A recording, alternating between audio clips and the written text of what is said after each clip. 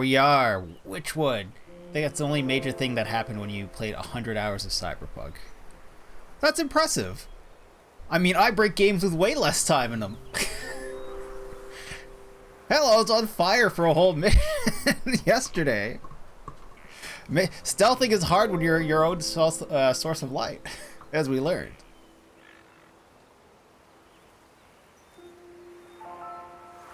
Only crashing bug you had. Well, fair enough. Chat is particularly hard to read on the this starting screen. So let's go. Let's just controller, come back on.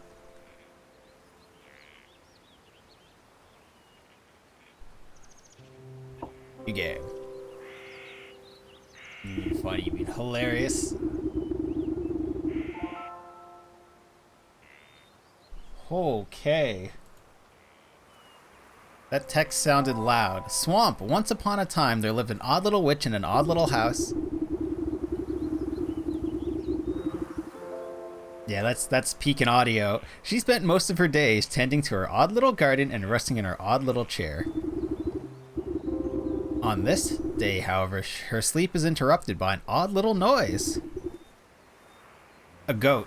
An odd goat. Bah. Who's there? Get up. The goat. We have a helmet on? The helmet is like layered over the character. It moves almost separately. Got this goat. You devil, how dare you wake a young lady from her beauty sleep? Bleh. Shoo! Get out of my house, you mindless beast. You're making a mess. The swift kick. We have talons. With a swift kick to the rump, you boot the goat out the front door. These feel like Eastern European, which we got a pot for a head. We got claw legs. When did this plate get so cluttered? I could have sworn I swept the hearth just yesterday.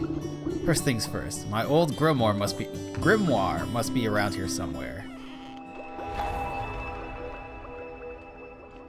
Is this a cozy game or a secret horror game? I don't know.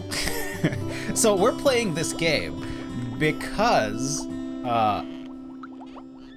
Uplay was $1, and this is one of the indie games on Uplay that I had never heard of. I had never heard of this game prior to this.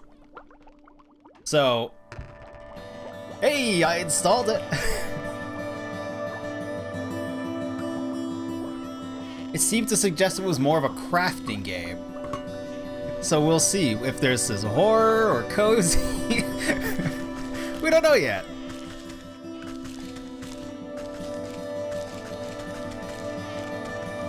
$1 you play must be secret horror game. I mean, Cold Fear was really good. I'm still very surprised at how good Cold Fear was on Uplay. That's a Ubisoft game from over a decade ago. Ah, here it is. It's lighter than I recall. Your grimoire contains all your craftable recipes. It's a crafting game. All right. So you can open it anytime by pressing Y. We can make mending poultice. We have none of the ingredients. All my recipes are missing. That damnable creature chewed up all the pages of my book. Where's my belt? I need it to carry my things if I could go confront the beast. Must have left it in that trunk over there. Oh, we got gear. Braided belt, simple rope waistband. We got some impa nut. I was thinking acorn or chestnut because of the spikiness. Thorny husk has stimulating properties, whether ground and consumed or simply stepped on. Reedy twine. Tough plant fibers roughly braided to a thin rope. Sure. Seeker vine. Even in the least likely of places, this tenacious ivory always finds a way. Okay. Oof, my poor back. How long was I napping for? Good dose of medicine ought to soothe these aching bones before I head outside. At least I still have the recipe for my mending poultice. We need to turn down some of these sounds a little.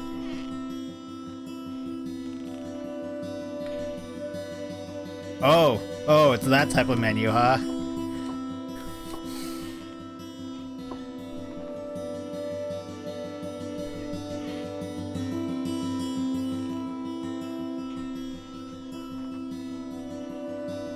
music peaking? Yeah, the music is peaking. Alright, let's go to 90% volume.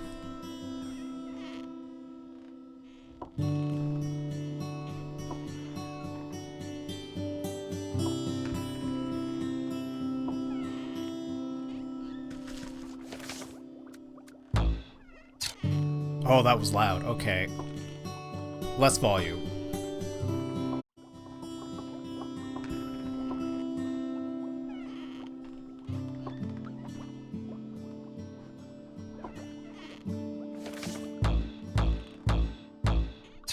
They're pretty loud, but not the worst. Mushrooms, weed. Sorry, forest herb.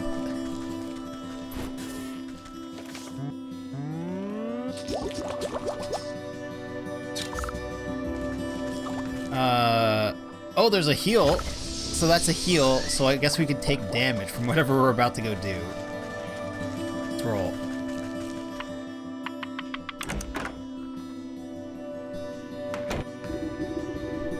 Overgrown yard. You step outside into a humid marsh and immediately stub your toe on a twisted root.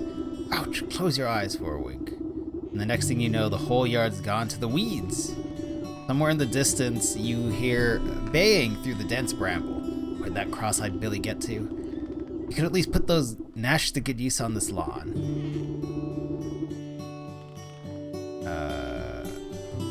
Open your map.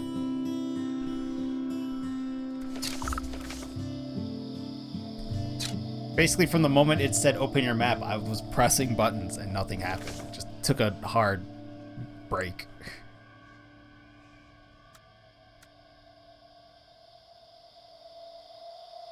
So we make the map as we travel, and what we see is drawn on the map, or is revealed to the map. Cool. Feel like a scythe or something. Some shears will cut these cleanly. So yes, eventually. Eventually this becomes a farming game. Maybe. I would like to open this big chest. No?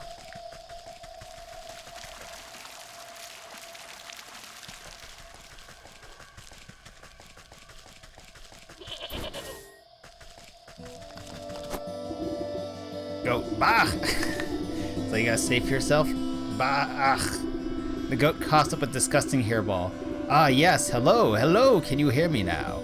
Apologies, it's been so long since I've used a mortal vessel. Ugh, there's dirt in its mouth. Puta, puta, put, put. You can talk? Of course I can talk. Has your mind become so filled with cobwebs that you've forgotten your old friend? You wound me, madam. It is good to see you up and about. I was beginning to wonder if you'd ever awaken, though I suppose time flows strangely in this place. The art style is quite nice. Giant screaming goats from Thor Love and Thunder. Just out there booming away, yeah. Anyways, I've come to collect. You have the amount we agreed upon? Amount? Amount of what? Oh dear. If you really don't remember, we should go over the contract details again. Down there. Goat nods its head towards the ancient stone gateway looming nearby. And how am I supposed to get through that solid rock? You're the one who sealed it last. Take a closer look, I'm sure it will come back to you. Open your witch's eye to inspect objects and creatures and discover their weaknesses. Their weaknesses? I'll help you out, trust me.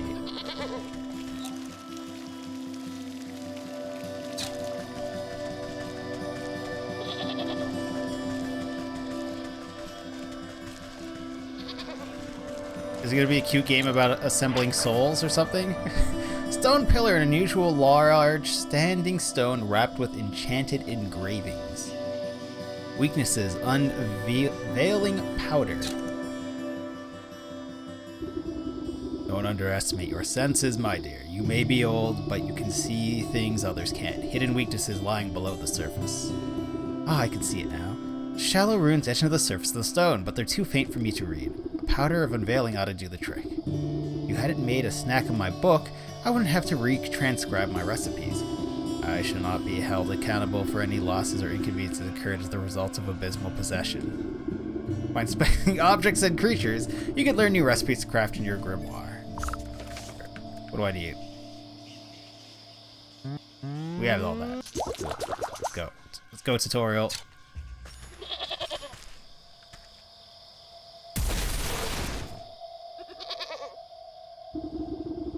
shrine entrance. You smear a handful of the glowing powder onto the runes of the doorway. A cool blue light emanates from the glyphs and envelops the entrance in its aura.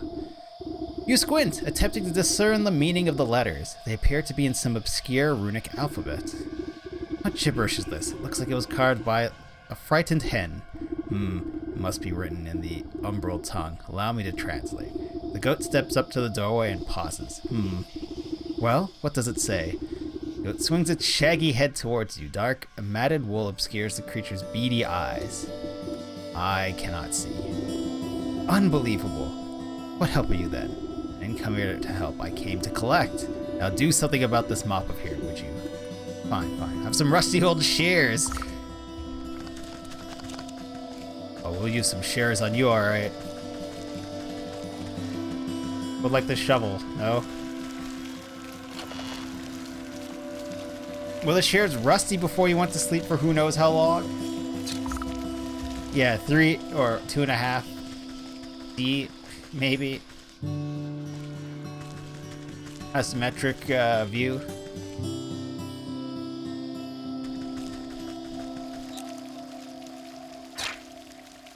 Common wetland, known for its fibrous stem, weak to shears. Snip. Oh, it makes the rope. Fair enough.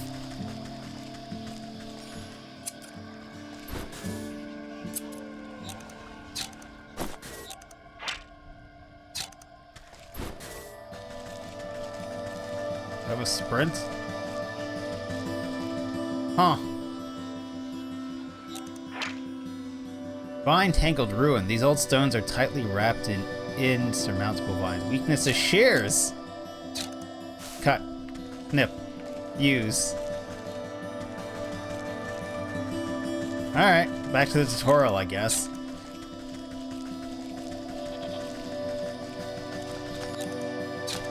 Snip. Quick snip with much protesting and a nicked ear with a rusty. Oh, geez, we are the worst. Somehow we managed to cut this goat's ear while trying to trim its fur with some rusty shears. You shear away clumps of dirty hair from the goat's eyes. Ah, much better. Oh my, were you always this grotesque, or is my memory failing me as well? Watch your tongue? Oh, I'll give it a good snip too. Can you read the runes or not? Yes. Space beneath, she sleeps alone. Tokens given up to the unknown. Fires of 4 shall enroot the stone. Braziers burn and await the crone. Crone? Who is it calling a crone? What are these tokens I am to burn? Perhaps you ought to take a closer look at those braziers. The remnants of the last burn are barely discernible for the time since. Weaknesses are blue feather. Weakness is dog hair. Frog slime. Dog hair, bird feather, frog slime, and a shiny I didn't scan the next one. I don't suppose he swallowed up any of those things while I was asleep. Don't think so, but feel free to shift through this creature's leavings if you want to be completely sure. Go check its shit. This your barber? Nick your ear a little bit? Like a refined don't starve. For the art style? Remember, there's a whole world outside this little swamp, you know. See that gateway over there, the one with the lovely green flame? Goat motions to the far side of your yard. I guess a brisk walk in the woods would do these creaky joints some good. Too much time indoors is bad for the humors. Shiny stone.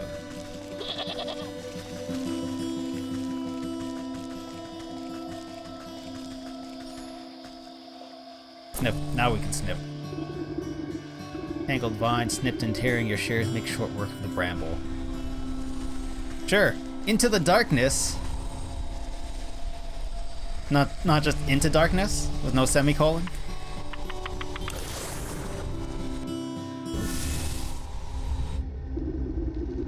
Cut your way through the remaining vines and suddenly step into a cold stone dais. Time seems to flow backwards, or maybe it speeds forwards. An oppressive, star-filled void stretches as far as you can see, though there is no wind or sounds in this void. A warm fall breeze and chirping of birds seize your attention. The doorway.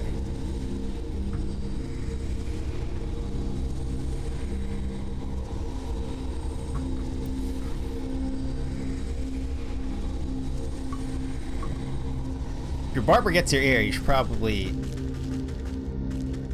I'm gonna say, find a new barber or not tip them. Since there are, how much more can they hurt you?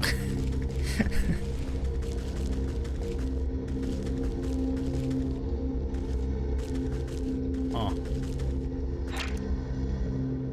The graveyard.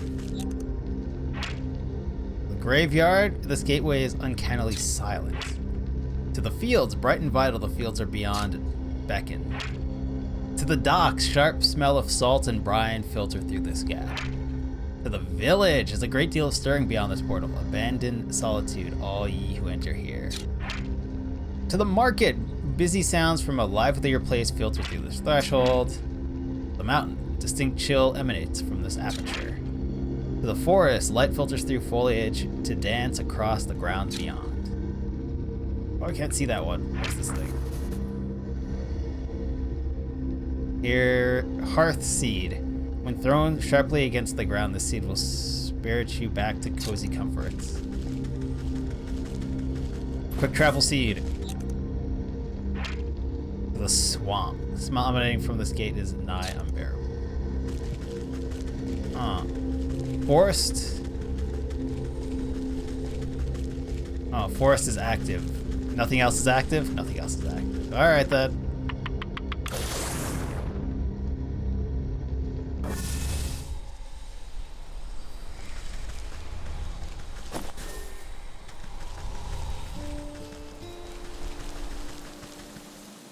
Dumber bird.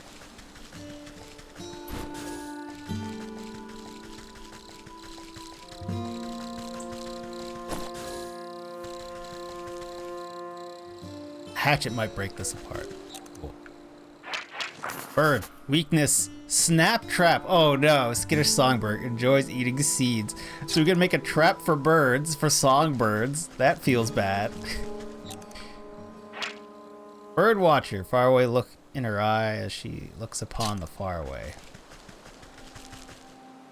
A woman spins around on her heels so quickly she nearly hits you with her spyglass. Ah!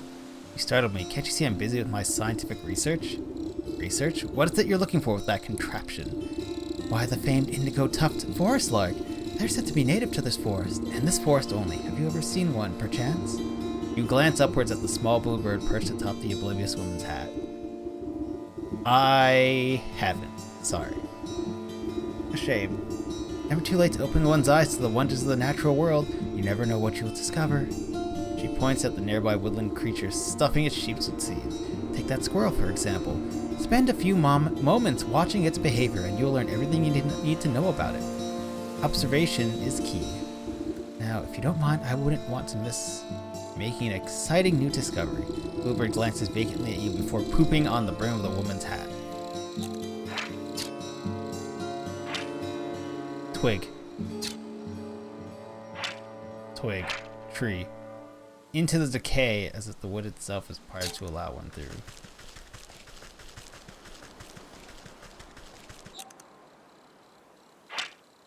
Squirrel. That's a squirrel?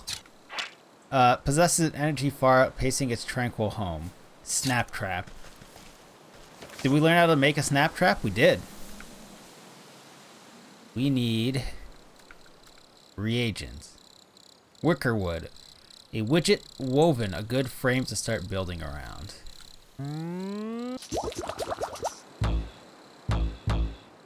I can only make one at a time.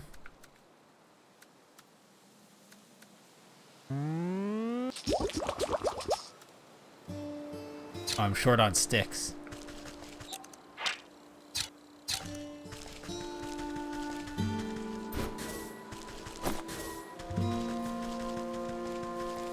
Yo, sup, squirrel?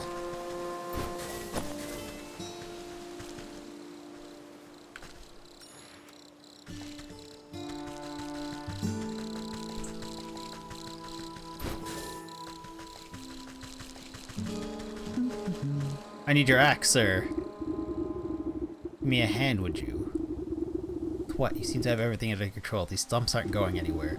My darn useless son was supposed to help me, but he's wandered off again, probably to go bother frogs or eat bugs or some nonsense. Anyways, I need help clearing away some of these dead logs. It's late in the season, the wood has started to rot. Just be careful of the purple mushrooms that sometimes grow inside. They make you powerful sleepy if you breathe in the spores. Much as I do love poisonous fungi, I'm not much of a lumberjack. Nonsense, anyone can experience the joys of splitting a fine stump. Here, my boy won't be missing his hatchet. Woodman spins a sharp-looking hatchet in his hand and thrusts the handle towards you. Yeah, I'll take a free axe. Lumberjack. Ash pile. Rotting logs. Full of, shrooms. Whoops. Oh good, we can pick it back up. Oh, hello, bird. Let me, just...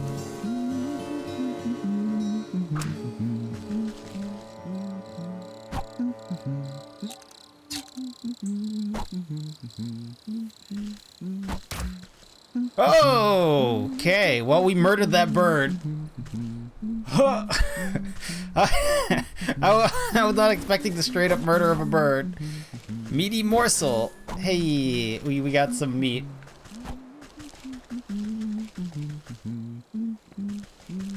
Oh no, what do we have to do to the dog to get dog hair?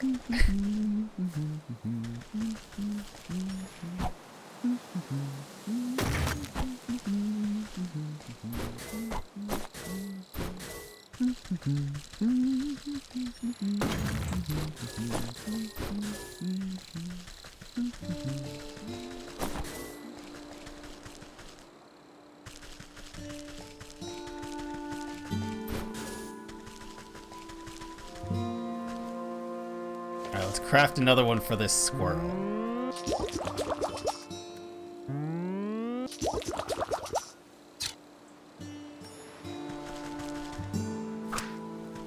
That could be anything, squirrel.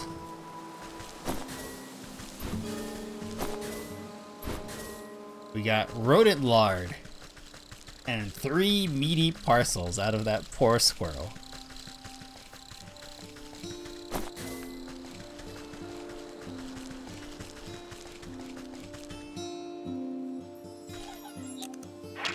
Fairy.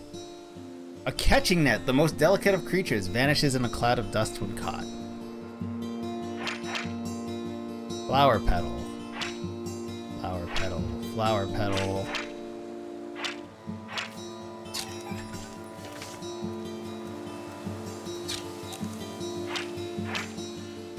Catching net.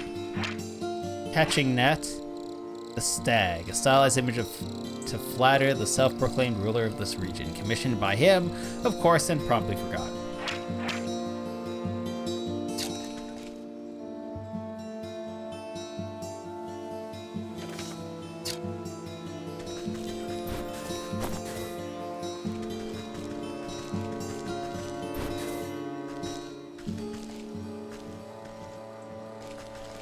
Too quick for my hands alone. Yeah, we need a net to murder these fairies.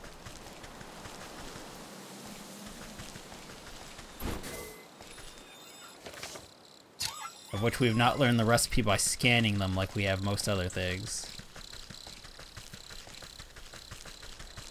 You said your boy was near some frogs. Well-wisher. Oh man. Oh geez, I don't know about this. Tap the man's shoulder and he nearly tumbles headfirst into the well. Ah, what's the matter with you? I could have fallen in. Then perhaps you shouldn't be leaning over the edge. What's so interesting down there anyways? Well, my grandpappy used to tell me that people drop all sorts of treasure down there, just waiting for someone to dig it up. Got myself a trowel and I thought I'd give it a go. But the rope's out and it looks awfully dark and damp. I get goosebumps just thinking about all the ghoulies that might be lurking down there in the shadows. Ever consider that those ghoulies might get goosebumps thinking about you lurking up here in the sunlight? No, not really. Not sure if that makes me feel any better about them, actually. Maybe the business of treasure hunting isn't for me after all. Here, why don't you take my trowel? Don't think I'll need it. You can go down into the well and see those ghoulies yourself. It looks offshoot a small trowel. Looks like it's never been used. Take it. This old well is deep and dark. You might be able to climb down it, but the rope has long since rotted away. Cool breeze wafts of reedy twine. Toss a length of strong, homemade rope down in the darkness. Seems like it should support you without much fuss.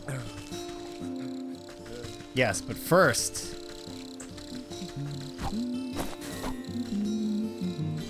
First, I'm here for this ash, because I don't know what it's for, but we'll take it.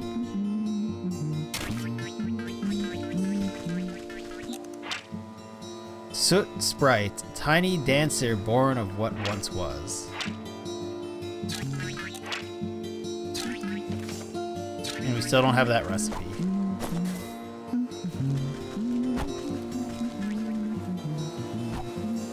You're swinging at me?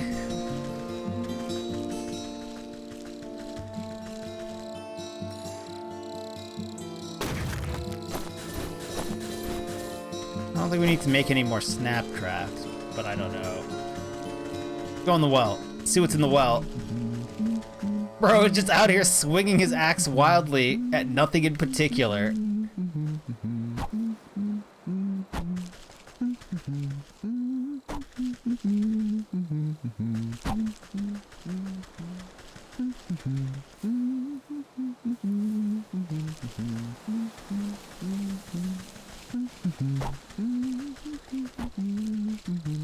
You're actually just swinging at me? Alright.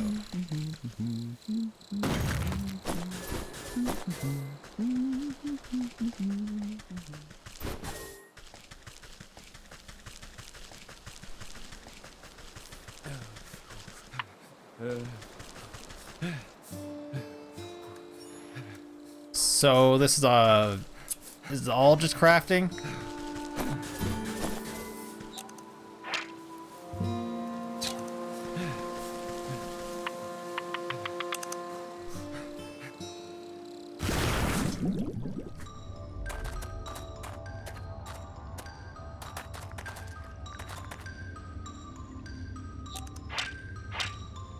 Clay deposit. Load of slippery clay should contain a few useful handfuls. Gold coin. Singular small piece of gold suitable for exchange as currency. You can exchange it for goods and services. Freshwater spring. Aquifer gushes with cool, clean water.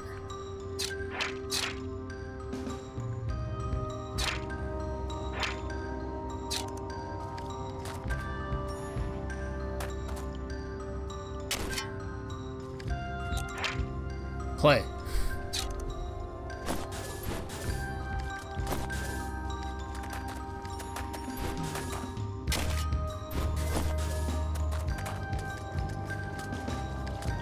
Okay, this is really just loot.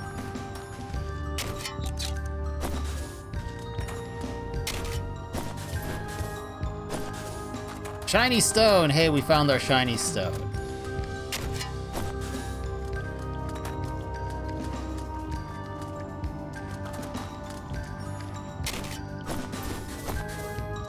Another shiny stone. Apparently these things are not rare.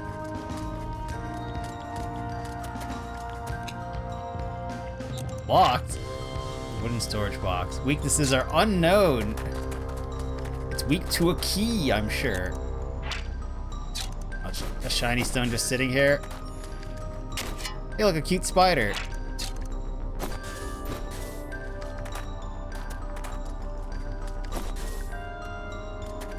Hi, spider. Darkened nook, a cozy burrow for a creature who prefers to be left alone. Hello.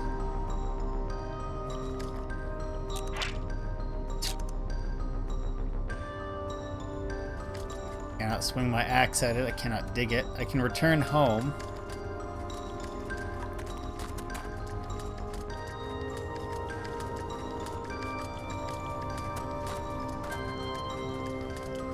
It's really weird that my own walking effects are directional. And they don't come from behind me. They only come from left or right.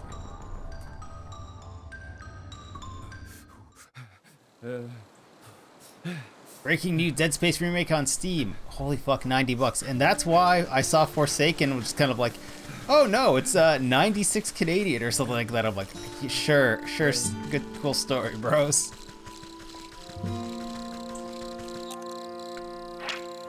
Gilded gate bars a witch's way until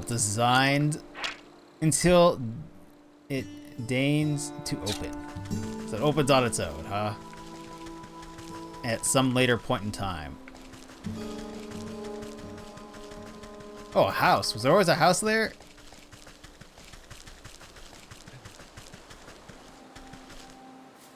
How do I get to this house?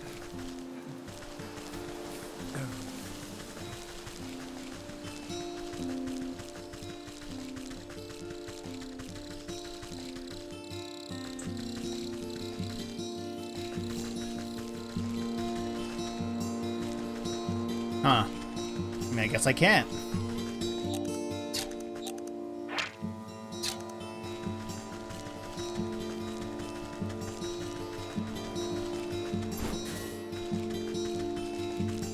So we need to find a dog and do something horrific to a dog.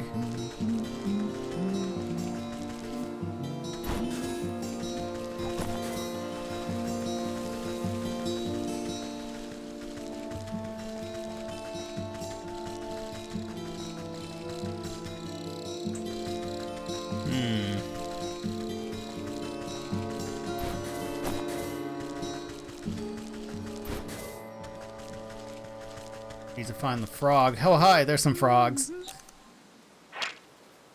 Ragamuffin. His enthusiasm for catching frogs is not tempered by his limited ability to hold them.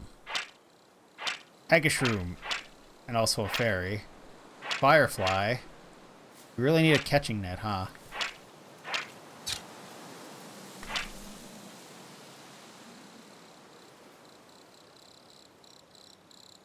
Changeling mushroom. Most mushrooms don't do this much wiggling. Alright? Weak to axes, so we're just gonna go hack it. Don't mind me, I'm just gonna... No, wait. Sorry.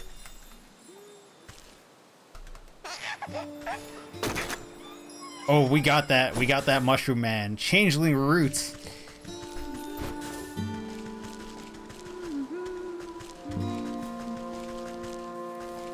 Oh, a fairy circle.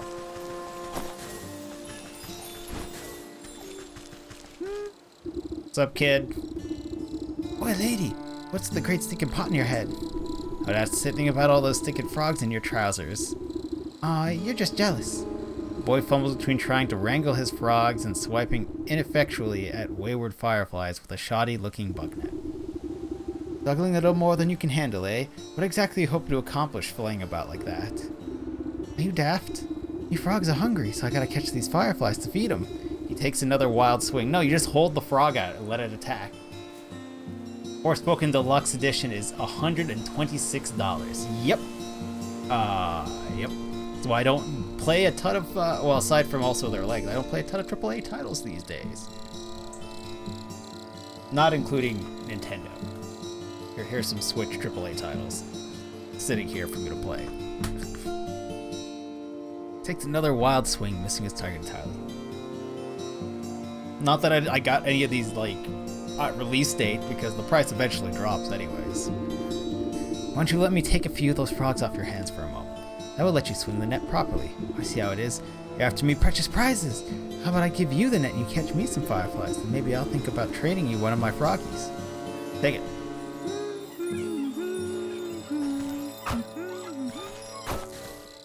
Oh, we murdered that fairy. It turned to dust.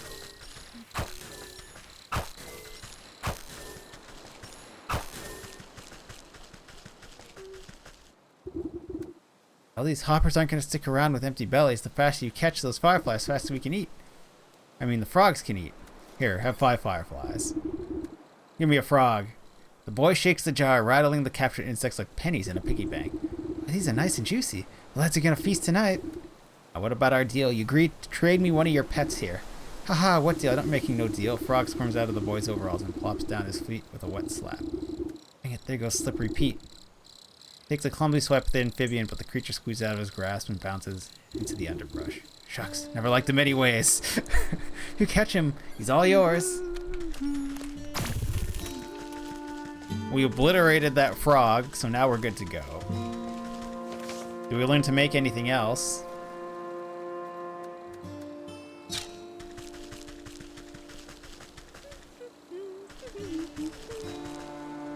Can't smack you with the net for no reason. We need some sticks for this dog, aren't we?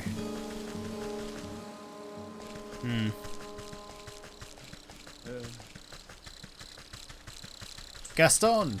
No, you're too beefy looking. Killing man! Kilton man! Evening, man. Come to check the property? I'm afraid I just fired the kilns up, so there'll be a while. Pottery. Bah, I was just admiring the fine canine over there. You point to a scraggy-looking mutt patrolling the yard. Can I give her a petting? Oh, you can try, but I wouldn't if you value your fingers. She's a touch bitey today and doesn't like people going near the oven. He wants to, oh, the dog wants to keep people out of the kilns. That's a good dog. I have a way with animals. Surely I can find something to calm her down with. Guard dog. Foul-tempered, snaps at anything. Sporific morsel and shears. Sporific potion. Brett will send whatever drinks into the sleep state. However, it tastes horrible, so mix it with something delicious. I need potions. How do I get potions?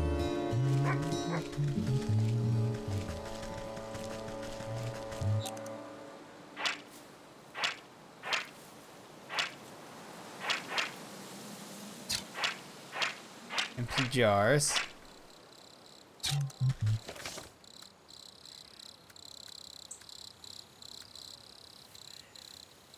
Forest. Forest well, okay. Forest well, fields, forest. So we gotta go back to the well. Oh, it's water? Is that all that was? How do I get...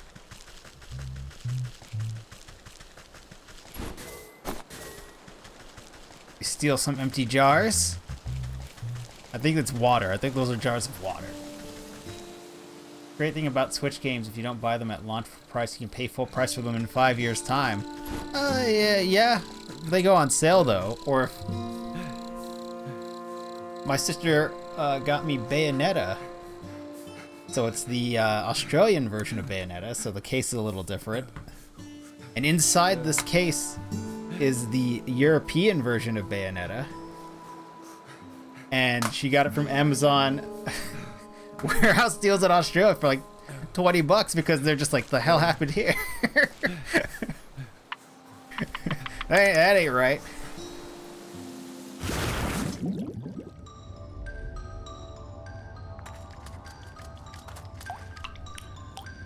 I don't know if European Bayonetta would be more or less censored. Not that I'm sure any Bayonetta gets censored. It's not that bad. Thinking that would be porn at that point. I mean, normal Bayonetta is already, you know, got a pole to dance around for some attacks.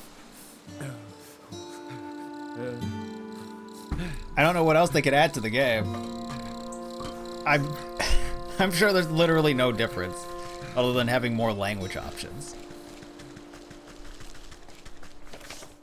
Alright, now we can make Sporific Potion. And then we can make Sporific Morsel out of some squirrel. And then we can toss that. Now the dog is sleeping. Quick snip. I don't want to snip. Well, I do want to take your fur in a moment, but I want to pet the dog first. I would like to pet this dog. I'm annoyed at our inability to pet the dog. Game. Why can't I pet this dog? I can push the dog.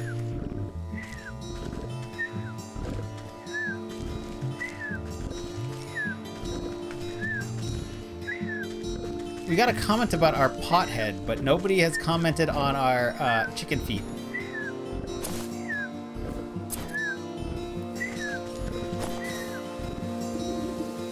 Frog slime, blue feather, shiny stone, dog hair. That's all I need for those braziers. I should head back home now.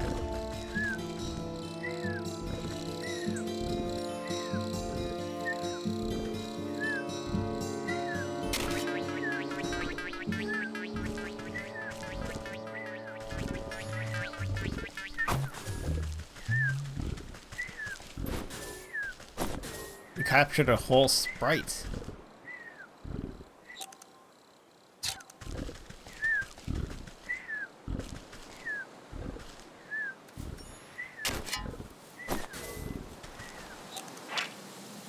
One raging fire before that mighty tree.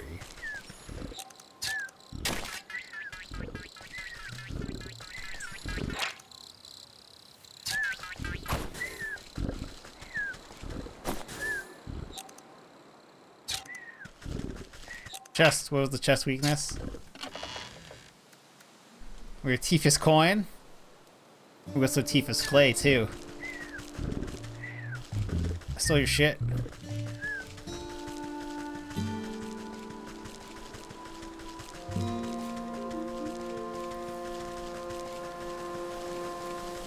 Why is this rock glowing? Stick.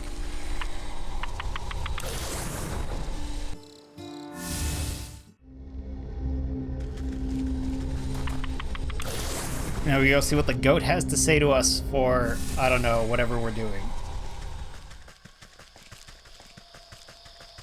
What's up, goat?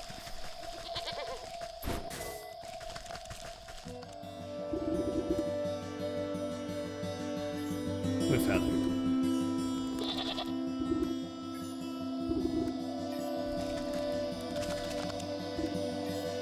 I guess we gotta do it for everyone. I would like to burn this stone somehow. The emerald flames in the braziers play strange shadows across the stone doorway. You watch as fingers of shadow crawl up the rock face and crack open the solid granite like stale bread. The stone crumbles away into darkness, revealing a yawning stairway descending down into the cold earth. After you, madam.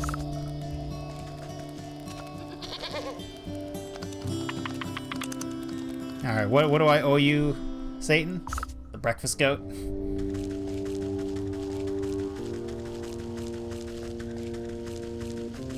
Oh.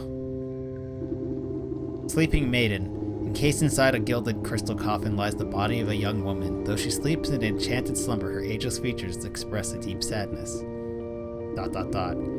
Sound of cloven hooves echo against the marble floor as the goat comes to your side.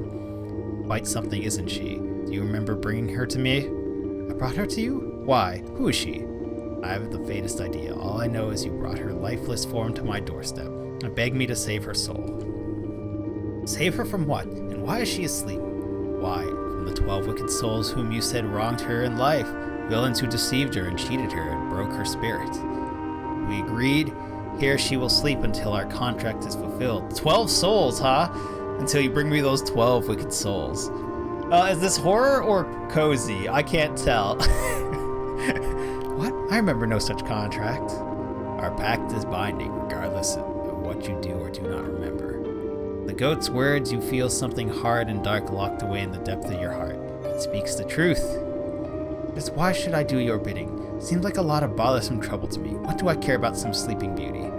Bring me the 12 souls and I will release the sleeping maiden from her slumber. Our agreement will be fulfilled. Who knows? In time you may even remember why you brought her to me in the first place. I think this is a cozy soul harvesting game. Or you can simply return to the comfort of your little hovel. Kind of like Death's Door. Very cozy. So many souls. Or will you waste away until the weeds grow so thick that not even your shares will be able to cut you free? And I guess also Cuphead. Very cozy. Many demonic souls. And your mind will stay as empty as the grimoire of yours. But it is a big decision to make so hastily. Why don't you sleep on it? Heavy weight fills your maw. Your eyes, lids flutter, barely able to stay open. What have you done to me? I can't stay awake.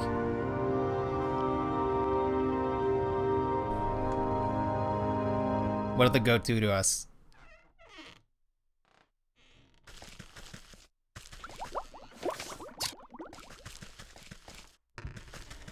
And how did the goat bring us back here?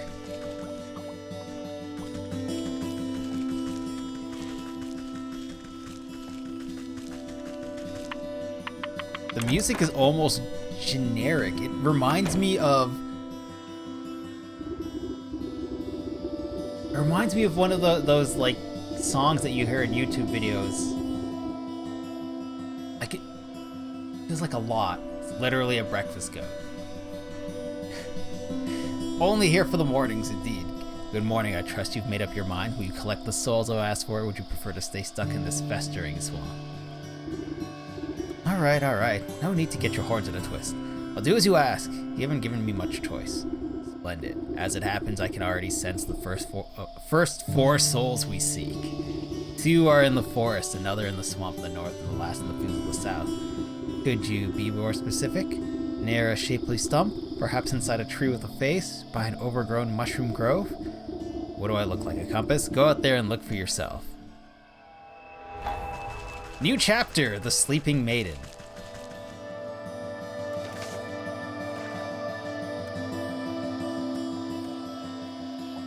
Bear in the forest, ox in the fields, a leech in the swamp, a snake in the forest. Like actually a bear, or the kiln dude?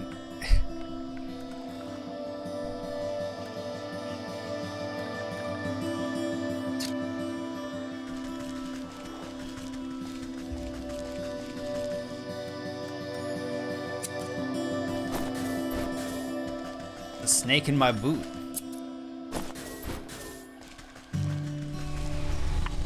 Well, put a snake in something, alright.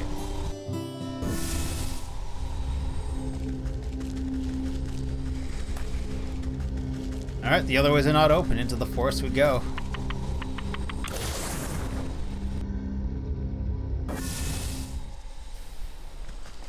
Bear in the forest. Oh, the forest is different now. It's got a northern path. That's a snake. Maiden weeps lakeside for her lost lover. Delayed shipment from the fields angers the bear even farther. Labor of an ox.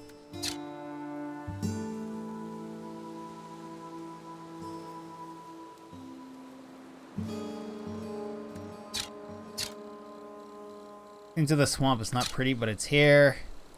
Lakeshore path. Be at the lake right now, just a little bit farther.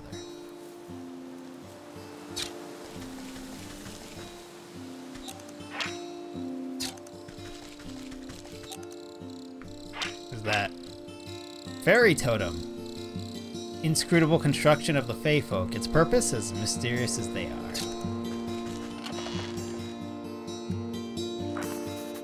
Is that a? Does this say bait stick? What do we do with a bait stick?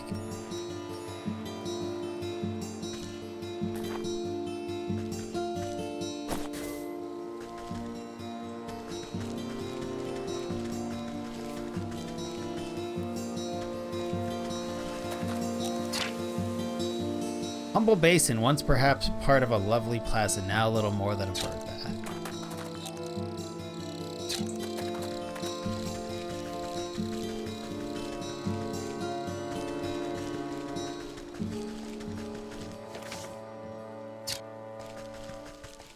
So she's a snake.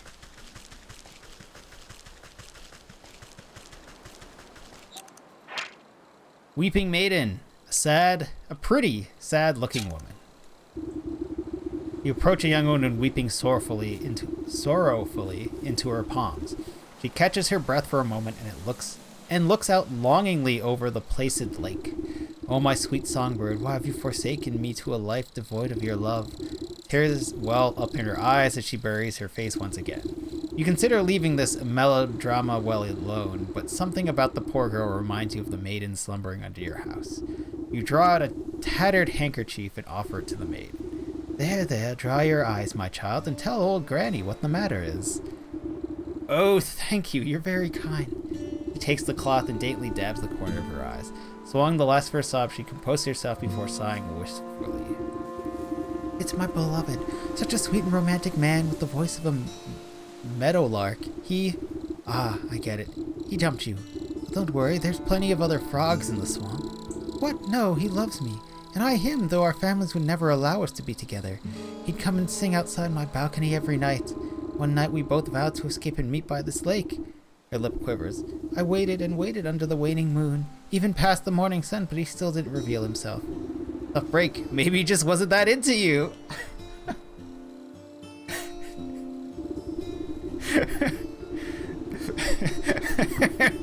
The woman snaps at you with a sudden vitriol. He would never abandon me. We're destined to be together. She slips back into a melancholic gaze out over the lake. Even now I still hear the beautiful melody of his lute coming from across the water. Over the dull sounds of lapping waves and quacking waterfall. Fowl, faint notes of some faraway string instrument whisper through the reeds. Oh, I hear it too.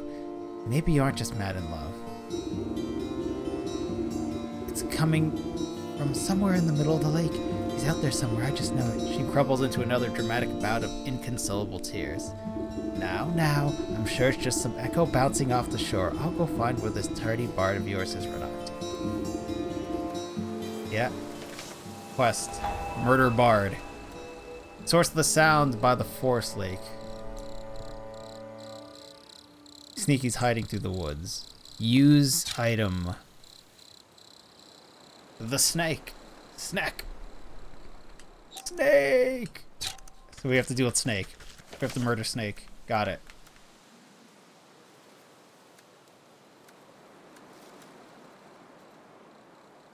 No, I would like to craft. Said we need to craft that. Bait stick, a tempting but deadly morsel for meat-eating crittles. Useful against newts, dragonflies, and bats? How does it kill a dragonfly? Oh, is there a poisonous ingredient? Toxic thistle. There it is. That's how it hurts a bat or a dragonfly.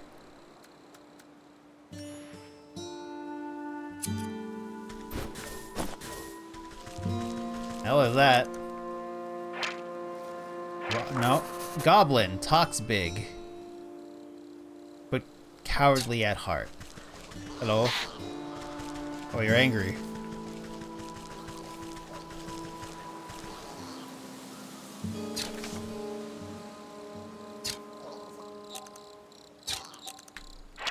Fairy totem.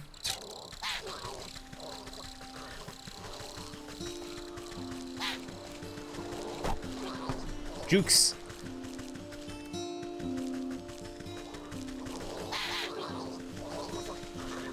No? It's not on this object I use it? No? Alright, I guess we'll leave. Psych.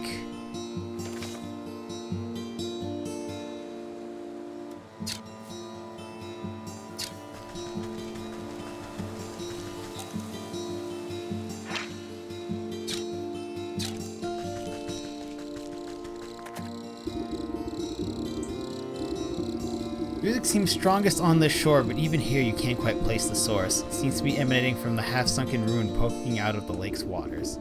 Maybe the fool bard's hiding way out there. Bah! But I swim as well as hens fly. Suddenly some unforeseen voice chitters mockingly into your ear. Ho ho ho, hee hee hee, the music man you'll never see. Been around, but no one is there. Just a nattering laughter bouncing on the wind. Who's there? Show yourself, spirits.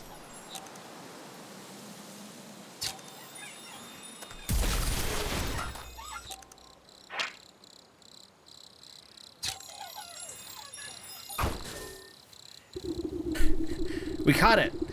Pixie, you snap your hand around the elusive creature and squeeze. Man, we are not a friendly character here. I don't know why we thought the witch would be friendly, but here we are. You snap your hand around the elusive creature and squeeze. Hey, let me go. Knobby pot, you're crushing the life out of me. Trifling little pest, what do you know about this music? Music? What music? All I hear is the slapping waves and the peeping birds. Your wrinkly old ears must be full of bugs. Don't you play smart with me? I'll pop off the head like a daisy. Oh, you mean that music? The sound of the snake's traveling circus. I thought everyone knew that. Circus stays still, but the door is the thing that travels. You see? And right now the door's out on the lake, but you'll never get in. You give the wretched sprite a good shake. A shower of glitter dust spreads off its wings. Tell me how to cross the lake, or I'll make a necklace from your teeth. Ah, only faithful can show the way. Dirty fairies built a bridge. Keep all you big folk out unless the snake invites them in. You're a fairy, aren't you? Where's this bridge? Ha! We're a pixie, not one of those flamby-pamby mushroom herders. Besides, the bridge is invisible to big stompers like you. The creature peers over your shoulder and waves its tiny arms. Well, look! There's a fairy now. Why don't you ask her? You turn to look, but in your moment of distraction, the pixie sinks its sharp teeth into your fingers. Ah, you sneaky little blighter. Springing free from your grasp, the slippery monster chitters a laugh and vanishes into a cloud of smoke. You look down at your dust-covered hand. Fairy or not, the bridge must be around here somewhere.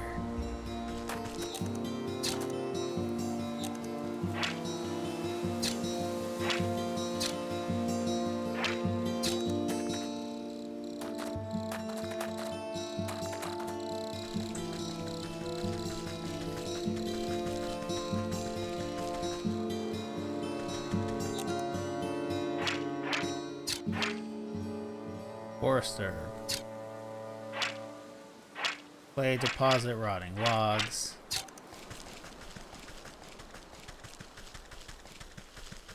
The bridge is like right here. I can see the path. Do I need to make more dust? Need vines?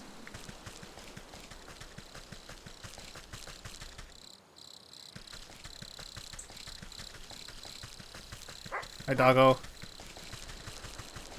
Oh, bad doggo.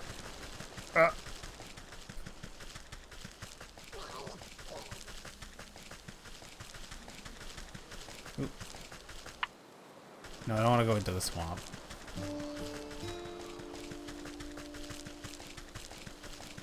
I think the vines grow at the witch's house and not in here. So we have to go get more of those. Oh, so we already have to backtrack. Go grab some materials. Can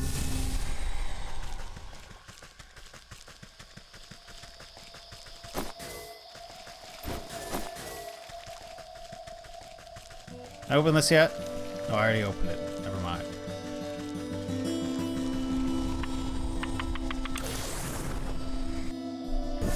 Weird that the portal sound was only in the left ear and now it's only in the right ear.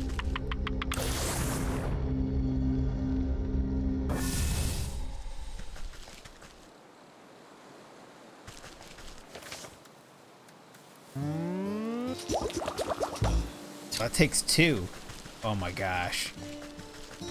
Well, probably fine.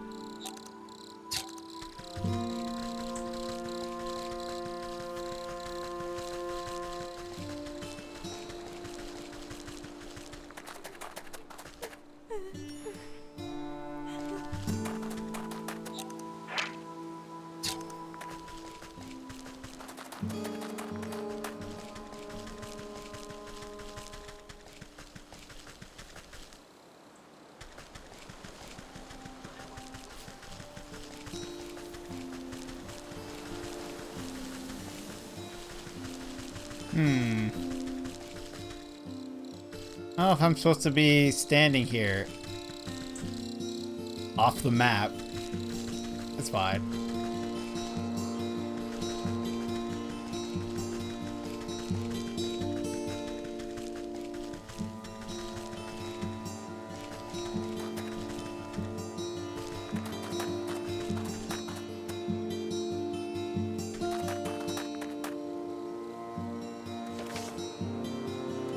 Journal, where are we? Investigate the basin by the forest lake. Stone bowl sits atop the shoreline, erected by tiny fairy hand. Yes, I see it. What do I do with it? What can I craft? Is there something I can craft?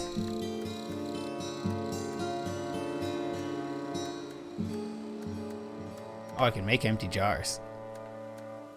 Oh, hey, we can make this thing now. Dreadful doll. We need grain from the fields, hopper leg from the fields, and rope. We can make some rope, I guess. Sewing kit. We need teetering snoot from the swamp.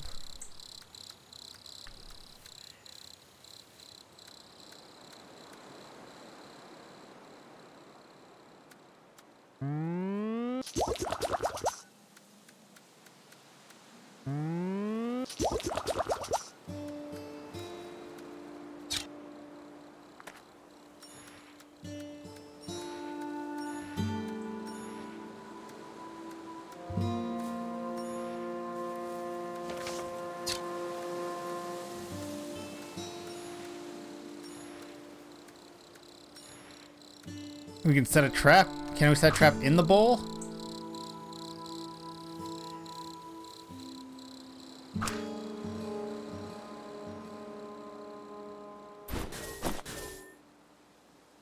I'm gonna pick these up before a bird dies to it.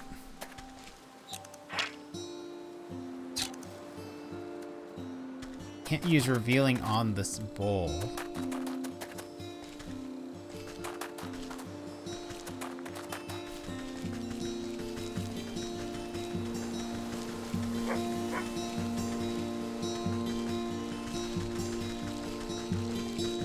Fairy Shrine. Fairly curious.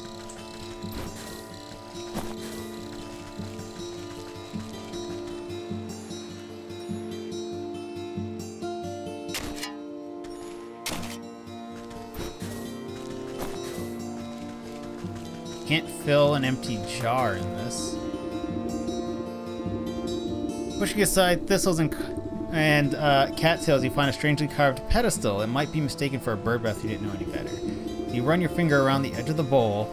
The remaining pixie dust on your hand flakes off as if drawn in by an invisible force. Crude pictographs appear on the surface of the basin. They depict a coiled snake presiding at the center of some kind of festival. Direction on how to reveal the bridge are carved into the outside. You see symbols revealing fey dust, dancing fireflies, and bird feathers. So we're just gonna gather stuff? Literally, this is just a gather resource type game, and then you trigger the next things. Okay. I mean, I can do that. I mean, I'll throw down. There's a trap. There's a trap.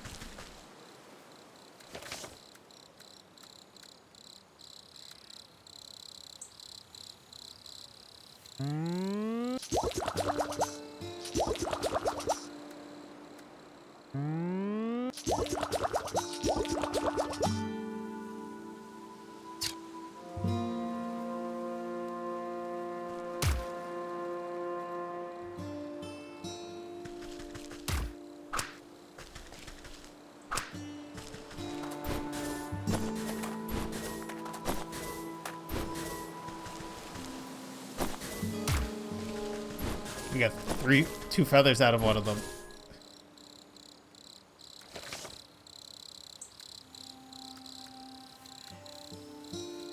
Oh no, it's still only one feather? Okay, I guess we pick something else up. You get one feather per bird. Then we need to go find fireflies.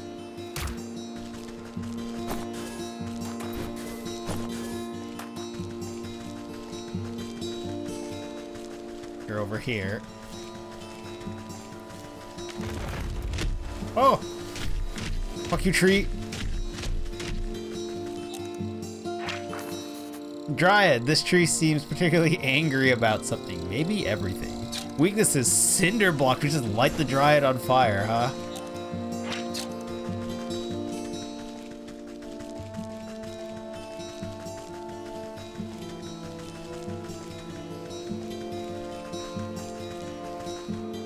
Where are the frogs? Weren't they over here?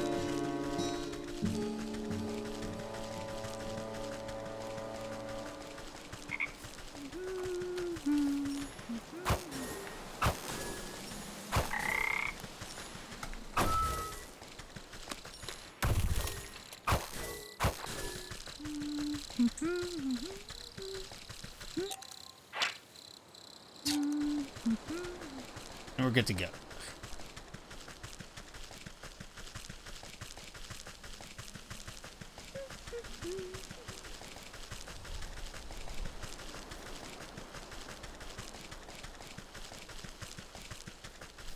So it's not puzzles, it's gather ingredients, is what this game is. Yeah, good to go. You shake out the fine dust into the bowl and it settles evenly into the inside surface. Direction on how to reveal the bridge are carved on the outside. You see symbols revealing fey dust, yes.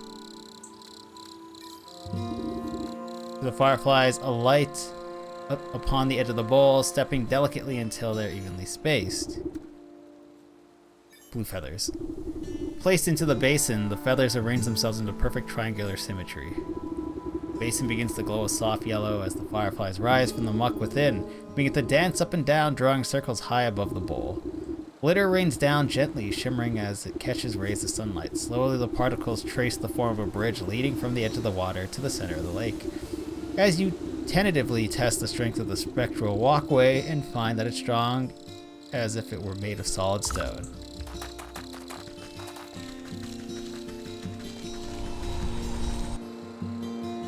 The running animation for this witch is very concerning.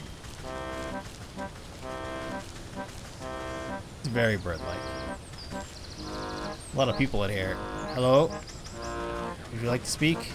Speak, speak, speak. Snake is good to us. Snake would like to meet you. Up, strong man. Ooh, very nice. Very nice.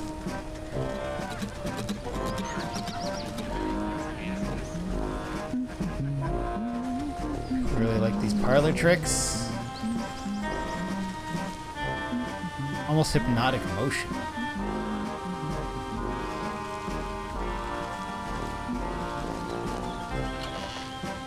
Ooh, an egg.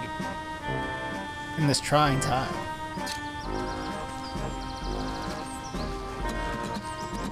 It's like some kind of trance.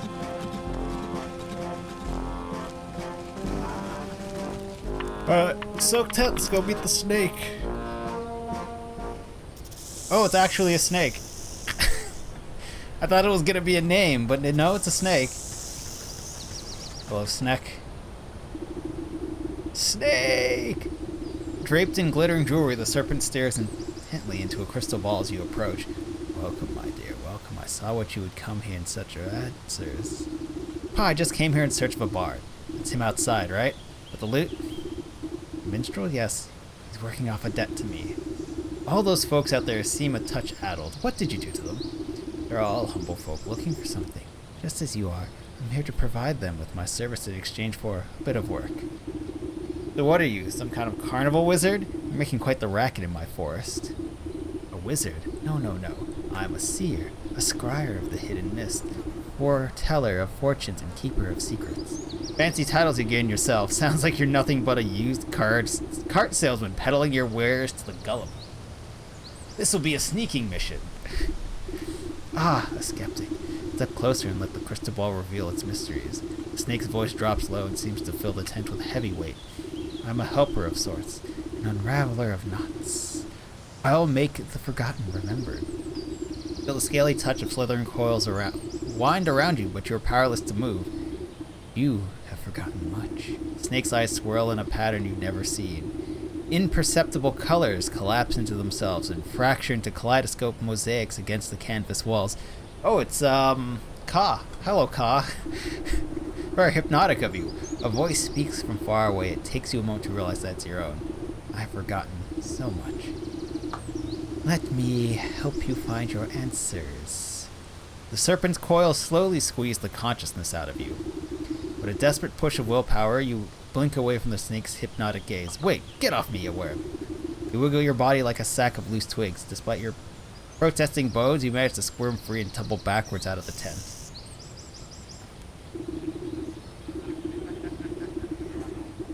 When your eyes open, you find yourself back outside the snake's tent.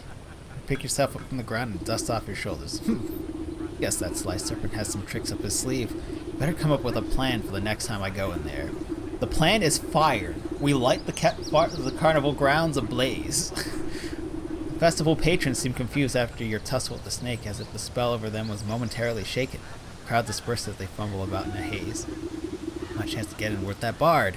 Now's the chance to get a word in with that bard. Maybe I can get him out of this mess.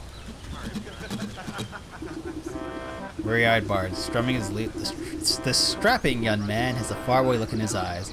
Is it wistful, nostalgia, or even hypnosis? Wander I may, but never away from she I call my lover. To my charge in I stumbled in and met the gaze of another. Curious I stared, I was not prepared, and this was my mistake. Blinding gaze, now I live my days in the service of the snake. Cry not for me, for there is she that might still see me saved. My spirits they lift as she holds a gift from before I was enslaved. A mirror, but shattered, its pieces have scattered. If mended, we may be set free. Down the wishing wellspring to the swamp's moonlight ring, and hiding within the pixie's tree. All this about a broken mirror. You gave it to that weeping maiden. Speak plainly, you warbling fool. No matter what you do, the poor magician barely seems to realize you're there. Kipsy's strumming his lute and humming his mournful tune. Bah! Maybe that lovesick miss will know what he's on about. Cool. Go get this mirror.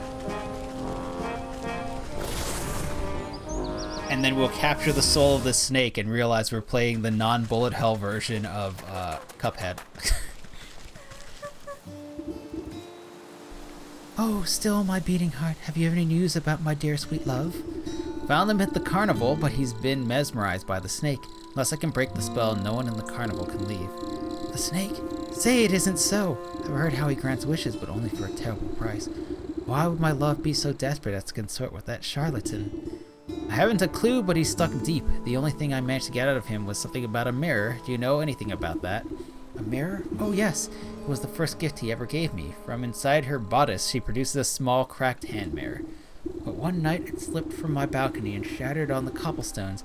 Tried to piece it back together, but I can never find the last 3 shards. This song mentions something about a wishing well, a moonlit swamp, and a pixie tree.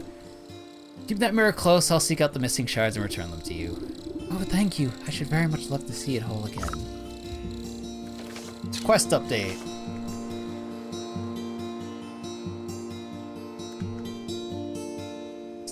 Snake, and Snake is in the swamp. Snake there, snake there.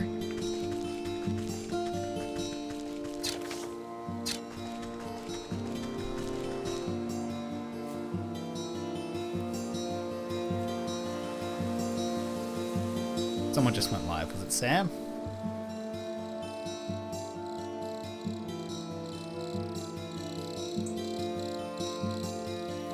It was Sam.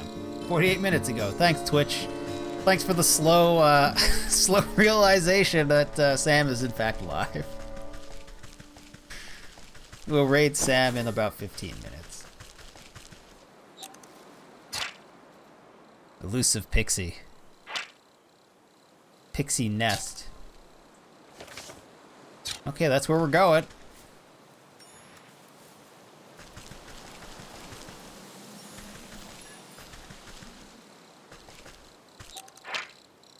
Assemblage of detritus and fey saliva, but one that some tiny beings call hope.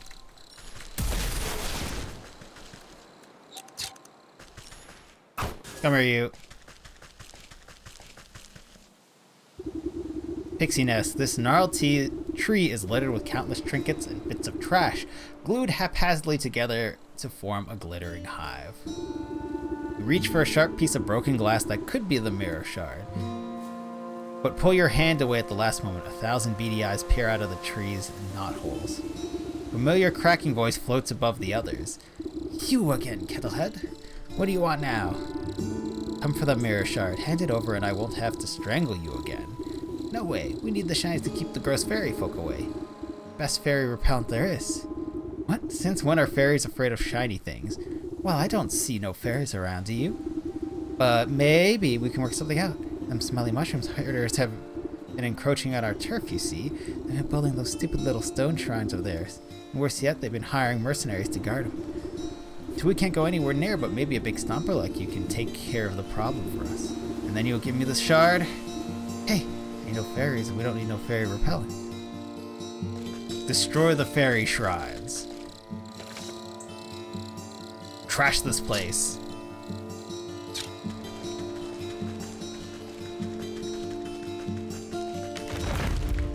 Oh. Deal with the dryad first. Do you?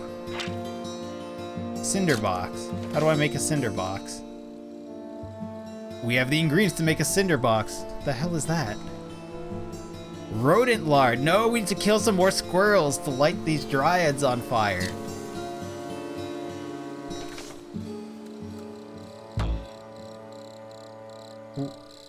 We need more fireflies.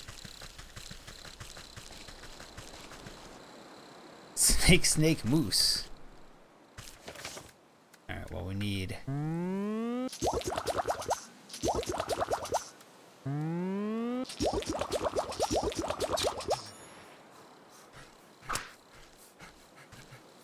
Don't mind me, squirrel. Need your lard.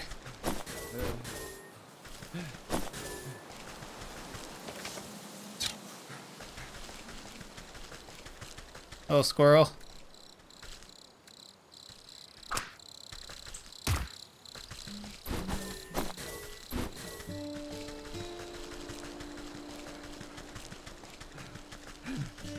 There's one in the well. Maybe the gate's open now.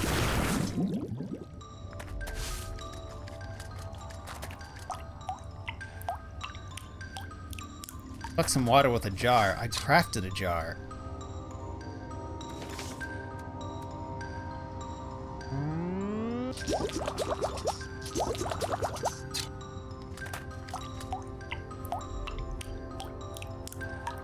Pluck water with a jar.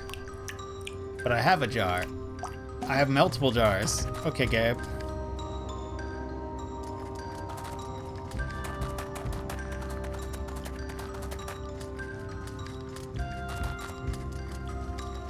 Shiny gate open now?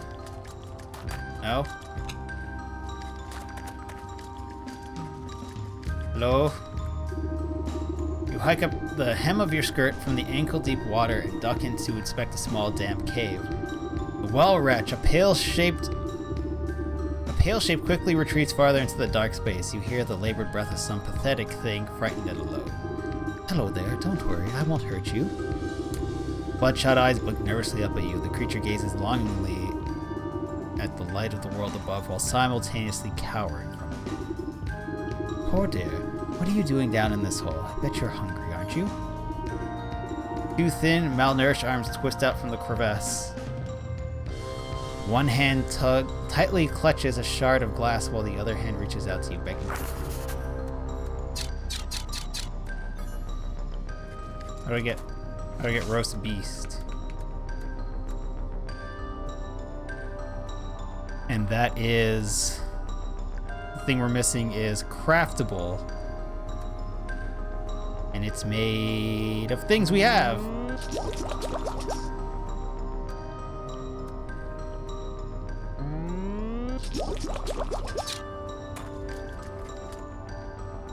I need 2 pieces of it, or 1? 1. Creature snatches up the meat so quickly that you nearly lose a finger. It scurries back into its little crevice and you hear a satisfied munching from within. The mirror shard lies abandoned in the silt. Give me the glass. Give me the brandy. Go. Now we just need to go and get fireflies and some more embers so we can light a dryad on fire.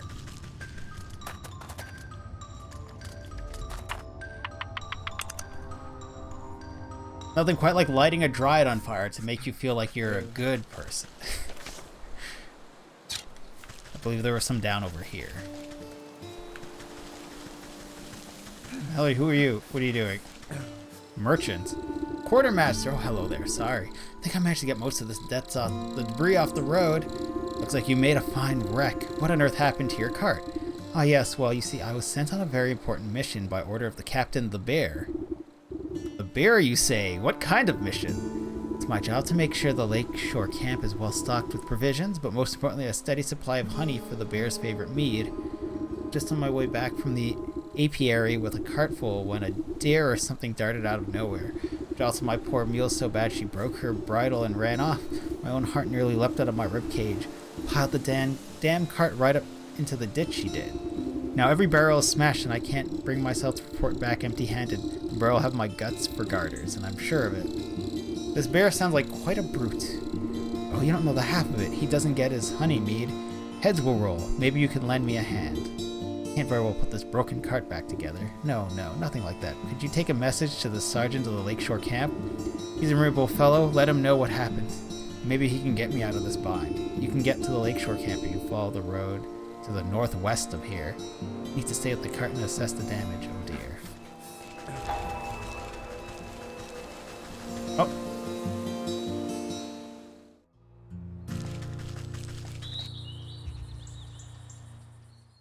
We're not done in this forest. We're coming for some flies.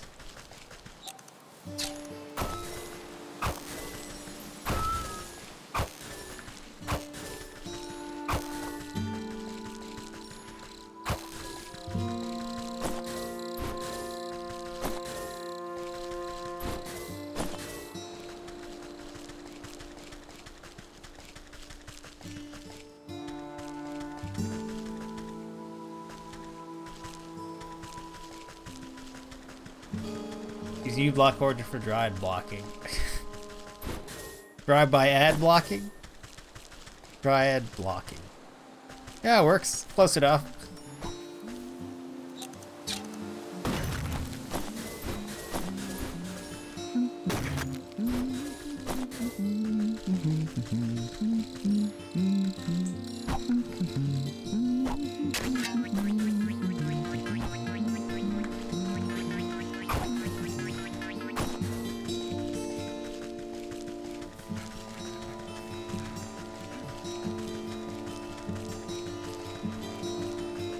Oh, the gate's open. Oh, where's the... There he is. Mind me.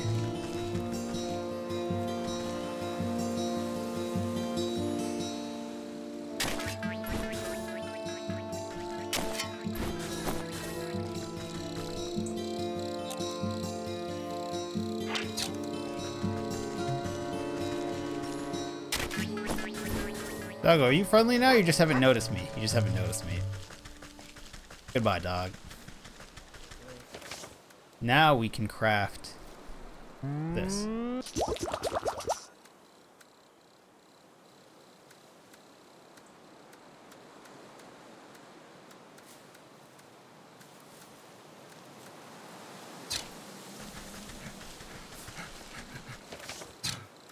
It means we can now go and set this Dryad ablaze.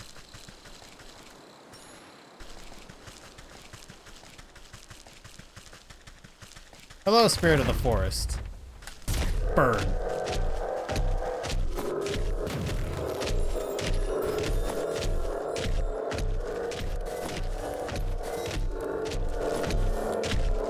He'll cool off eventually.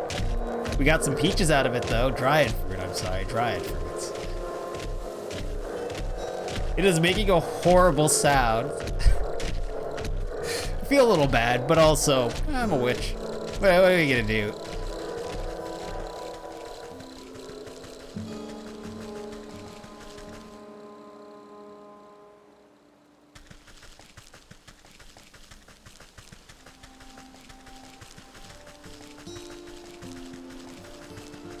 Oh God! Oh God, God, no. no! Oh God! Oh Jesus! Oh Christ! Christ on the cracker! Christ on the cross! Ah! We'll need some No! swamp things and field things. No! No! Gross!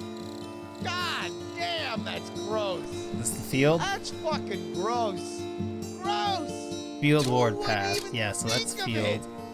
Who would This is think swamp. of such horror? Such grotesquerie! Grotesquerie. Disgusting! What a What a disgusting, disgusting act. act. That is just...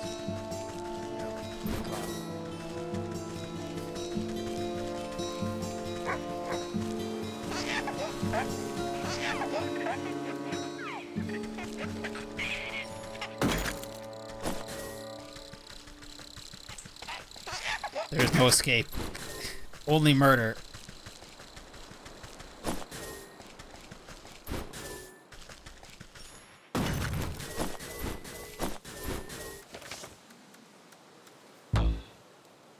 What am I missing? Water. It won't let me take the water. Am I stuck because it won't let me collect water with my empty jugs? Empty jar. Yeah.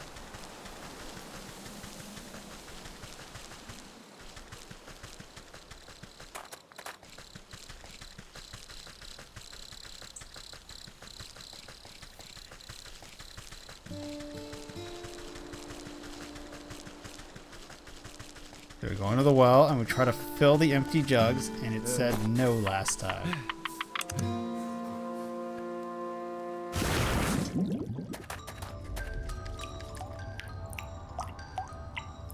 I could collect some water with a jar. Yes, you could. We have a jar. We have many jars. Weakness is empty jar. The good thing we have several empty jars. Do we have to equip it? Oh, we have to equip it. I don't recall equipping it last time, but that's fine. You know, I did equip it last time.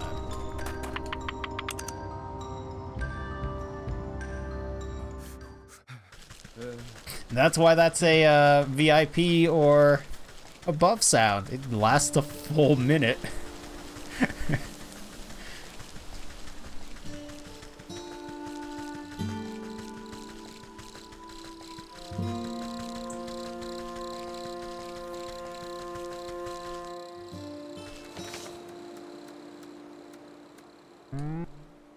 We have one of those.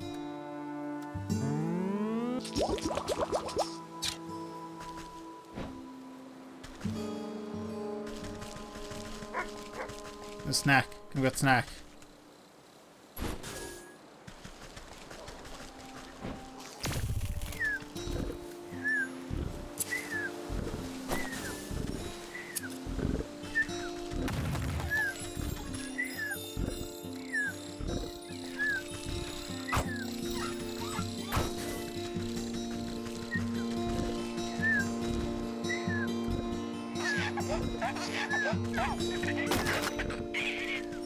They make sounds like they make baby noises until I get them with the axe.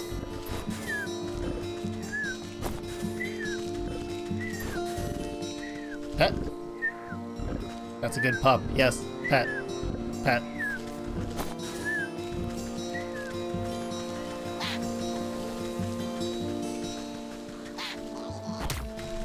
Ow.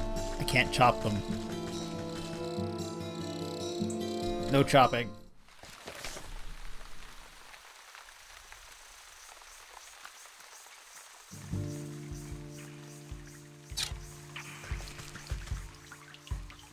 Thank you for the submission, Cogswell.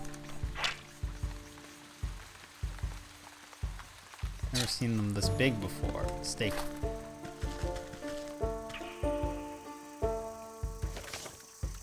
And we need to make this, which is made with skeeter snoot.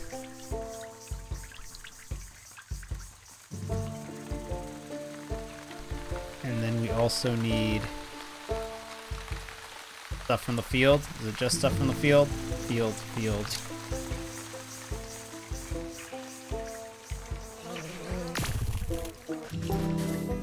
Dragonfly wing, bug ichor, dragonfly wings, bug ichor.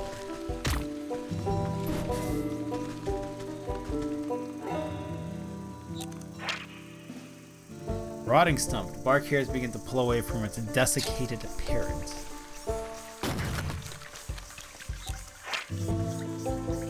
Poisonous newt. Exploiting its ravenous hunger is the only way one might secure it without touching. I can make a stick with meat on it with a stick. Oh, I need poisonous swamp stuff. Cool.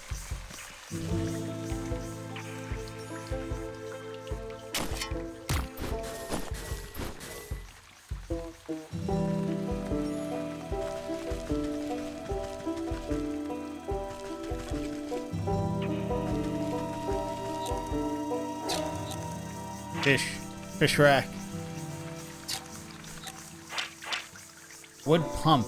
If you're willing to do the work, a cold beverage may be in your future. Snail. Locker. Old woman of the swamp, not to be confused with the witch, of course. Swamp shack. The swamp shack.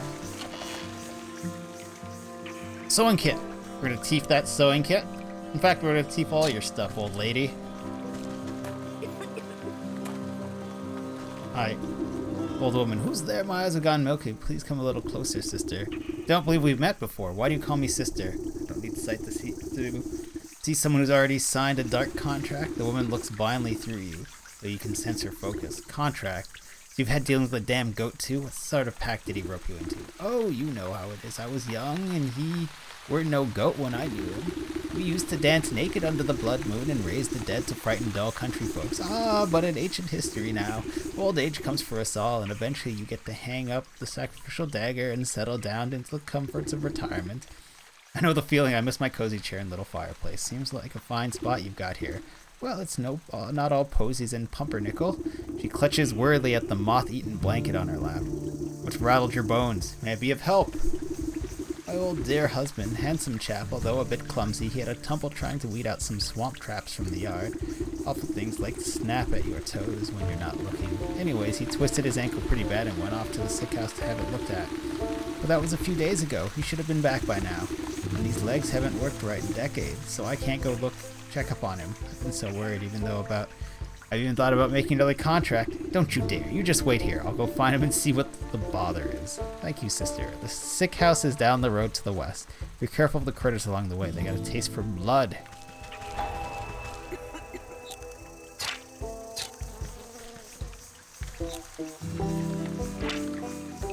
That's a dragon. Drake.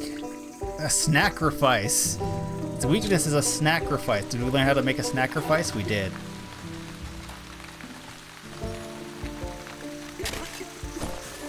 Don't worry, I'm stealing your fire, old lady.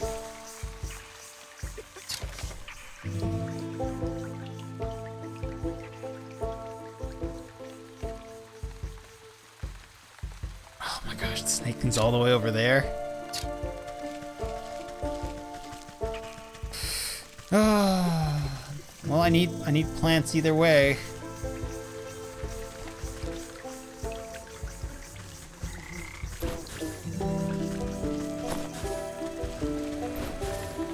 Huh. Corpses in this swamp. Frog. Watchful corpse. Apparently destined to be mistaken for a bridge troll. Troll? Disturbed body. Rising body. Planted growth throughout has lifted this body almost to standing. Still dead though. Disturbed body. Swamp thistle seems to be in the process of rolling this corpse over. Propped up body. The thistles nourished by this body have grown strong enough to raise it up once again. Thistle treaded body. There is no rest to be had here. This corpse is joyed now at the fate of the thistle that runs through it. Plant punctured body. A forgotten corpse now anchored to the swamp by thistles growing through it. Ooh, there's the toxic thistle. The corpse.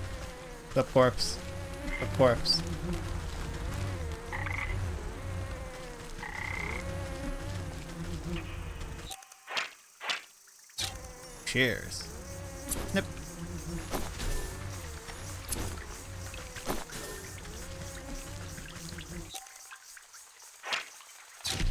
Oh yeah, how do I craft a snacrifice before it eats meat? I can make some of those things. I need to make this. Milk? Dragonfly wings, we have fairy dust, yeah. Jar of milk. Hello? Oh, run away.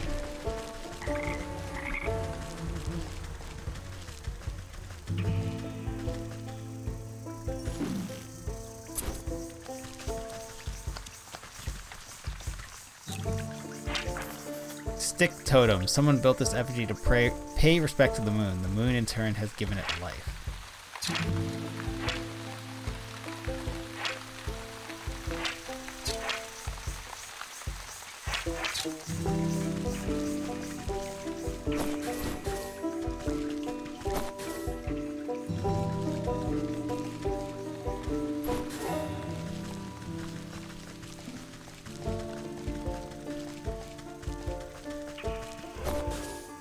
How's that? Weakness, spirit salts. How do I make spirit salt?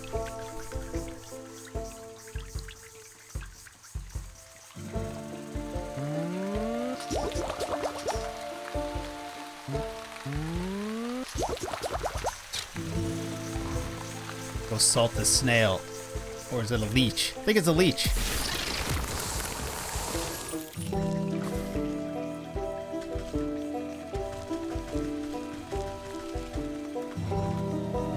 Well, we got... It's a leech. We definitely got a bunch of blood out of it.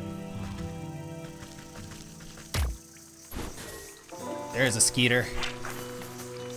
Smoke pellet and a logger's hatchet. Do we have a logger's hatchet? What's our hatchet called? It's a logger's hatchet. Okay, so then we just need the smoke pellets, which we need another frog to make. Oh, froggy.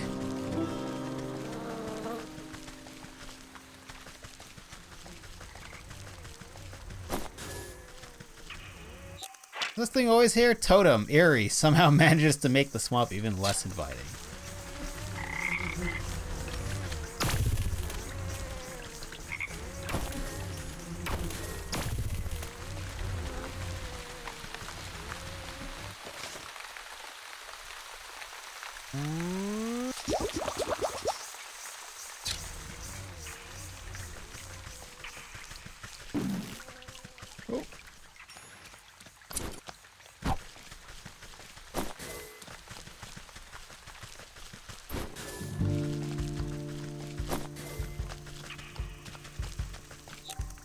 Wait, that one's different. Suspicious stump. I was giving away to something. Suspicious stump. Thick moss grows on this massive fallen trunk, seems to recoil at your touch, revealing strange etchings in the bark below. Slowly, a spark of spindling energy sweeps forth from the waterlogged wood until the ethereal doorway opens before you. So that's our quick transport into here. It's already passed several minute raids in just a bit. Let me just kill a mosquito here. Hey.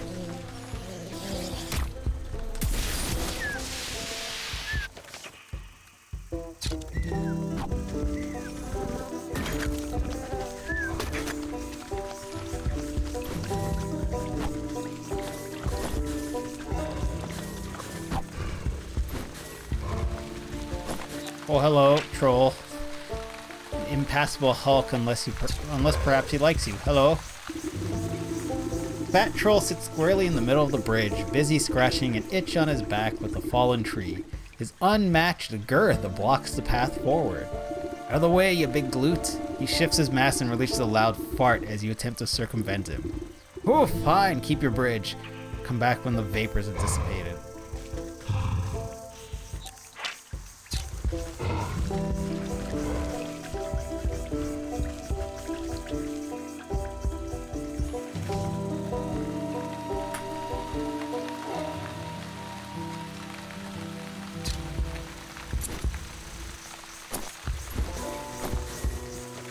Oh, apparently we're hurt almost to death.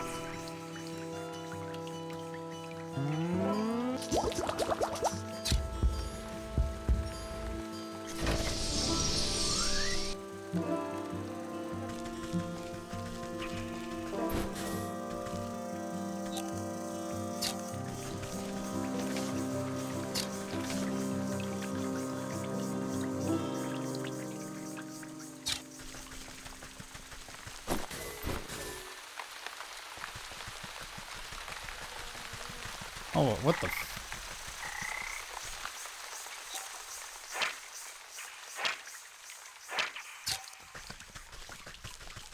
Do I just run up and grab it? Thick totems. The animated wooden effigies seem engaged in a ritualistic dance. They march in stiff patterns around a reflective piece of glass embedded in the soft ground. You lean in for a better look just long enough to make out the shard's mirrored surface reflecting the ghostly image of the moon. You think of reaching in and grabbing it, but the swinging limbs of the dancing totems are too dense and quick. Out of the way, you overgrown twigs. Maybe we can get them to shift their attention to something, some other glittering bauble. A moonlight globe. Recipe learned: a moonlight globe. And a glitter bomb.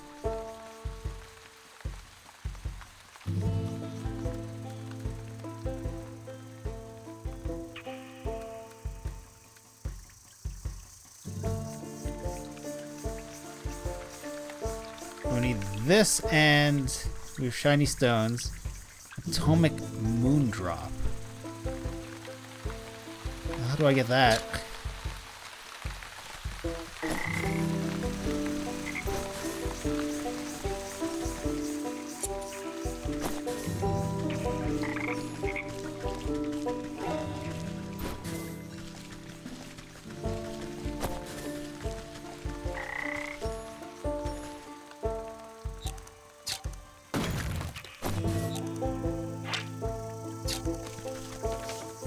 bait stick.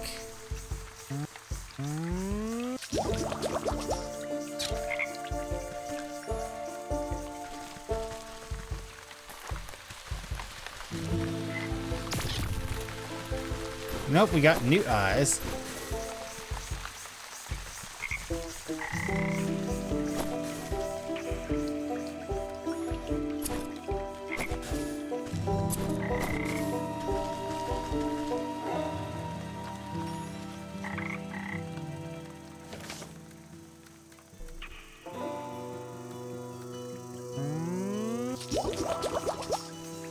Take one of these, because we need it. And we need... Now we just need the Atomic Moondrop.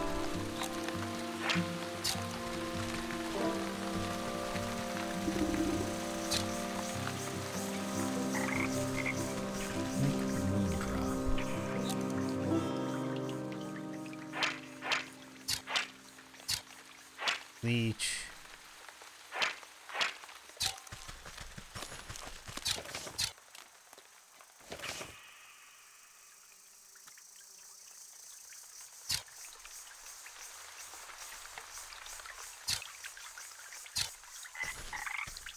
We're gonna raid Sam soon, so please just head on over to crudge.showbot.tv to vote on our raid call.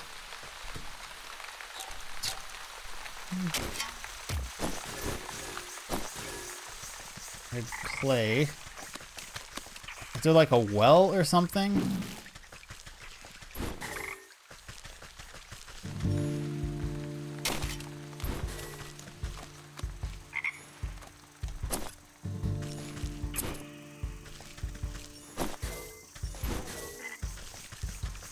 Oh, hello, what is this? It's a power, but to what end?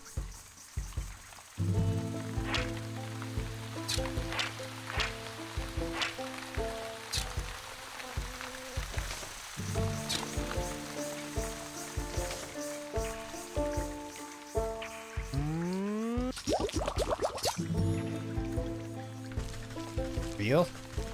No, not reveal.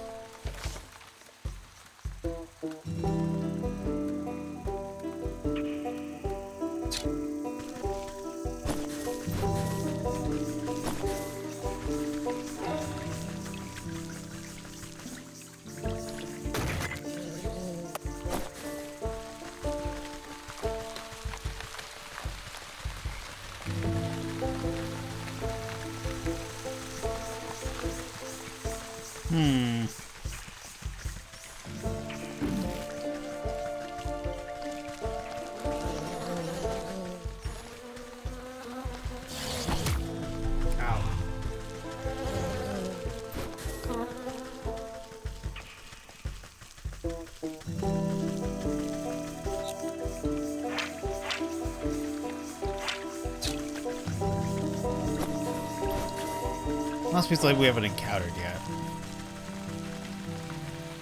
Stick house.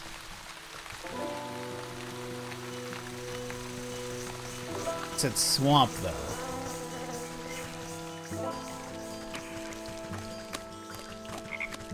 Ought to be in this area somewhere.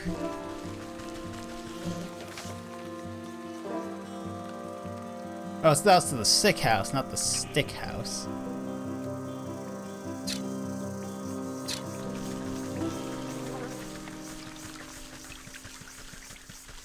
The only place in the swamp we haven't been is past the troll and near the entrance. The hell is that? Were those turnips always there? Guess so.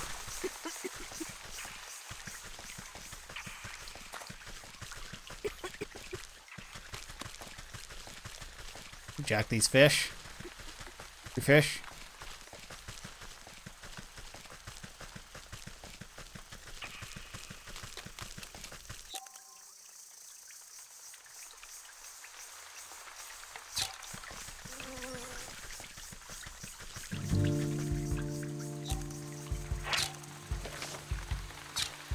It's an island.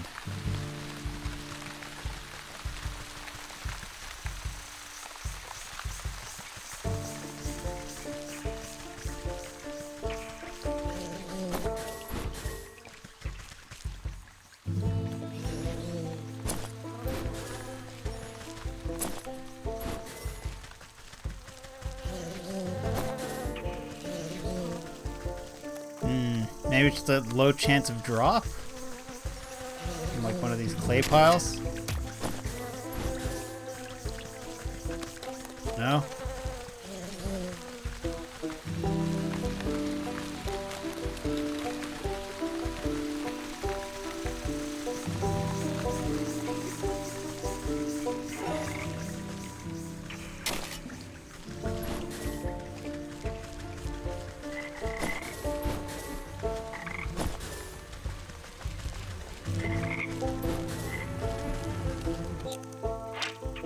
I was distracted by all the corpses and I missed something? No?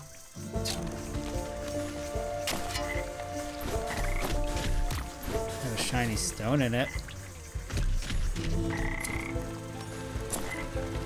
I don't even know when this game saves. How do I save this game? I guess we'll go to the sick house area and then raid Sam. Force a save here. Or you know what? We can travel through this. Ah, the rotten aperture. Boom, that should be a save. Get out of here, Guardian. Oh, that's weird. Way, Guardian.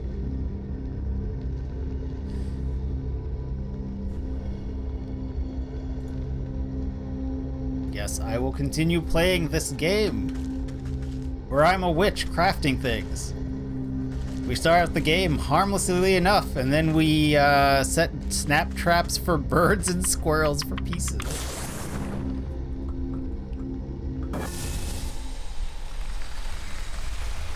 Ren just said he was skipping his stream on the Great Night chat.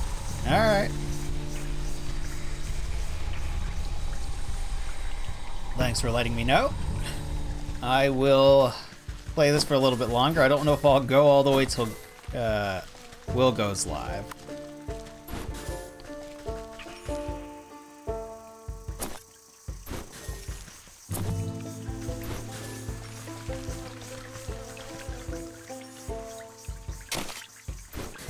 A busy night for many people, it would seem. Okay, so that's not giving us the part we need. We gotta figure out a way, get a way past these stick people. Oh, who are not friendly. We need the glass shard in there, so we need to craft a moonlight globe, which means we need this piece that I don't know where it is. It comes from something in this swamp.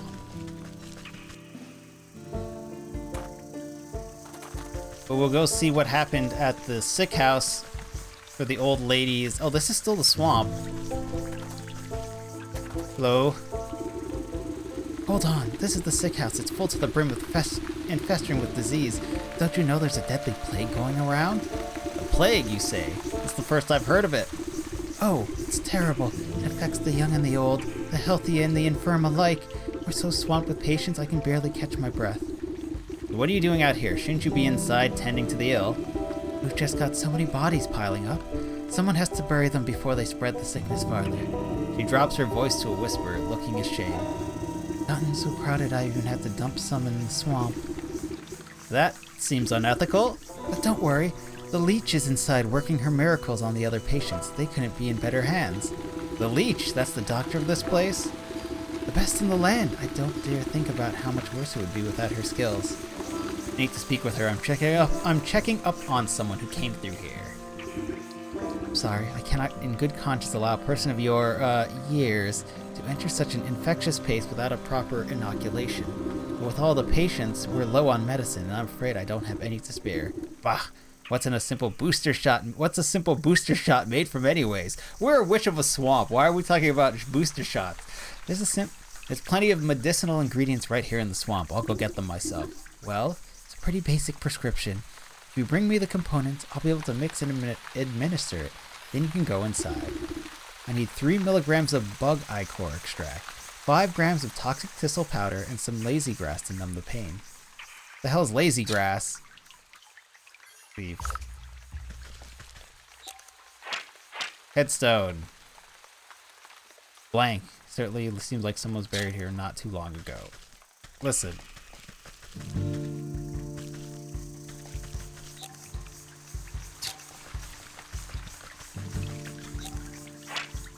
Nurse, overworked and underappreciated. Nurse. There must be somewhere else in the swamp I can't get to?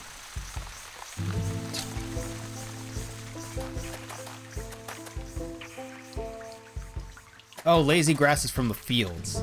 Okay.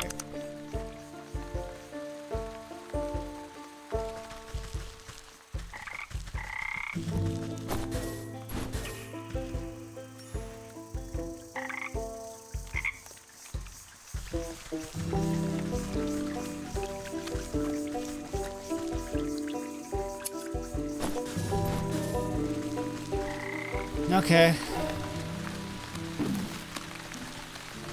I guess I have to go to the fields, which will also give me the stuff to deal with goblins, which I assume we will murder the goblins with, because we don't do anything peacefully in this game. We lit a dryad on fire in order to go smash a fairy totem. The dryad was just like, go away, so we lit it on fire. There is no peace here.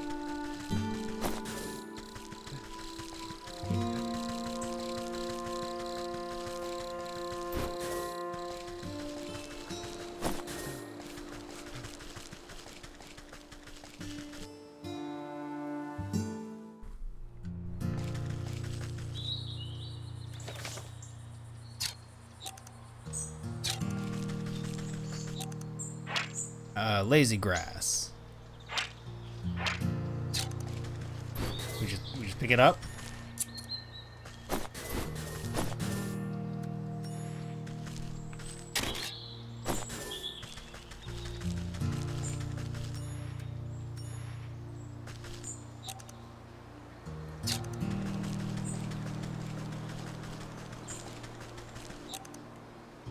Oh, we're just gonna wander the field and pick up some stuff here, huh? Cheers. Yeah. We're gonna pick up this grain. We found some grain in the fields. It's fine. We found it. It's ours. Oh, how do we get this? Net. Crap. Crow, adversary of the farmer, ally to a witch, and yet we're gonna snap trap it. Farmhand. Hopper. Don't need it. I need it.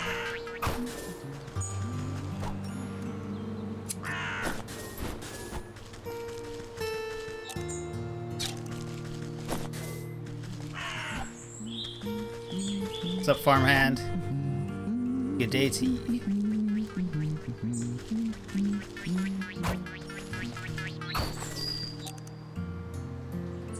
Is that a turkey? Turkey.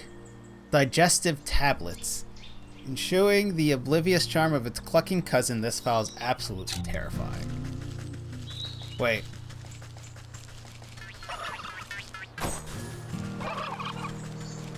Ah. See. So they're aggressive.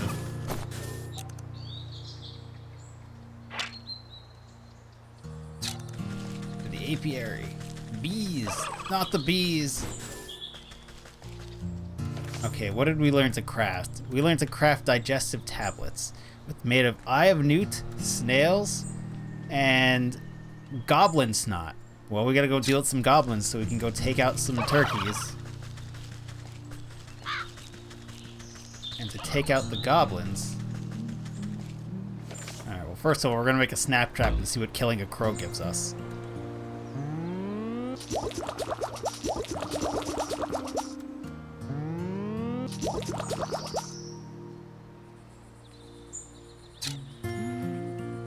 We just toss that down there.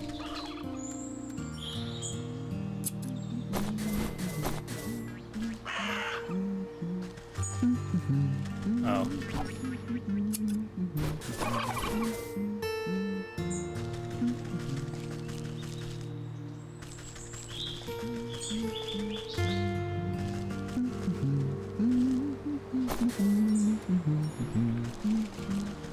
Set the trap somewhere we can see it.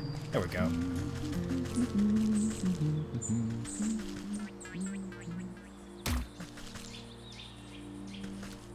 Well, it seems to have left a crow's foot.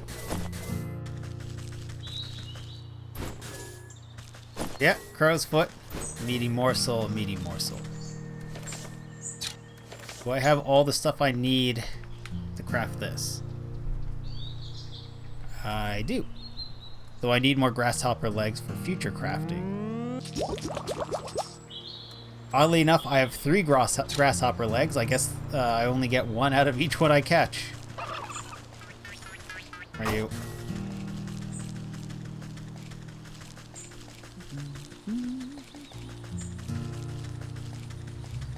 Oh, hello.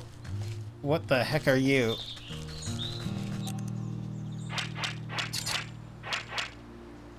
The vegetable farmer. Maintains a certain authority despite appearing more gourd than man. Large cabbage, larger than normal, but not quite so large as the ox's crop. Vegetable farmer. Hello, gourd man. Oh, I see. A hefty gourd stands before you, wiping beads of dew off his bumpy forehead. He tilts up the brim of his hat and greets you with what you interpret as a smile. Welcome to my farm, stranger. What brings you here? How's it going, farmer? Oh, you know, not so bad. Trying my best to win the harvest competitions this year. You look to be making good progress. I'm sure you'll be a shoo-in for the blue ribbon. You would think so, wouldn't you? But every year, without fail, the sour ox takes the prize. No matter how hard I work, I seem to outgrow his cups. Careful now, you bring it to sound like a sore loser. Ja, no sore loser. Just think it's quite suspicious, don't you? Last year, the ox and his family grew the yellowest corn cobs I've ever seen. I was only barely able to get second place because of my own little helpers. He motions to animate turnips and potatoes busy with menial farm work. But this year, his crops are larger than ever. Even his family is nowhere to be seen. It doesn't make any sense to me. He's working the fields all by himself. What happened to his family? That's the fishy part. Nobody knows. They just disappeared one day, and the ox said nothing. That does sound suspicious. Perhaps I'll go ask him myself. Zaza, his farm is down the southwest. You can't miss it. I must get back to work. Veggies won't grow themselves, you know. Sure. New chapter. The ox. I am less interested in doing the ox thing now. Turnip! Changeling! Oh, I'm coming for you, changeling. Ignore the sounds of children crying while I murder this changeling. Here you go.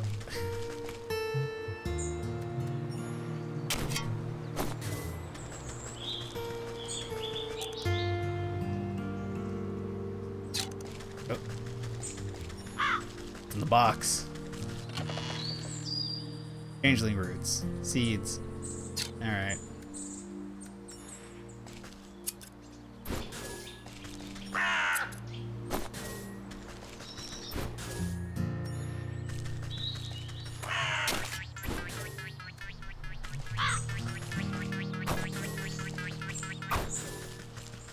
Eat grasshoppers. Where are the grasshoppers, God?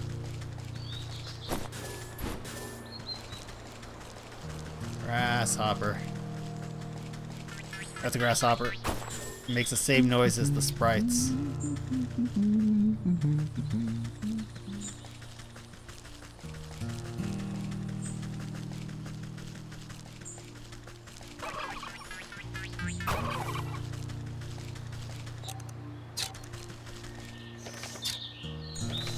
I also need to find... Oh, there it is. We've already spotted the portal to this area from our... Oh, hello, gnome. I can puzzle him somehow. Weaknesses unknown.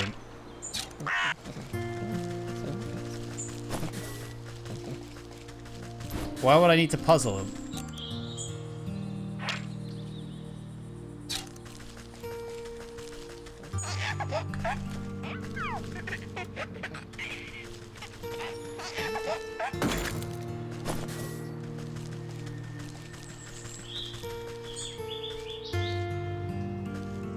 I can't speak to this man. Oh yeah, chicken. Chicken, plump and happy hen. Rooster, the cock of the wall.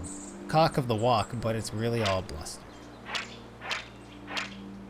Open top barrel. Decent for temporary storage, not so much for retention.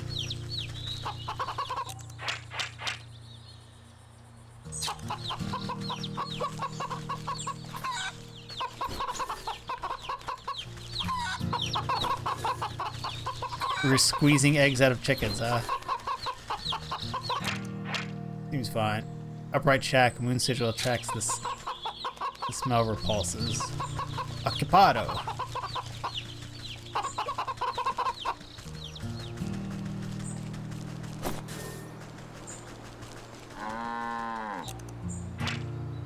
We need some empty jars to milk this cow. Let's go. Something I need to craft required milk.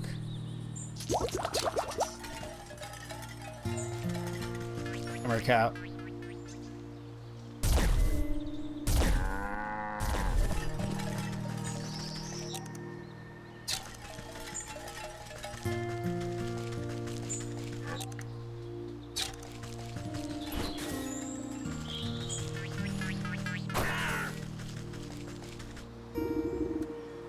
Unusual hay bale. Upon closer inspection, this mound of hay appears to have been deliberately woven into an intricate wickerwork structure. You carefully pluck a single piece of straw from its center, and the whole bundle begins to swirl and unravel until a gaping vortex opens before you.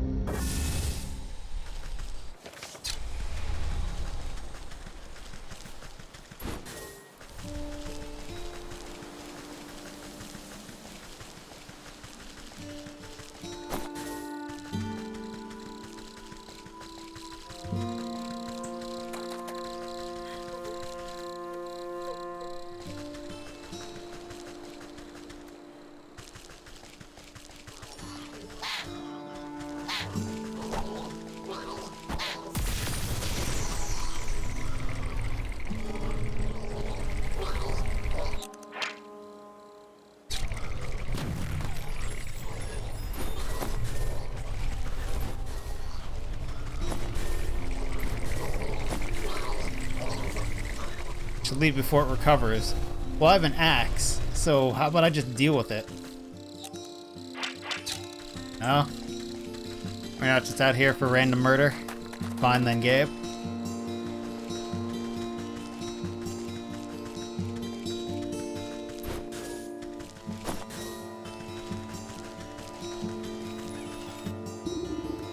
Kicked over the little rock piles like you asked. Now give me the shard or I'll knock over this nest too. Smash fairy fries? Good, good, good. Take it. We don't want your trash. Pixie flicks the shard of the tree and spikes into the ground. Take it.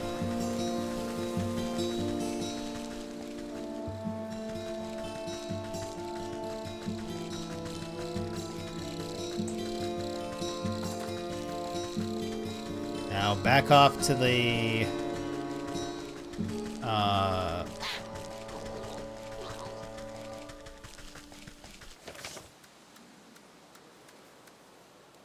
We've not found the Tomic Moondrop.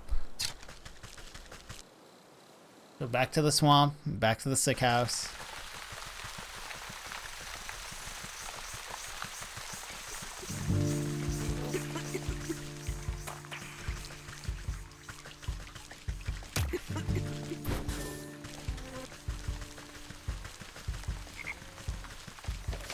Hold up, we need what was the offering?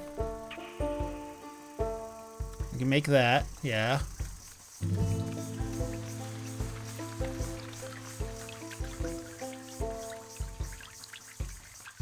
This thing. Milk, this is what needed milk. So we can craft that. And then we can craft this. And then we can craft this. And then we can make the sleeping thing. Then we can put those three things together and make the snackerific. The snackrifice, I'm sorry. And then we'll see what this drink gives us.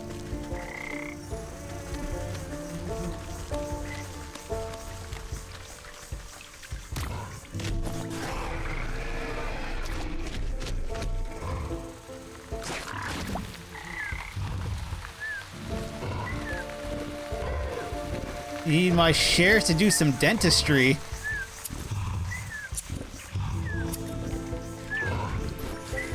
Well, I don't know what you need a Drake Fang for, but we have it.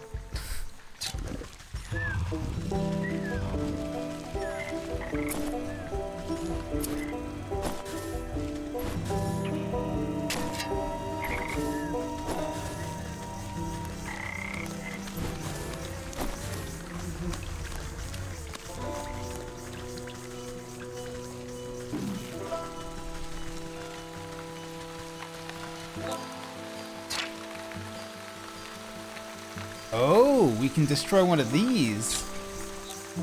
Maybe it has one hanging on it. We need a snag vine and a logger hatchet.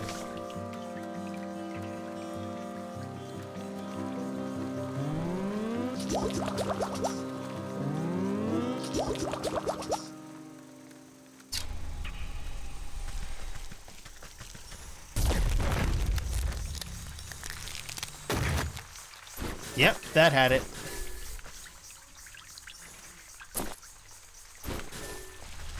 Means we can now craft this thing.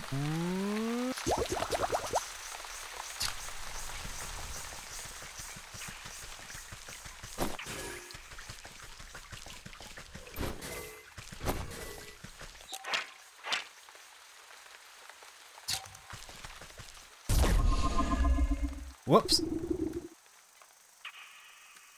Stay here. I did not mean to use it. I'll have to do this.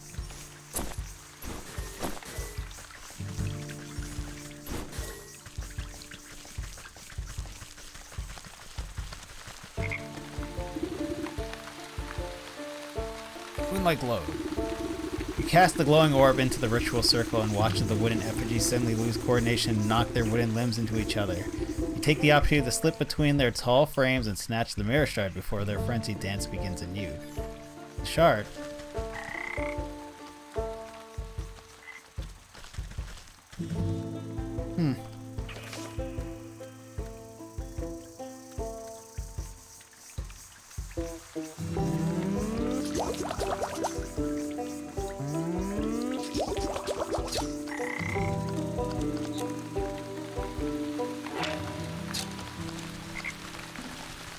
Can't ensnare these guys.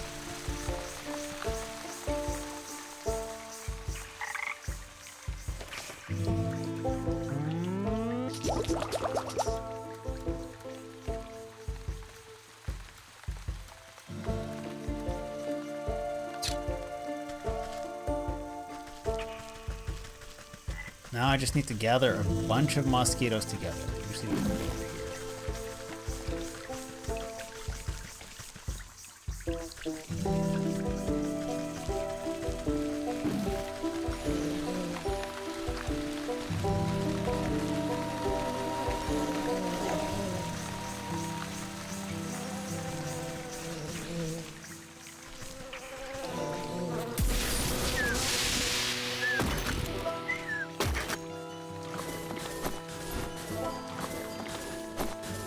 There you go.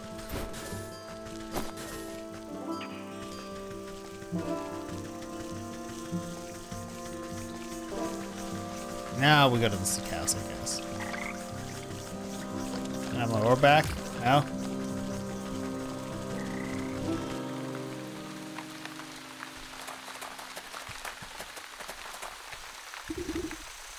Yeah, I got it. Take the bug eye core. 3 milligrams. Yeah, I know what you need. Toxic thistles. Snap a few spiny thistles, pass them to the nurse. Careful not to prick herself. And some lazy grass. Dry grass you've been so careful to keep intact, immediately crush them into powder. Nurse nods at you. Gathering all ingredients into a small hand-sized mortar, you hold your breath as she mashes everything into a slimy, stinky liquid. Not the most pleasant stuff, but I can assure you it beats growing lumps where no lumps should be. Picture yourself, one can never have enough lumps. The nurse shrugs at you, sucking up the bubbling mixture into an oversized syringe. She gestures for you to hold out your arm. After stabbing into your flesh several times, she fails to find any veins at the point of the needle. Sorry, you seem to have some strange physiology. Bah, give it here, I'll do it. You seize the injector and jab it into your arm without farther fuss.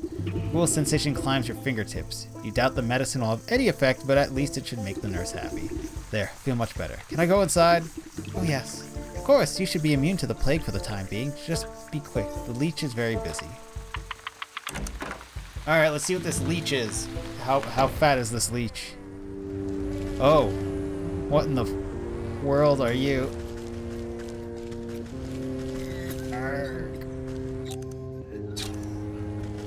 Quite sickly. Looks like they're sleeping. Open top barrel.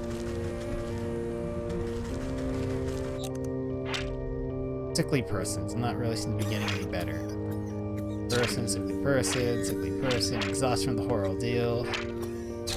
Person. Don't mind me, I'm just gonna borrow those medical supplies I see. I don't really need any of these. Take them with me. What's up, leech? The doctor slithers from one patient to another, checking off little boxes on a clipboard. From under her wide-brimmed hat, she appears to notice you enter, but pays you no mind. You must be the leech. I was hoping you could help me find one of your patients. I have the symptoms: cracking of the bones, oozing of the eyes, skin rot, perhaps a yellow liver. I can get you examined. Leech extends her toothy snout, prodding your body and searching for some hidden malignancy. You slap her away with a swift palm. It's sickness you're looking for. You won't find it on me. My dear, we're all sick with something, whether it's a broken heart or a broken arm. We all suffer one way or the other. You peer through her tightly wrapped garments and see a deep darkness underneath. Despite the warmth of her words, there is a sense of hunger and urgency in her tone. I'm here to heal, to mend, to pull all of your troubles at ease. Now tell me, what ails you? I told you already, I'm in perfect health. I'm here to find someone, a man who came through here with a sprained ankle. If the patients who come to me have twisted this or broken that, before the pox sets in, that is. Can you be more specific? What does he look like? Oh, I'm not sure. How do you expect me to help you? Come back when you know what you're looking for. Look about the sick house at the coughing, wheezing, bedridden souls. Perhaps one of them will identify the missing husband.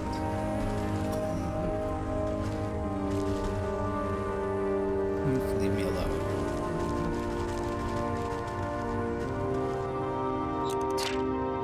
Crimson wine. Thick, dark wine that clings to the insides of the bottle. That sounds like blood and not a wine.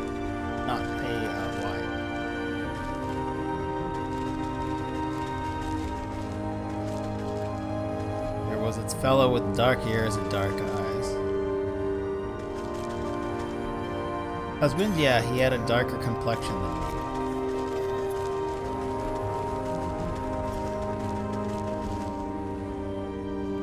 Find the short guy, so I can't help you. What fella got to, eh? It's the beardy guy you're looking for. It just stares in the distance, silent.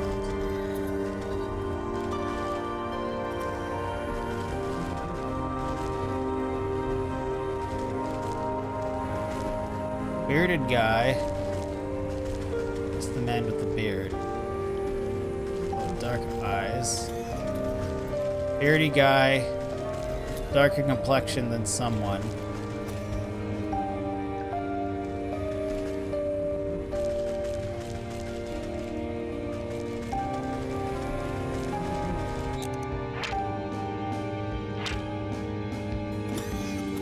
Each snores disturbing wetness. Seems to be getting any better. So that's from the whole ordeal.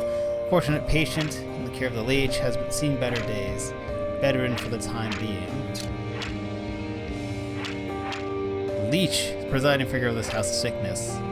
Aches and pain aren't the half of it. Bit greenish around the gills. Fortunate victim, unfortunate circumstance, a bit longer than she can remember. And then the wine.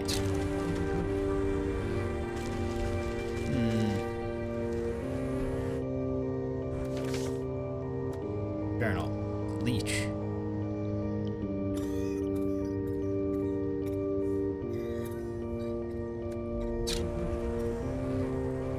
I know his description. Darker than that one. Do you have any better idea what you're looking for? Shorter than most. I need a bit more than that. Darken features. Narrowing it down. Wore full beard. Ah, I remember the poor man now. He came with a swollen ankle, but on his journey through the swamp, he must have contracted the plague. The condition declined rapidly, I'm sorry to say. In the end, he wasn't much I could do for him except make him comfortable. He's dead? What sort of sick house is this anyways? My condolences, really. If you'll excuse me, I have to get back to back to doing what I can for the living. At least tell me where his wife might collect his body. The nurse outside seems to be having trouble keeping track of all of them. I'm sorry, that information reserved for the next of kin. Judging by your physique, I wouldn't say you were related to the deceased in the slightest. The doctor turns away from you to prepare vials of medicine. Better return to the old woman of the swamp with the bad news.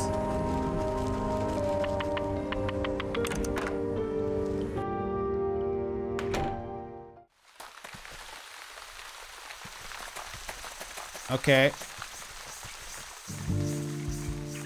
Apparently he did.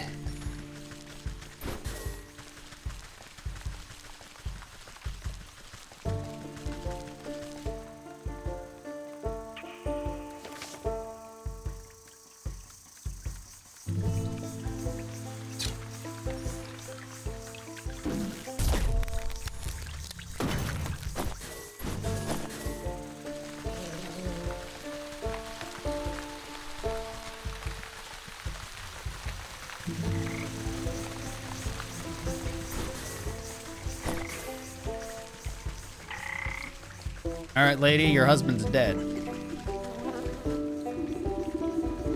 If it was your husband, you should have been back from the sick house by now. You bow your head in condolences. I'm sorry to say your husband has passed away. The leech said he fell ill with the plague.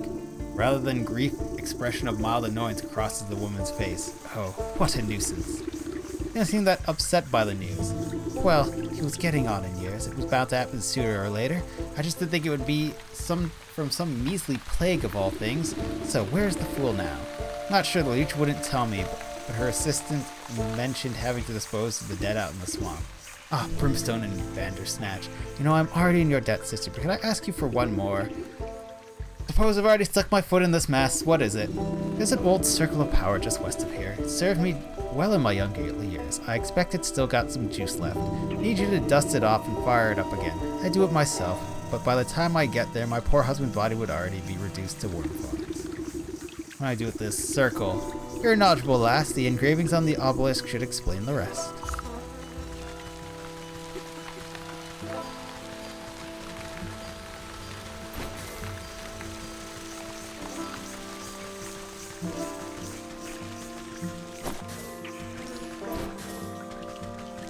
Can I read these now? Circle of power. Brush off a blanket of thick moss and lichen from the ancient magical pattern carved into the earth.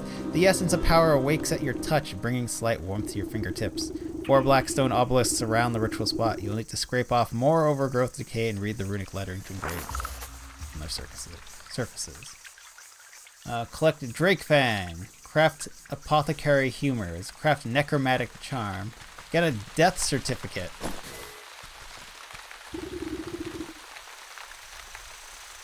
Leave.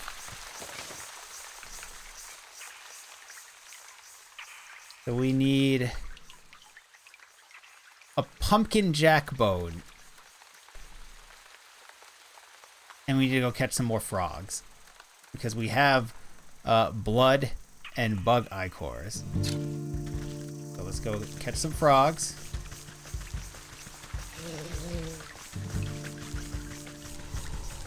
And then I guess we go back to the fields and look for a pumpkin we can murder.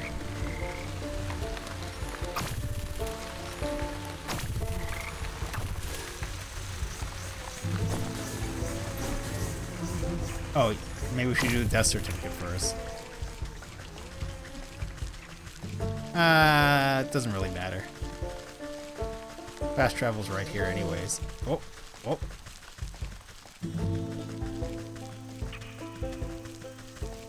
Or I've gotten lost and now we're on our route to the death certificate.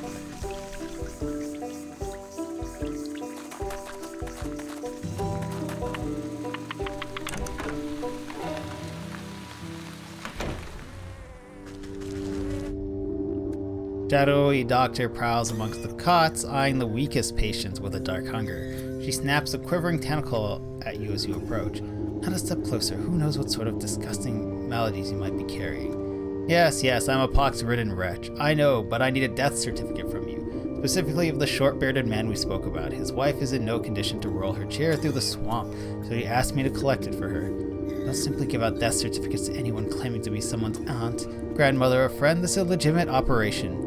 She turns her back to you to rummage through a nearby medical closet. Now where has that serum gotten to? Don't tell me, we're already out? What's the matter, out of stock? It's a shame you don't have the time to go out yourself. She tenses at your continued presence. What are you getting at? Medicine for the death certificate. I think that's a fair trade, don't you? Barter when people's lives are on the line? Fine, you'll have your paperwork, you filthy degenerate. While you're too angry to speak with you, she shoves a list of required medicinal supplies into your hands. Okay. I can go get the dragonfly wings.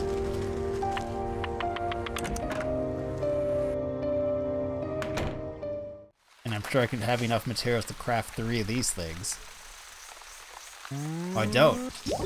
Close, though. No, I do have 3. I can make 3.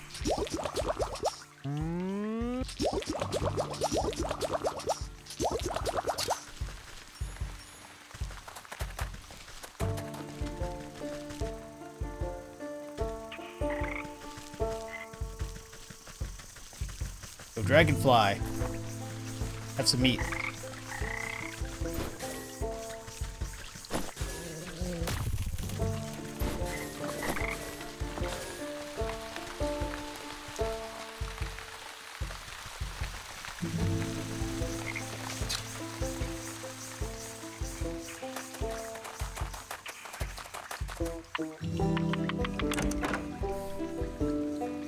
Come with your stuff, give me the death certificate.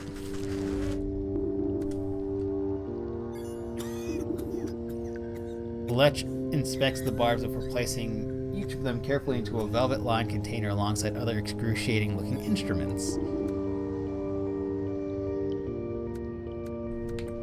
Dragonfly wings. The leech takes the wings with a surprising delicate touch and lays them out carefully along the surface of a clear shelf. And mending polis. The leech stuffs the polis into an unsanitary-looking cabinet without a second glance.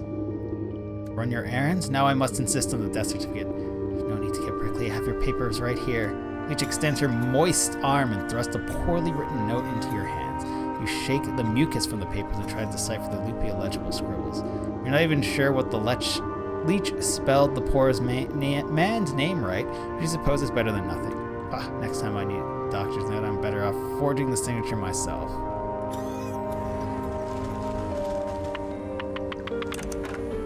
And now we need...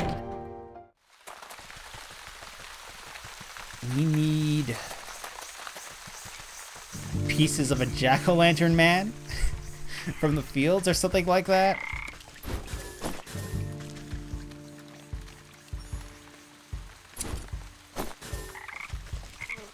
We need a lot of that thistle.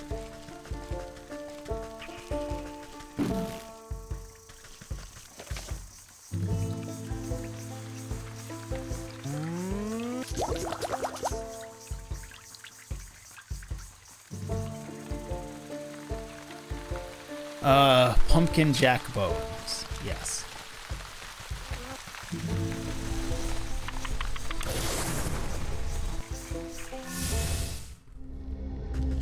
To the forest? No. To the fields.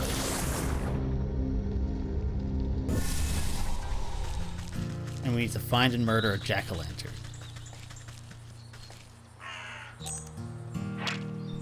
A bandit. Unpleasant sort expresses an unpleasant sort expresses it primarily through stabbing. Lockbox. Doghouse. Fortunately empty right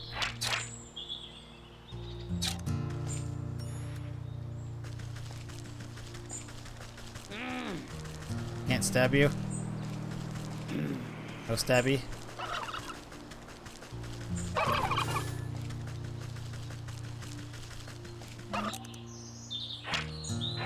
Ah, that's a pumpkin jack.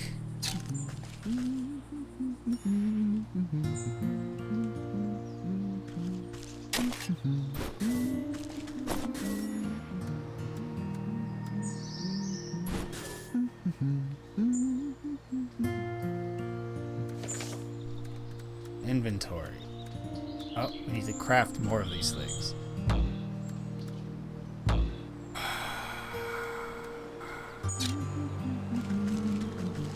We gotta go kill some mosquitoes. This game feels like a lot of just making things to capture things to make more things, which I guess is a crafting game. But it seems this one seems a little more tedious.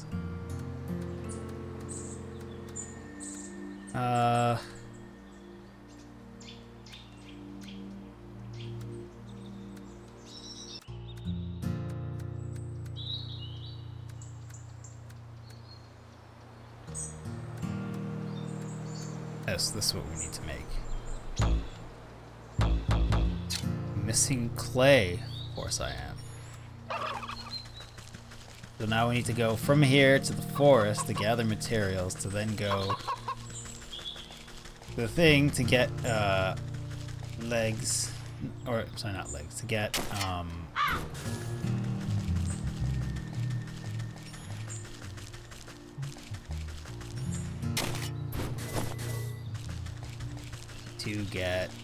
mosquitoes.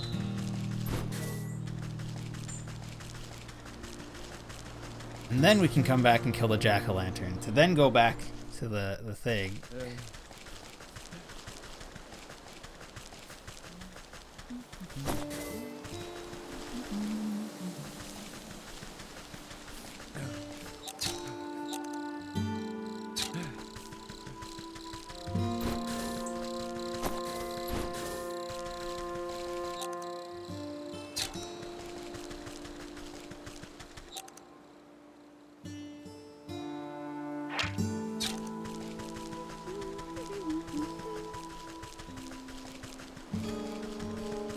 Here? Oh yeah, there it is. There's the one.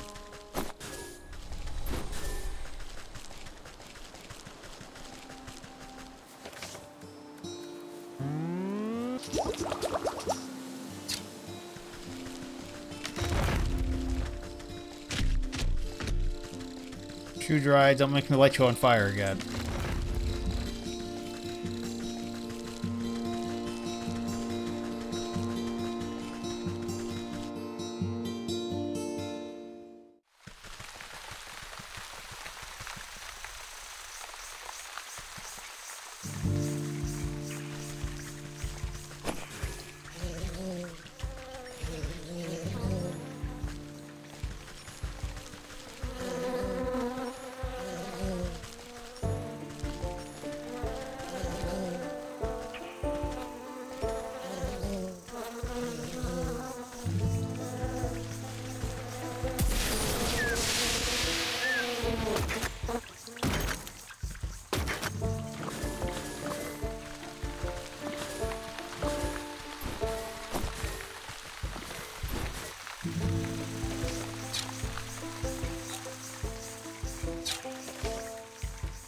Where's the thing that kills?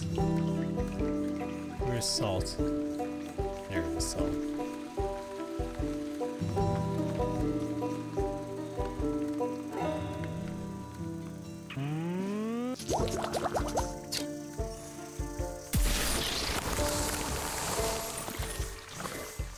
All that blood.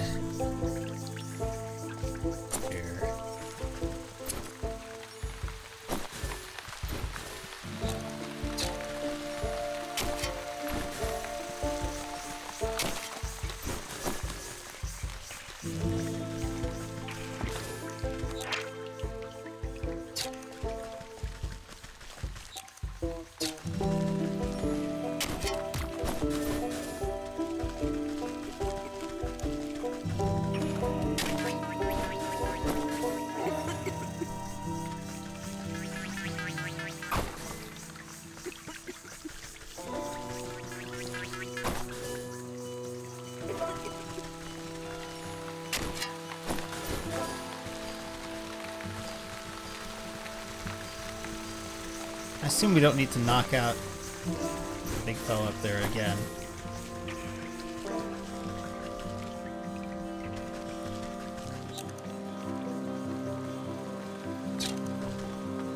Do I have enough clay?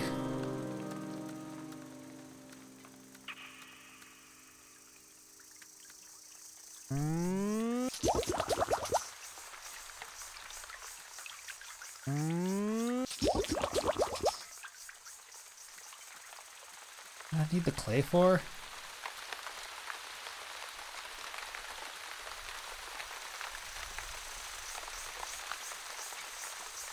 What do I need the clay for? Oh, for this. I don't need that right now. You know what I could use is some frogs. So let's just catch a bunch of frogs right now so we don't have to come back again and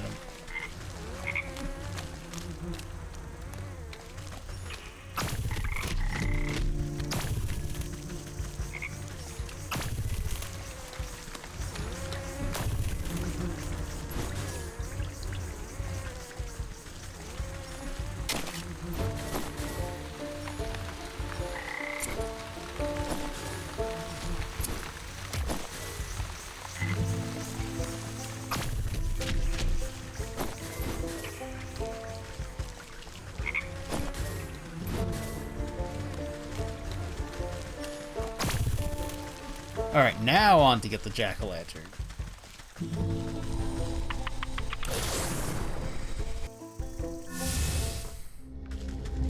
I'm sorry, the jack bows or whatever, the jack person bows? I don't know what it said.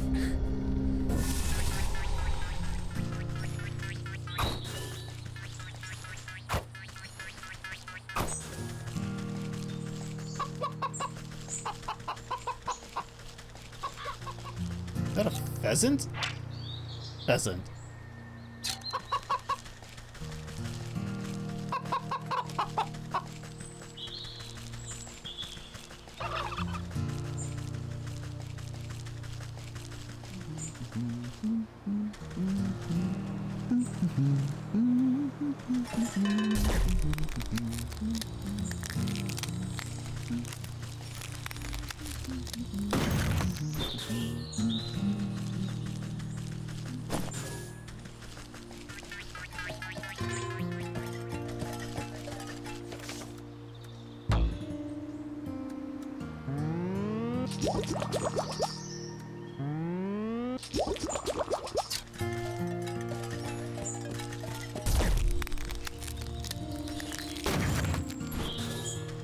Alright then. Now we can craft this. We're out.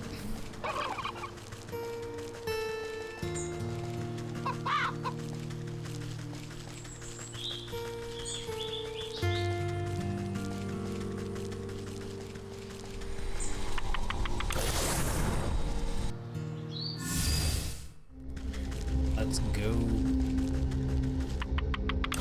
Presumably revive her husband.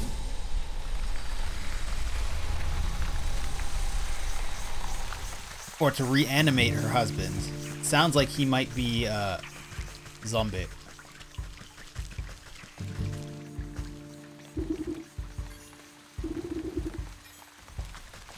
I'll put the reptilian thing. Death certificate. Humors.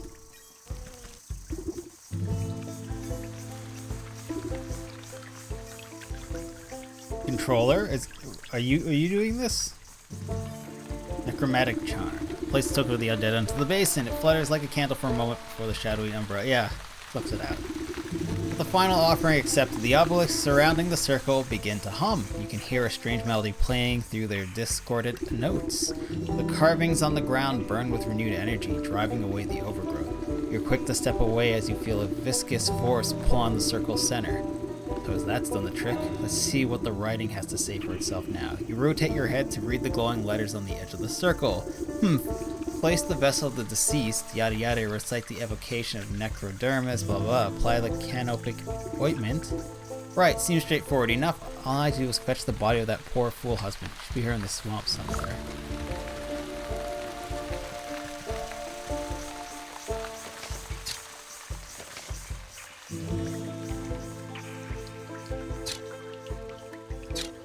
leech.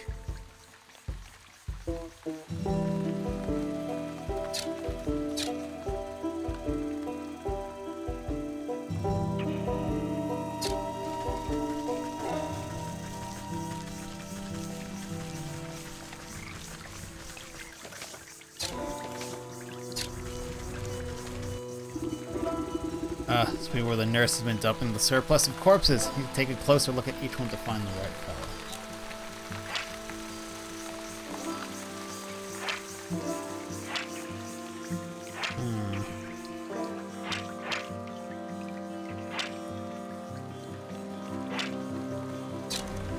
You mean actually press A? Similar, but not right. Not in, nonetheless. This isn't the right one. Not the husband. Poor soul doesn't fit the description. Not this one. Where on earth is that stinking body? You'd think I'd be able to find him among the dead here. You watch a particularly bloated fly land on a rotting hand poking out of the muck. Its disgusted proboscis probes at the weathered flesh. Two globular red eyes slowly unglue themselves and swivel to boggle at the insect. The Frog King! A huge slime-covered tongue lashes out and pulls the hapless fly into a gaping, toothless maw, along with most of the sunken corpse. Well, I suppose that explains where my misplaced man went.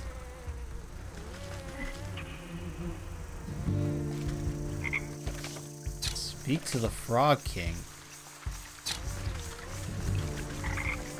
Hello? Bro, can it be, as a lovely young morsel wanders his way into my palace? You call this filthy bog a palace?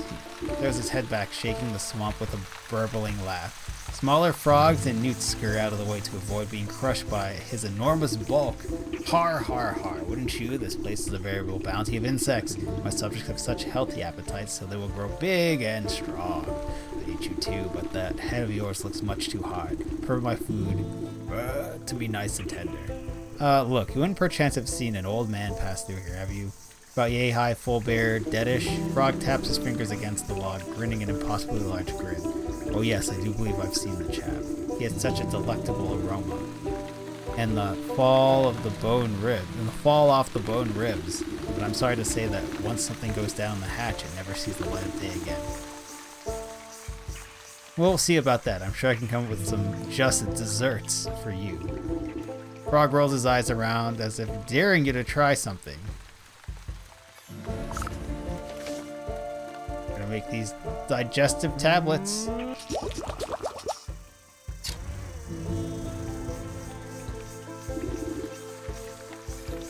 Oh my gosh, controller, why? You wrap a juicy looking grub around the medicinal tablets, offer it up to the Frog King. Your Majesty, I must find the whereabouts of that gentleman. Perhaps the small tribute will persuade you to loosen your tongue?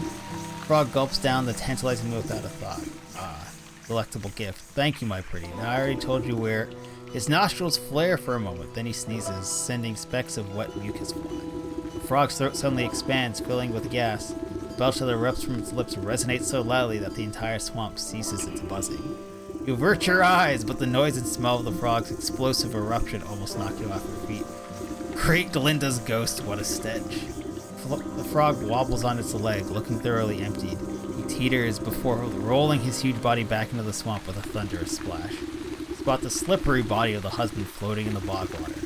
Luckily, he seems to be missing some bits and pieces, so he should fold up quite nicely. Stuff him in your satchel.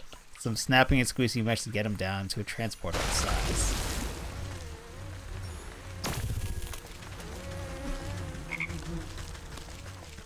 Well, we got corpse in our pocket now. Hey, Xeroxia, how are you doing this fine Friday? Hope you had a good week. Hope you're having a good Friday. Circle of power is ready and waiting for the necromantic purpose. Yep, we found the corpse. Into the circle you go. With considerable effort, you unfold the husband's decaying body from your satchel and slap it down in the middle of the circle. Invisible shackles wrap around the corpse's limb and pull it spread eagle against the ground. Okay. Strange mist rises from the obelisk, casting everything in a sickening green light. Slowly but surely, the corpse begins to levitate off the ground. It rotates to face each obelisk one by one. Oh, get on with it. I haven't got all day. You give the rotting head a good kick as it passes by you. With a gasp of stale air, the body drops to the ground. Suddenly, it bolts upright. Ugh. You had better weeks, all things considered? Hopefully next week will be better. Hello, corpse. Well, hello there. Ugh. Caused me a lot of trouble, you know that. The reanimated corpse claws at his throat. Oh, sorry, wait a minute. Near your feet, you see a disembodied tongue flopping about on the ground like a worm. You scoop it up and quickly toss it to the man's gaping mouth. Though he moves his jaw, his lurching voice seems to emanate from someplace beyond. Murder! What? I'm not. You were quite dead when I found you. No, Lech murdered me. Clutches his hollowed chest as if trying to feel his heart beating. Gave me plague, drained my blood. Lech murdered others. He swings a limp arm towards the body-filled bog. I knew there was something awful stink about that sick house. What sort of doctor infects her own patients? Check her office. Find proof. Don't worry, I'll make sure the parasite gets what's coming to her. But you should head back home. Your wife is worried half to death about you.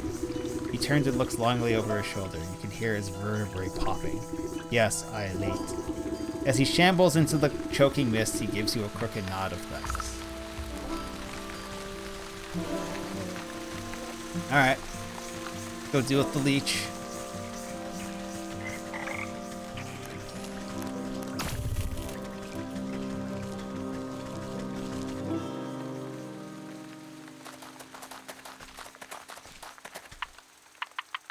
Oh, it's 8:20. I'm missing Stargate watch party. Well, Renegade's not streaming tonight. Supposed to host a movie in 3 hours, but that seems like a long time to remain conscious already. Feeling tired? Didn't get much sleep? While the leech is busy with her patients, you rifle through the contents of the various cabinets in her office. Mostly dried herbs and potion. Nothing seems out of the ordinary. Until you notice a suspicious-looking bookcase set against the wall. The books are all fake, just chopped down spines and glued to a solid plank. Your fingers race along the medicinal tiles and quickly find a loose volume. With a click of a switch, the whole bookcase swings open to reveal a secret compartment. Your heart jumps at the sight. Racks upon racks of bottled blood are arranged like fine wines, each vessel meticulously catalogued. It catalogs the name, description, and age of its source. Looks like that thirsty slug's been sapping the living for years.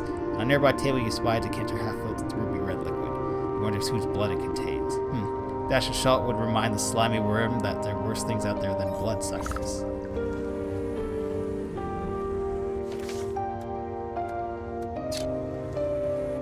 Salt it? Oh yeah, we can craft that.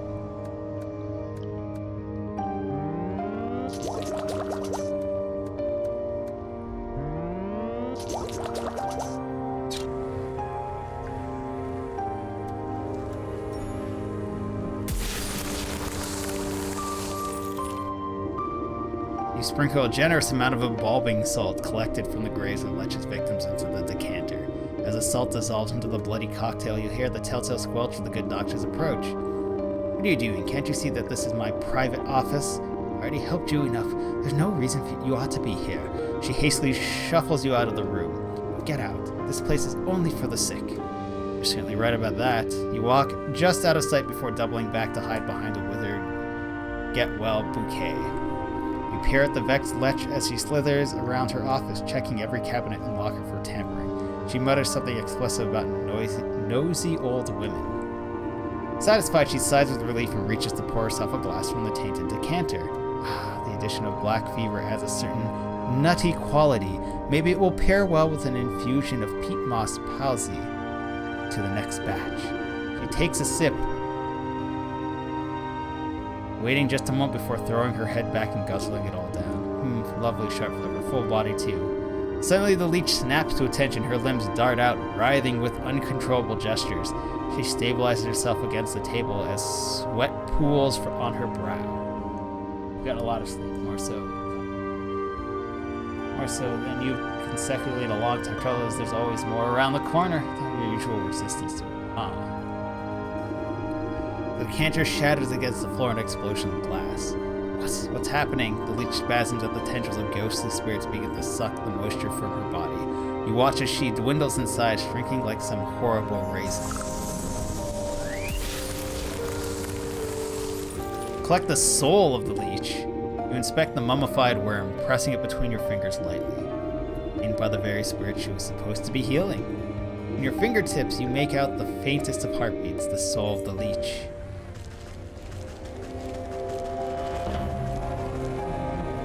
I believe it. This was happening right under my nose the whole time.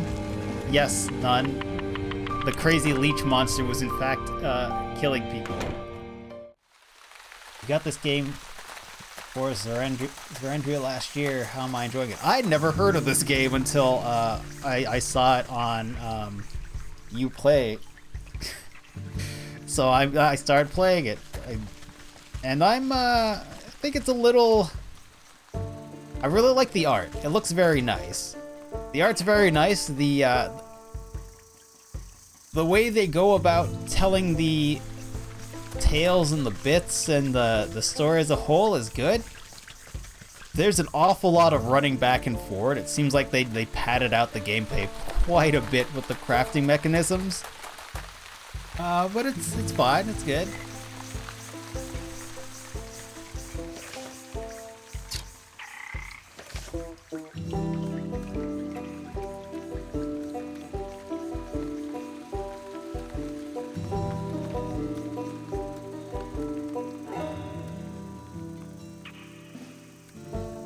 Snake. So I'm enjoying it, but I don't know if I'll finish it if this is the type of gameplay of running back and forward to pick stuff up that I'll be doing.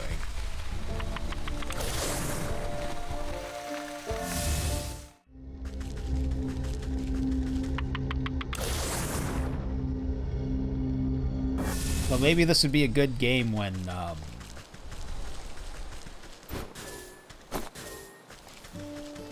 more inebriated. Let's say that. Or let's just say high.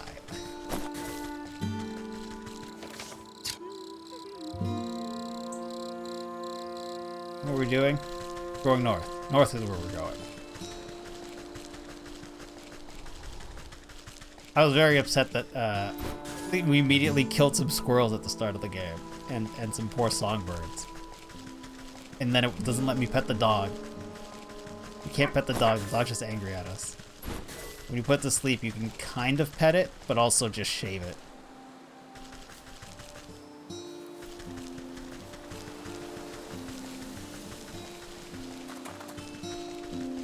Alright, here's your mirror. Found them all. Bad controller. You gingerly hand over the broken glass shards to the maiden. She's careful not to cut herself on the razor-sharp edges as she slots them back into the mirror frame.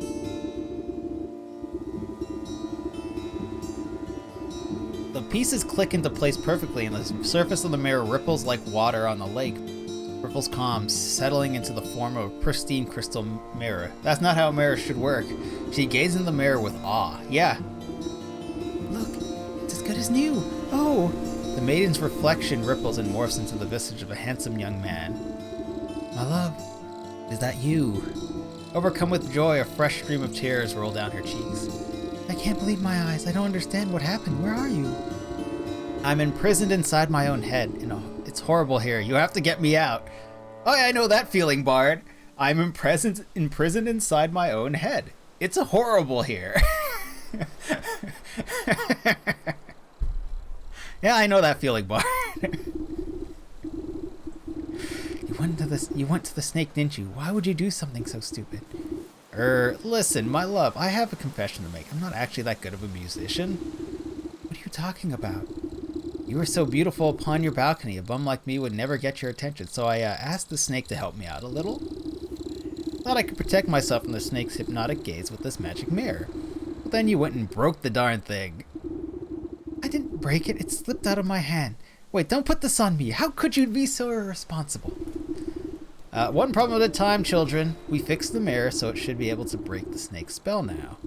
Yes. Oh, you have no idea how unbearable it is being stuck in here. There's nothing but awful poetry and song lyrics that don't even rhyme. Please, Granny, take the mirror.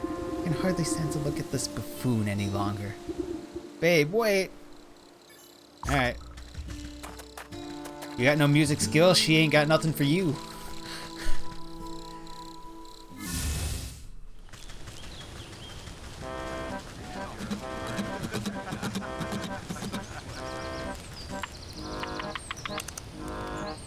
Go deal with the snake. Hi, snake.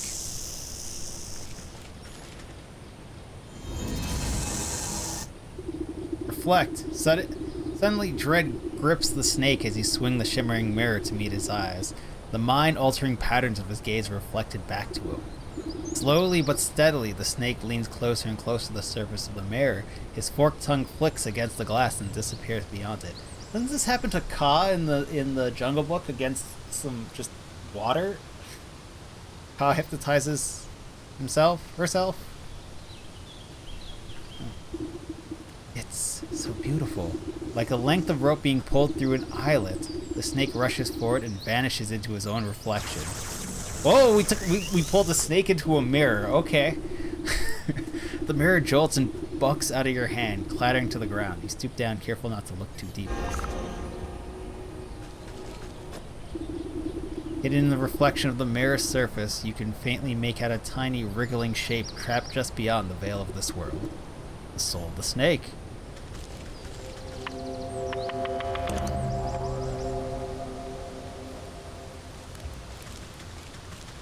The spell was broken, and everyone fucking hard dipped. No one wants to be here.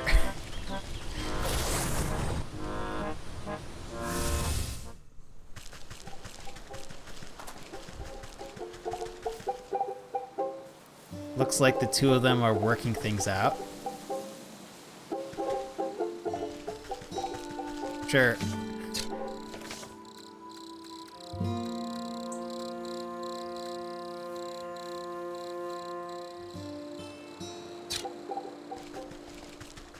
So we are going where now? Where is this? The western edge.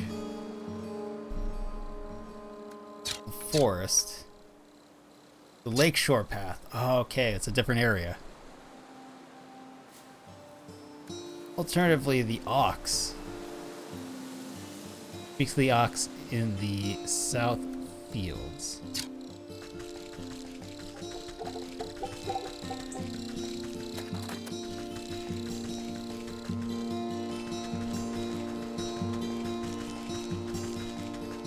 Yeah, no dog petting, 0 out of 10. Pretty much. I was very upset when I could not pet the dog. You can only shave the dog.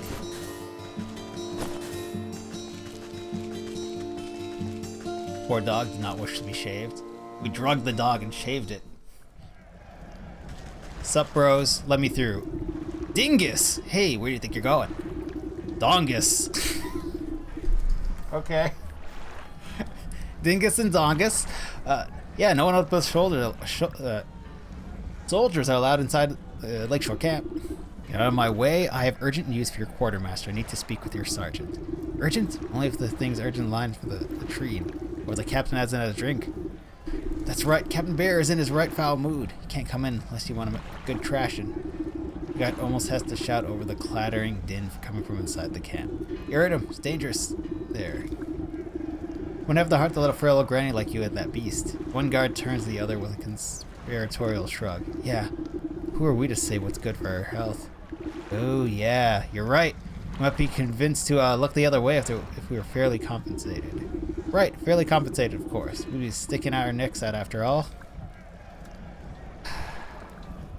3 gold coins. A bribe! You carefully press 3 heavy gold coins in the palm of the waiting guard. Expect you two can divide them evenly amongst yourselves. Right, 1 for you, 2 for me. What? 2 for me and 1 for you. The one who does all the real guarding around here. So only for the game of dice you lost. You cheated me. Give me them coins. Give me the coins! The 2 guards fall into fisticuffs and roll into the bushes, leaving the gate to the camp wide open. We bribed them out of existence, huh? As you cautiously approach, the bear drains the last of his enormous tankard and smashes it against the head of a nearby soldier, knocking the hapless man to the ground. And I walloped him just like that, so next time I catch any of your cowards turning tail, I'll skewer like a fish and leave your guts for the galls. Suddenly noticing his drink has gone dry, the bear bellows to the skies. More mead, you yellow-bellied worms. More drink, bring me delicious honey mead. The soldiers taking cover nearby exchange nervous glances at each other, none wanting to confront the bear. There's no more honey mead. The bear wipes a strand of drool from his sagging lips, and his bleary eyes slowly focus on you. A mocking smirk splits his face as he waves at you with his great spiked mace. Hey, now that's a funny-looking helm, soldier. Ever tell you the time I crushed the bucket-headed barbarians at the Western Mountains?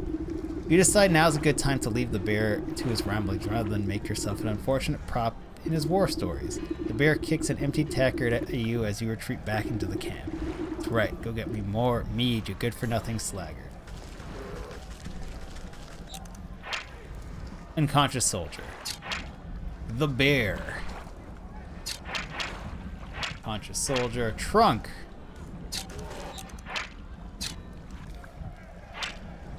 Trembling soldiers. Unconscious soldiers.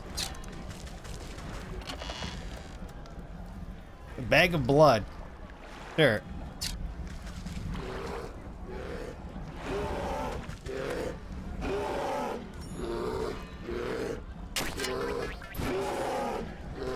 Come here, you little buggers.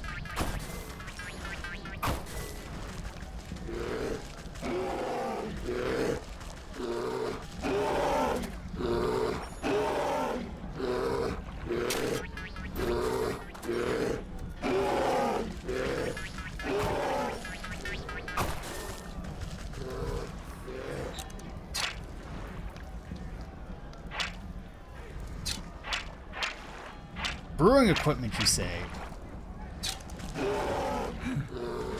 Cover. Go into there. It's the bear's tent. He's busy, though.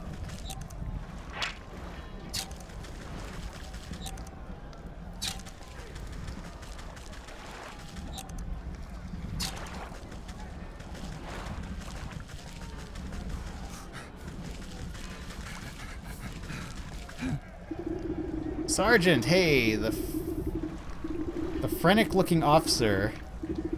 Gonna be frantic? Whatever. The frantic-looking officer shouts hurried orders at whoever will listen, but most of the camp soldiers are busy cowering or knocked out cold.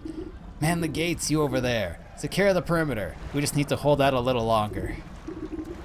They were running out of men. Where's the damn shipment of honey? Stepped over an unconscious footman to address the man in charge. You might be able to answer that question. Who let the old bat into the camp? Found your quartermaster. He's having a bit of cart trouble on the road. I'm afraid your shipment isn't going to get here anytime soon. What, oh, curse my rusty breeches. Without the honey and other supplies, we can't make the honey mead. The bear's gonna flatten the whole camp when he finds out. Camp looks half flattened already. What's all this ruckus about? Well, the bear is the greatest warrior there ever was, which is grand and all when we're fighting the enemy. But once we set up camp, he likes to use us poor sods as playthings to reenact his conquest. And the only thing the bear loves as much as fighting is drinking. Guzzles up so much honey mead we have to brew it right here in the camp just to keep up. Points to a squat-looking device tucked near some tents. A portable brewery. Without that shipment of ingredients, I don't see how we can ever calm the bear down. He'll smash all the paste before the sun sets. Let me take a look at this brewery of yours. If the bear is so in love with brawling and boozing, then perhaps it's about time he received a dose of his own medicine.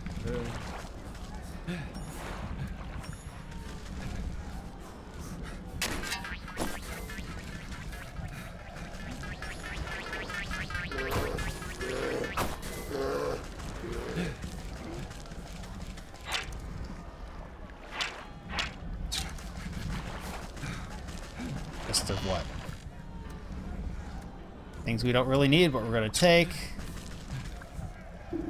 Brewery, you inspect the brass contraption, a tank here, a hopper there. A bitter smell of alcohols infused into the well-worn metal. Despite the needlessly complicated dials and tubing, at the end of the day, the brewery is really just a fancy cauldron. This seems simple enough. I should be able to concoct just the potion for your troubles.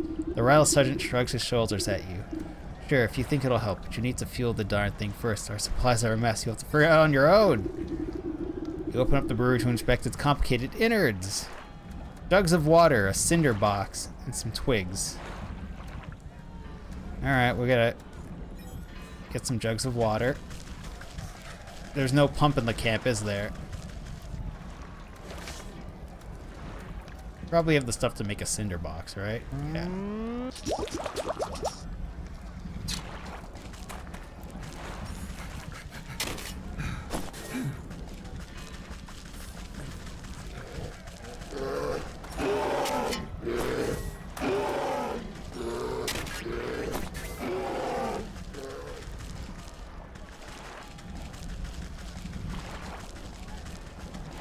So we need jugs of water.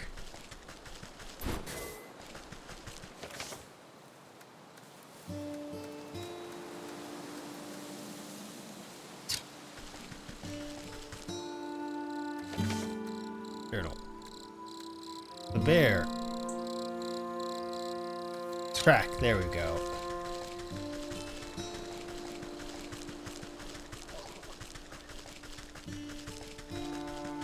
There's a water pump there. I can make some stuff out of clay. It'll be fine.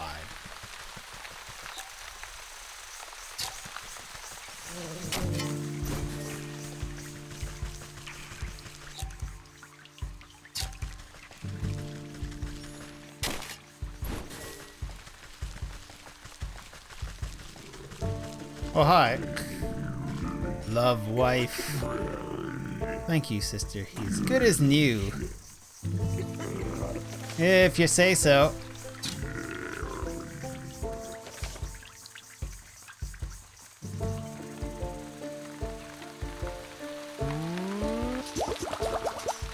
Need more clay.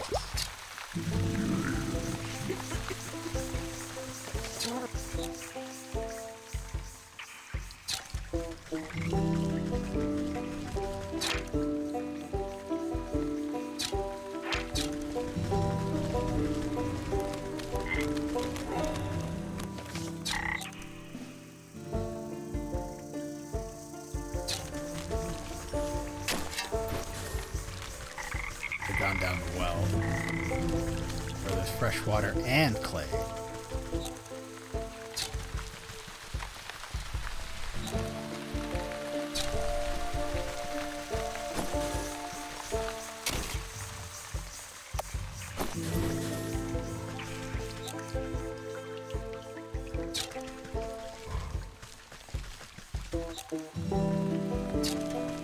There it is.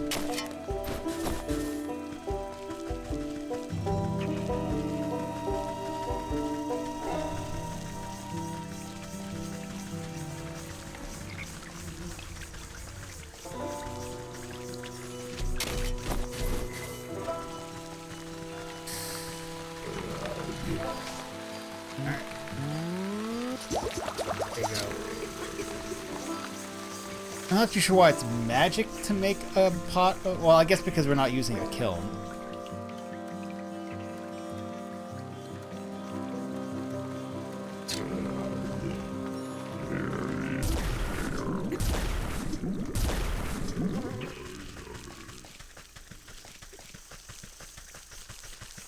So this is gonna get it going, and then we're gonna have to go get honey. There was an apiary somewhere.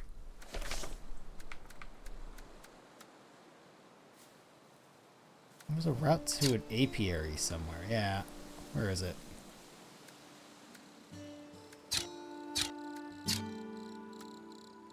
Into the well.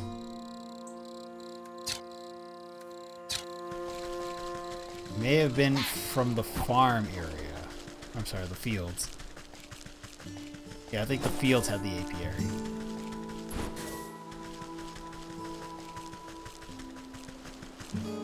But let's see if we can poison this bear real fast, or if it's going to take a lot of time to poison this bear.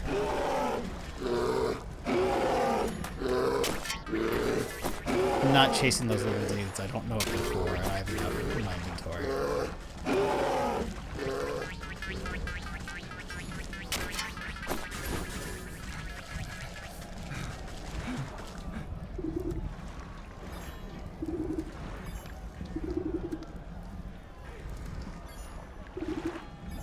Okay. Yeah. Jar of water. Brewery's going. Not the best base for potion brewing, but you want to preserve the honey mead flavor. There's the steam and the sound of boiling water. The rattling brew is ready for the next step in the process. Of course, need honey. Apiary in the fields. Something.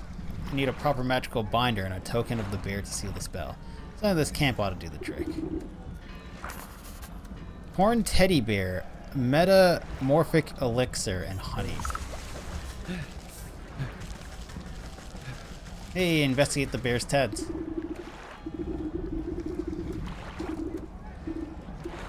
Hey, you can't go in there. That's the bear's personal tent. Yeah, don't worry. I'll be careful. Seems like your men are keeping him distracted anyways.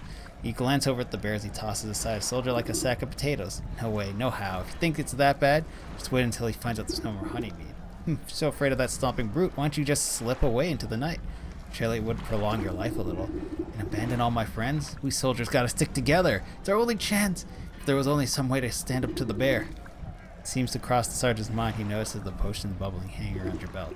Say, you're good with magical doodads and what's in it, right? What if you made some sort of protective charm or talisman? I could maybe have like a chance against that monster without getting my head shoved in. Make a protective talisman, I'll let you... If I make you a protective talisman, will you let me into this tent? Suppose it wouldn't have much to worry about if you did. Okay, how do I make a protective talisman?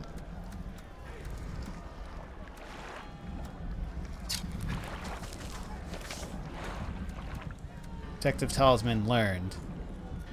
It uses red thing, a bundle of sticks, and some you need a dragonfly.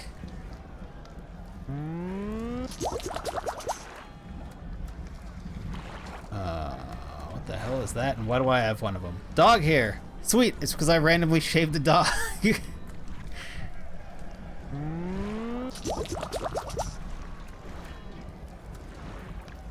We need a dragonfly wing.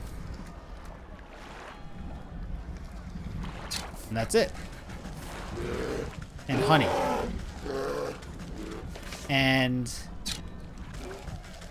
we have to craft whatever this is. Which has a dried fruit, which we have. Bug ichor and changeling roots. The changelings cry like children, so I always hunt them down and take them out with my axe to silence them. Turns out that's a useful thing to have been doing.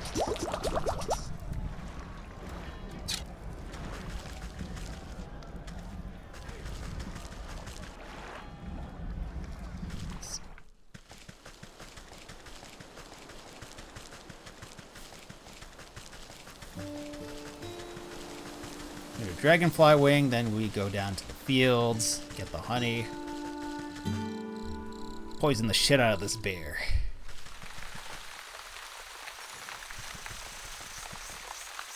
Hello, Dragonfly. Would you like some meat? Some free meat here, Dragonfly.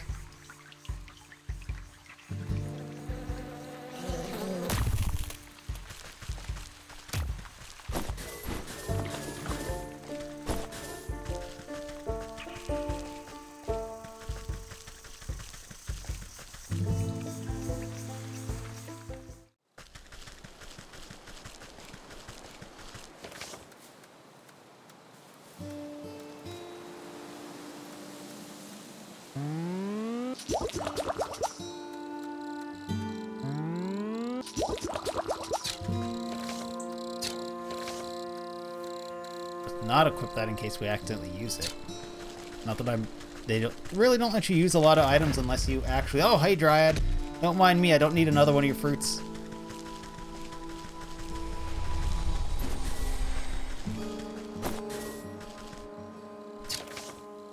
How long would it take me to walk there? Probably shorter to take the portals and then walk back up to the apiary.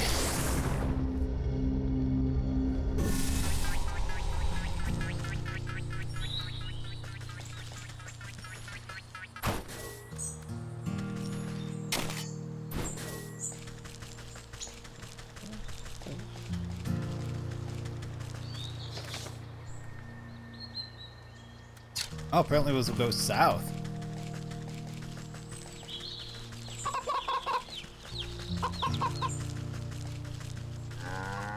You know, while we're here, give me an egg.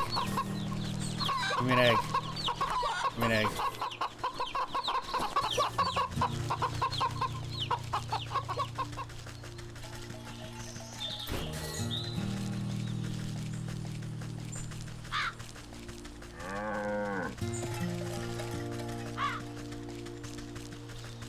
The Ox's farm? Hold up, where's the apiary?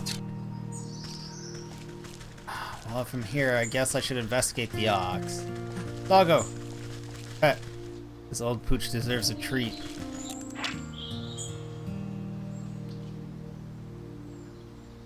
This pooch's barking and biting ears are well behind him. So we're still gonna sporific morsel and knock him out and shear him? That seems unnecessary.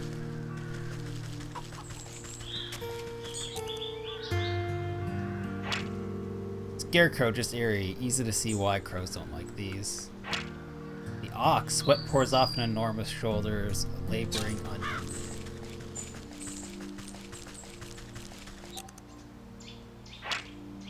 Changeling.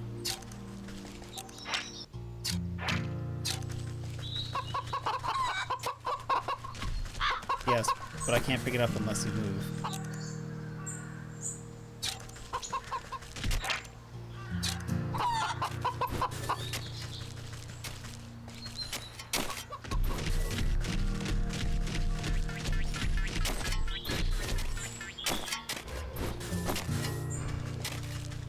So much clay.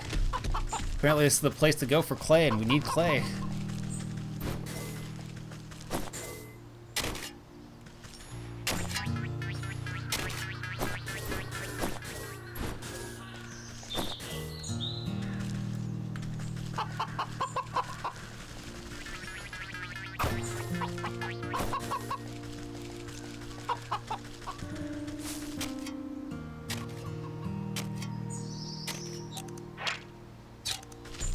Scarecrow's dancing a lot. Hey, this is private property. What are you doing trespassing on my land? I just came to admire the glow of your crops, Master Ox. I heard you produce the most bountiful produce in the land. Huh, well you heard right. I work day and night. Day in and day out. Till my hands are raw and my back is broken, but you won't find a finer farm elsewhere. You sure take the first prize in the Harvest Festival again. You and your family must be so proud. The ox spits on the tilled soil. Pah, those lazy tots never understood the pride and joy of devoting oneself to the land. What good's a family that gripes about hard labor? We'd have never won any of those competitions if it wasn't for my sacrifice. Where's your family then? I can't help but notice you're working all by yourself. You must know those damned bandits out there by the South Bridge stormed into the place one night and stole them away. Bandits? You don't seem very concerned about getting them back. Ha, I'm better off. For all I know, they could have already been ransomed off for fertilizer. But you're so worried, why don't you go talk to those bloody brigands yourself. Now get your big nose off my fields or I'll toss you in the compost heap. Okay. Sure, bandits did something. Alright, where's the apiary?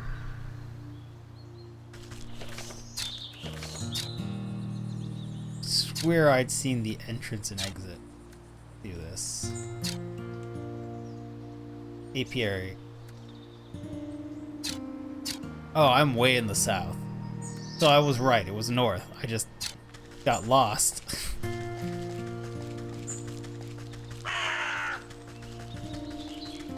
Yo, sup bandits?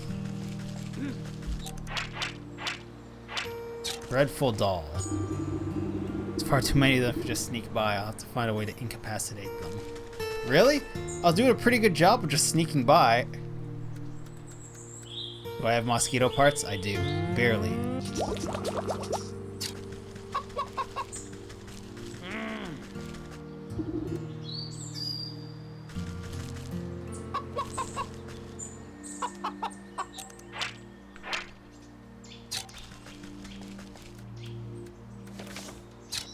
Do I need more than one of these things? Feels kind of like I need more than one of these things.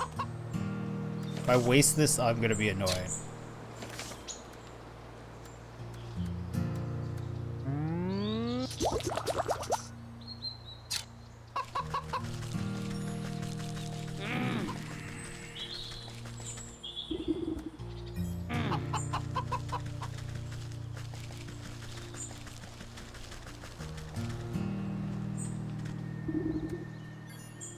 I have one. I need to do more.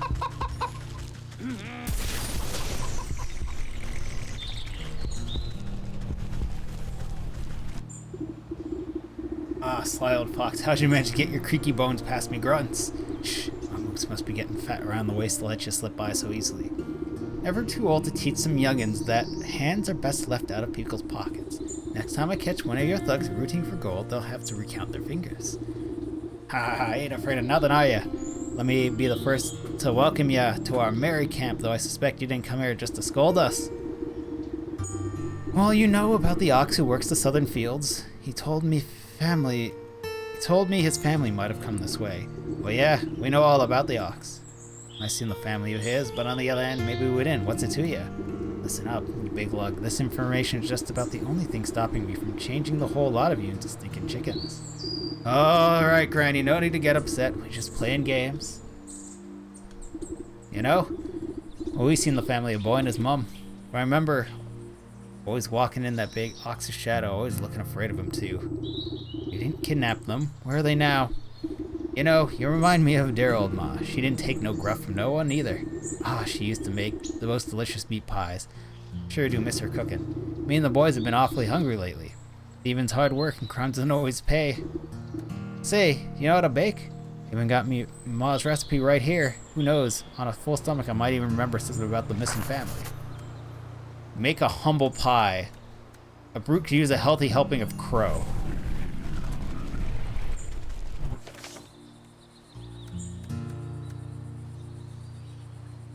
We need more... What is that? Dough. Roast beast. I can make some roast beast.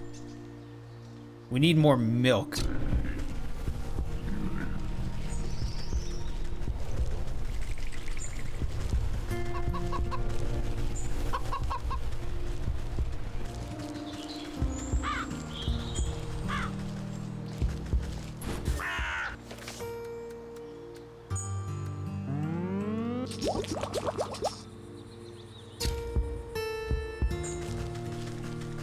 Where's the cow?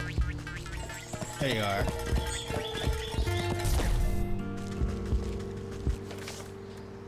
So we need to make some dough. This. This. And we need to murder one more crow.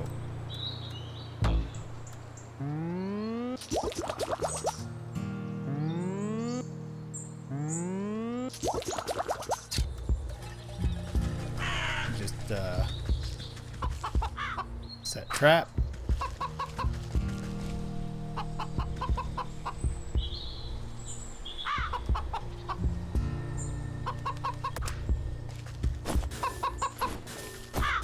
Poor crow.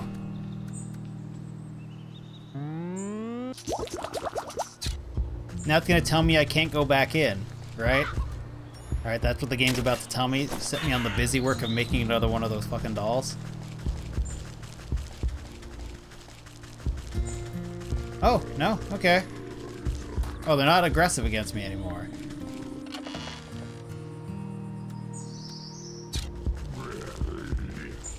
Works for me. Here, I have a humble pie. No. E5 fum. Oh, delicious, just like my ma used to make. But something's different. He picks a small black feather between his yellow teeth. This crow? What you can do with a serving of humility? The gargantuan man's lips begin to quiver, great water eyes tail up in his beady eyes. What's the matter, dearie? Are the spices too strong? Sniff. Nah, I think the spices just deteriorates into a great shuddering sob that shakes the camp. Always said I was a bad seed, said I weren't good for nothing but eating and thieving. But all I wanted to do was dance. We're gonna let this giant man dance for us. He's gonna make the greatest dance troupe the world had ever seen. Had a name in mind and everything. Picking and leaping pockets. But I ain't been doing nothing but taking, always taking. Oh, my ma was right. A bad apple. Come now, dry those eyes. You're not all that bad. He snorts a dangling glob of snot back in his nose. You really think so? You gently reassure him with another helping of pie. Of course not. You're gonna tell me all about the Ox's family, aren't you? Oh, right. Well, you see, we've been spying on the Ox for years. Every full moon he'd go out into his field all by his lonesome. How he'd howl at the sky. What was he say? Oh yeah, he'd yell "Abracacorn cob." And then it always sounded like he got in an argument with someone. There was never anyone else there except the creepy old scarecrow of his. He pat the sniffling rogue on his stubbly cheek. That's good, lad. Maybe it's time to think about trading the daggers for dance shoes. He stuffs more handfuls of the crumbling pie between his blubbering lips. Yes, Ma. I'll do it. I'll dance.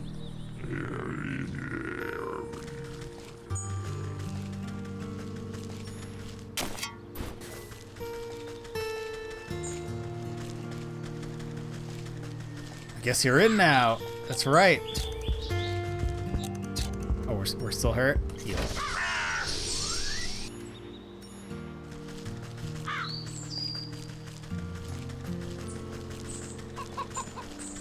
Are we still closer to this bottom thing?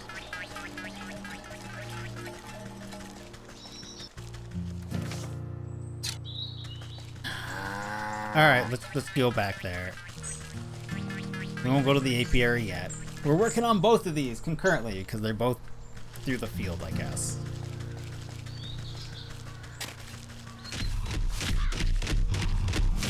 Oh. You beefing with me, sir? Eerie simulacrum of a human always sways in the breeze. His lumpy face seems to leer down at you as if expecting something. Abracacorn cob? The figure creaks against its pole as its vegetative head twists to look at you. It takes a wheezing breath like expelling a moth from its mouth hole. Hello, yes? Have you come to strike a deal with the great and magnanimous Harvest Master? Ugh, no thank you. I'm involved in quite too many dark contracts with supernatural beings already. Then why have you summoned me? Has the Ox made a deal with you? Perchance? The Ox? Why yes, terrible trade, I say, but a deal is a deal. What sort of a deal? What sort of a trade? Did it have anything to do with his missing family?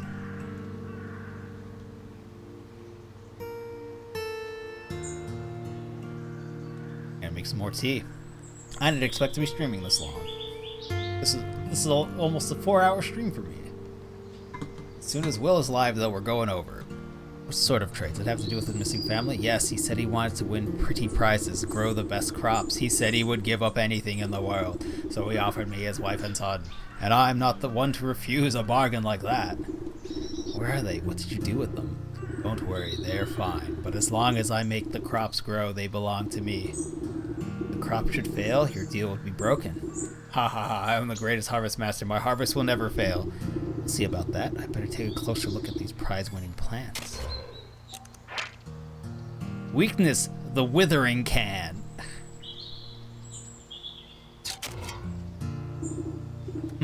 These stalks don't look so sturdy to me. Good herbicide ought to shrivel these right up. That'll teach the Ox a lesson about proper agricultural practices. I'll need a sturdy enough vessel to hold the poison, though. Maybe I can convince the vegetable fellow to give up that nice big watering can of his.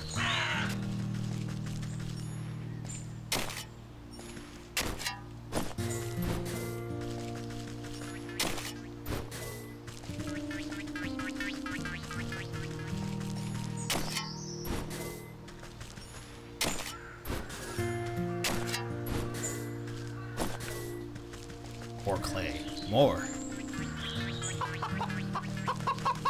Also an egg.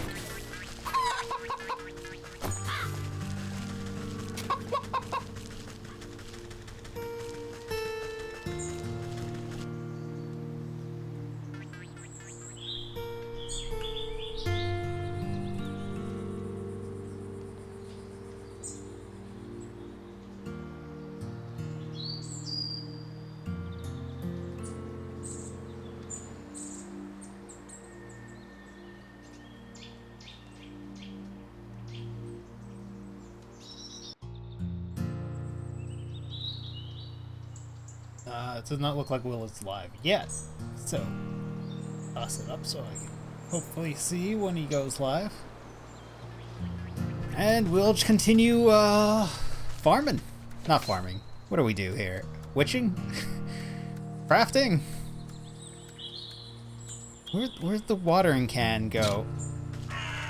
And also, where was the other person? Be around. There they are.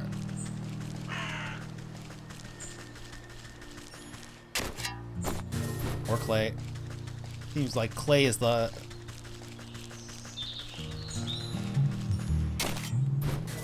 rarest of things. Vegetable farmer, hello again. Velo again. What? Velo. Hello again. Find anything about the ox up to? As a matter of fact, I have. It seems he traded his family to a turnip, a wizard, or field genie, or some other such nonsense. Ah, you must mean the harvest master. That explains a lot, actually. It's bad business gets with that sort of fellow. The farmer nervously wipes his brow with the back of his leafy hand. Not that I would know anything about that myself. Listen, I don't have time to exchange farm gossip. I need to borrow your watering can over there. I'd be happy to lend you. Unfortunately, I still need to grow my pies-winning vegetable. You glance down at the fat-headed cabbage globbing gently against a blanket of big, swaddling leaves. You think you may have heard a faint giggle coming from deep within the fronds. Seems big enough to me. Just you wait. My little baby's gonna grow to be a big baby. It's gonna be the belle of the ball this year's festival. But if I were to say grow a little faster, I suppose I wouldn't need my watering can at all. You swear the farmer winks at you despite not being equipped with any eyes.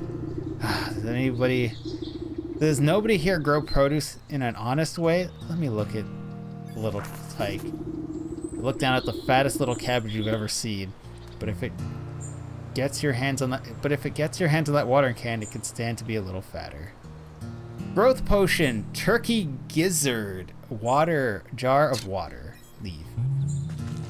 Are you gonna tell me how to kill turkeys now? That's not a piece of knowledge we had before. Oh my gosh, we need more milk.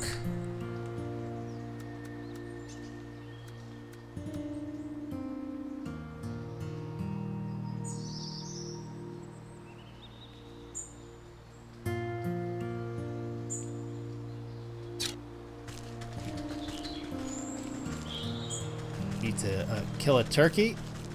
Where are the turkeys? Turkeys were south. There are turkeys south of here. How do I kill a turkey? Yeah.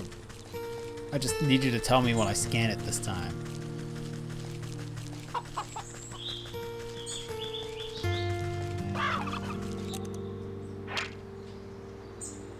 Digestive tablets.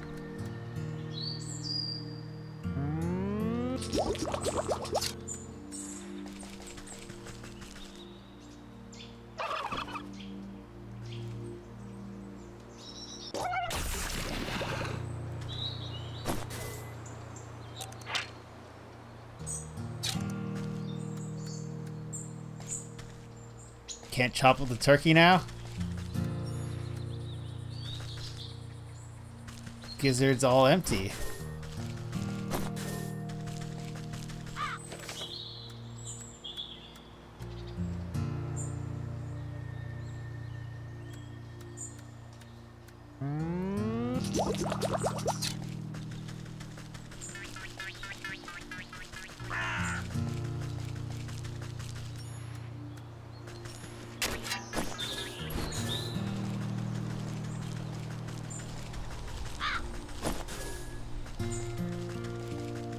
Hey cow, I need some milk again.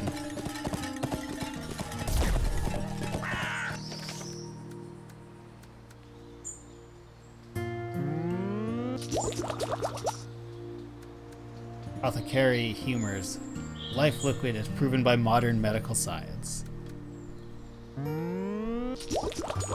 Which is ichors, blood, and slime.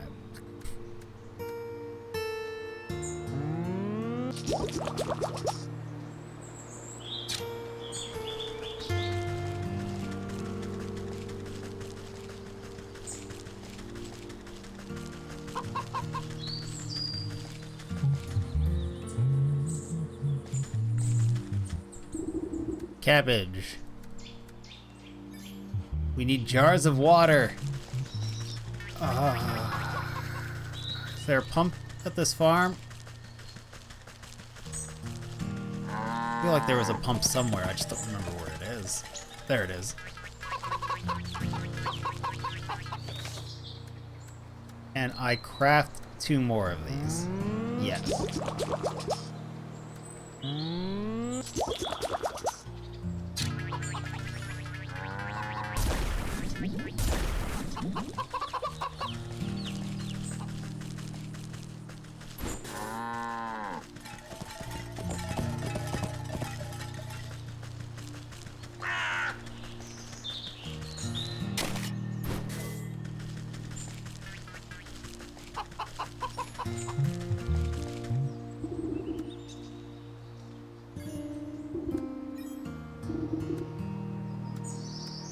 Water.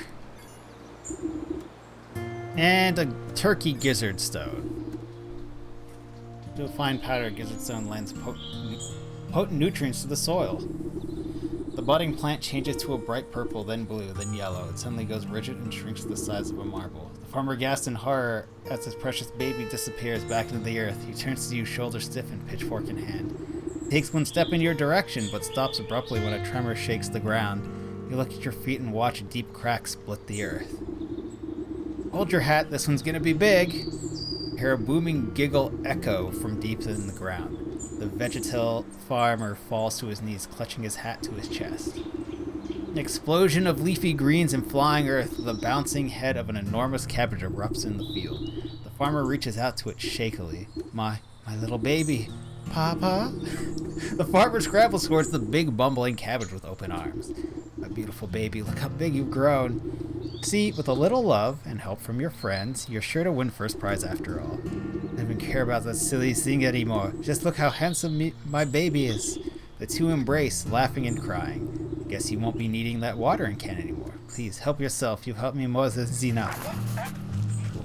Give me.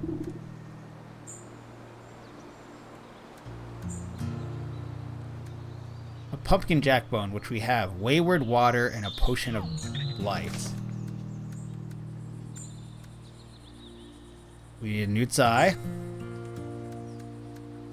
And we need water. Well, the newt's eye, we're gonna need one of these.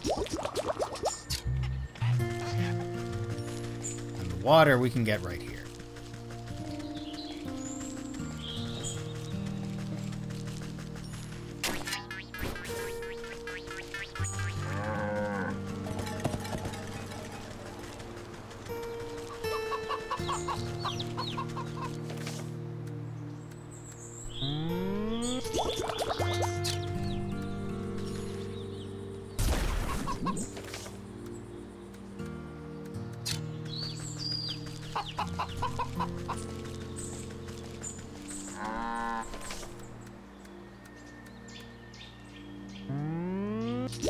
Fresh out of bug ichor, though.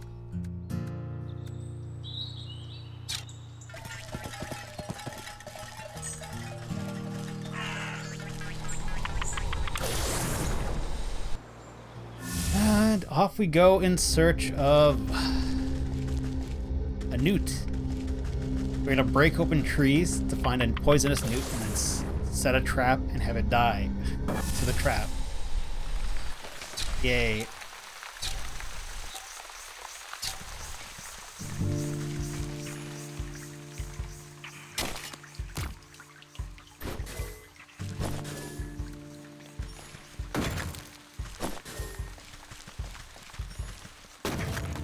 That's a newt.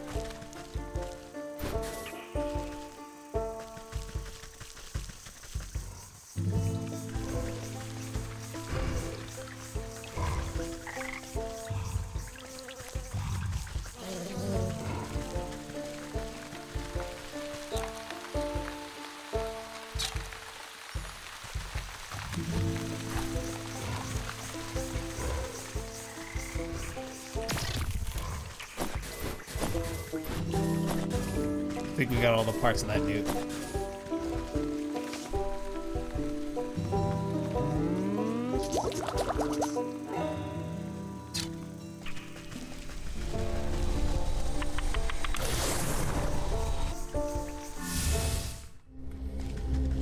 I guess we're doing the ox thing first because it's there. It's pretty easy to get to. And then we can go to the apiary.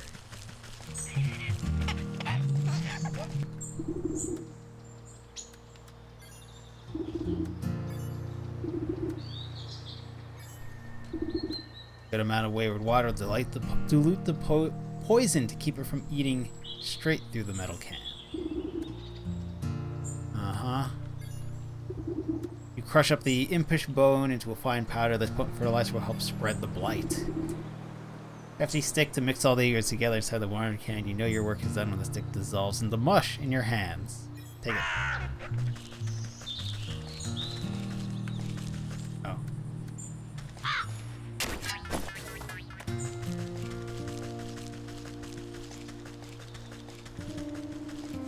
This, I don't remember crossing a bridge. Because we didn't cross a bridge. The apiary is the opposite direction. Apiary.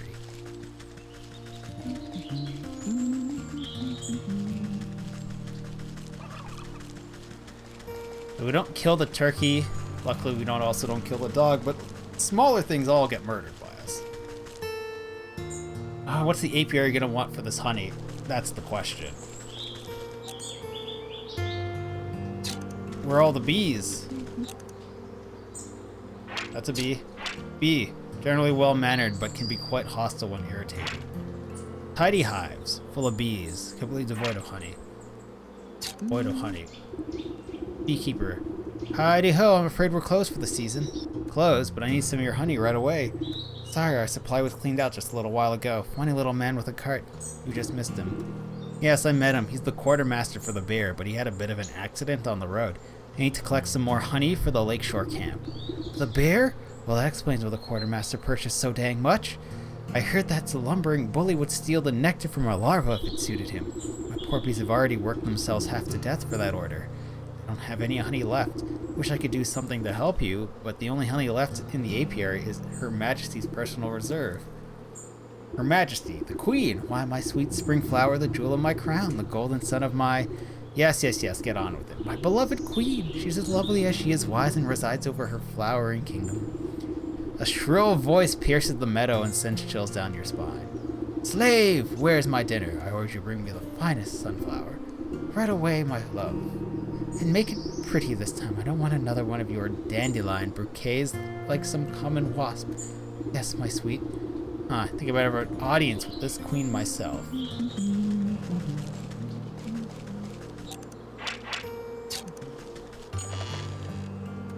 Sweet jar.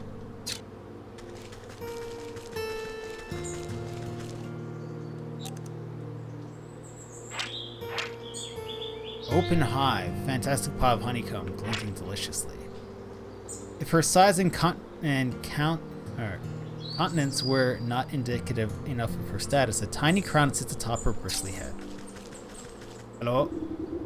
A regal insect looks down her curled nose at you scornfully. What?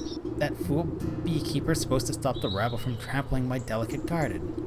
Good help is hard to find, isn't it? And I suppose you've come to lend a hand? No, I don't think so. What do you want, little beetle? You seem like a very busy woman, so I won't waste your time. I need honey, your best honey. He tilts her long neck back and lets out a buzzing laugh. Ha! Do you think I simply give my carefully cultivated riches to any commoner? Do you have any idea how much time and energy is spent managing this colony? Everyone wants something, but no one ever wants to work for it. Shh. A rustle of petals. The beekeeper comes running over, holding out an assortment of beautiful prairie flowers. My darling sweetheart, I offer you the finest meadow flowers. I hope you find these to your liking.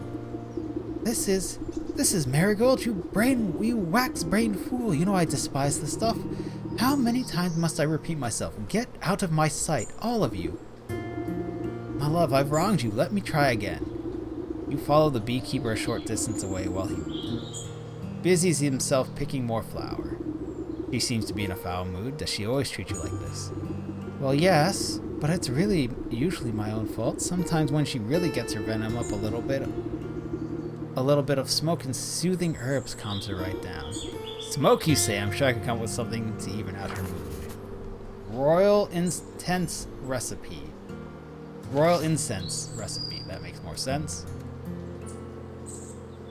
I can make one of these, maybe. Yeah. I guess I could have made two. Do I have the stuff to make this? I do. Do I have the stuff to make this? No, it requires water.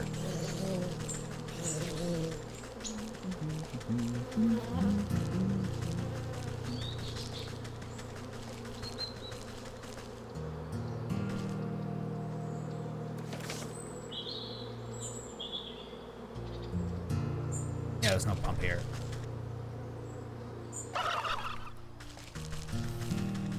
Bye, turkeys.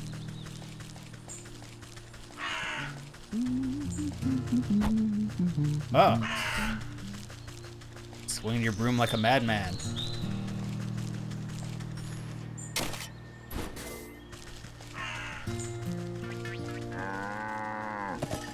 Yes, moo to you too.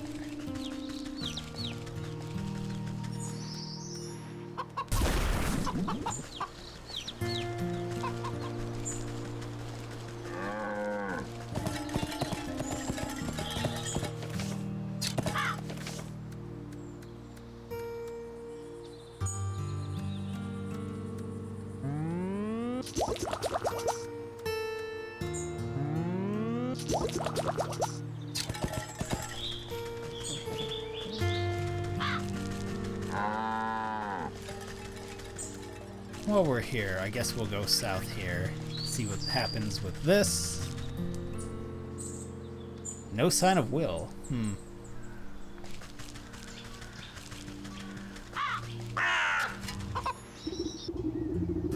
Told you to beat it. He raises his hoe and branches at you menacingly.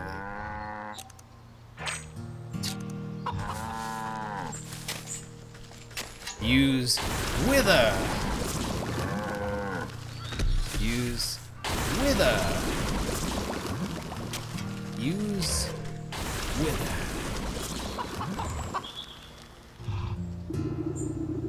You watch the sickness spread up the stalks to the very tips of the tallest leaves. Vivid greens turn to diseased browns as the crops bend and droop. No, what is happening? Harvest Master, we had a deal. You promised my crops would never fail. Dreadfully sorry. Looks like my magic is broken, not my fault.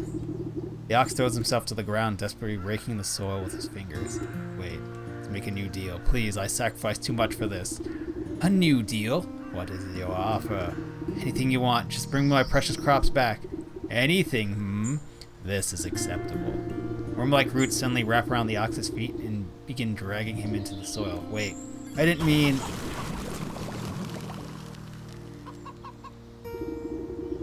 Dust settles over the spot where the ox once stood as if nothing had happened. Through the soil looks barren and diseased. A small sprout of leafy green catches your eye. Blossom. Where the ox once stood, a green tendril has pushed its way through the earth. You watch a delicate blossom unfurl, revealing a stubborn, hard-shelled seed, the soul of the ox.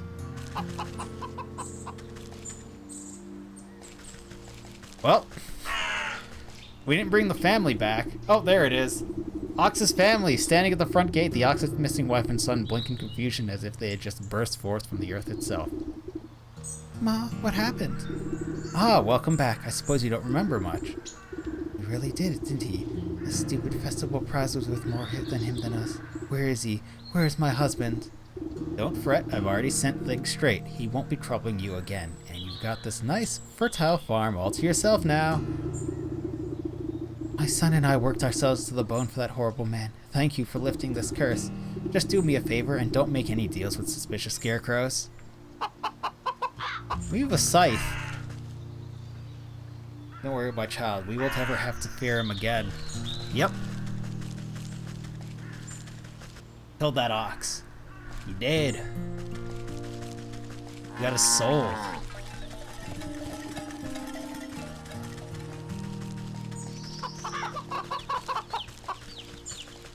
There's an exit out here.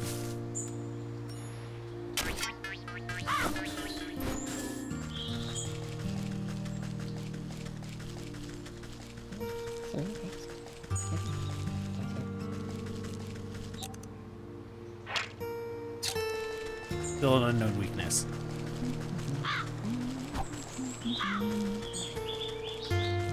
We'll get that gnome one day.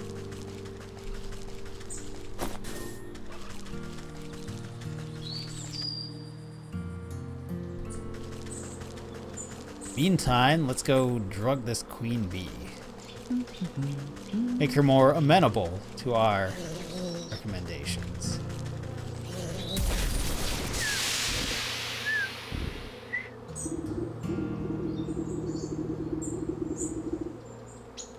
You sneak. Do you honestly believe your little puff of smoke can? The queen fans herself lightly as the world begins to push and pull all around her. Ooh, does anyone else feel a little hot? Anyways, I was just saying, you just can't the sparkling sun bears down on the queen like a warm summer's embrace. My, look of all these beautiful colors. Have they always been so bright? The queen bee stretches her arms across the sea of flowers, brushing the tips of their petals gleefully.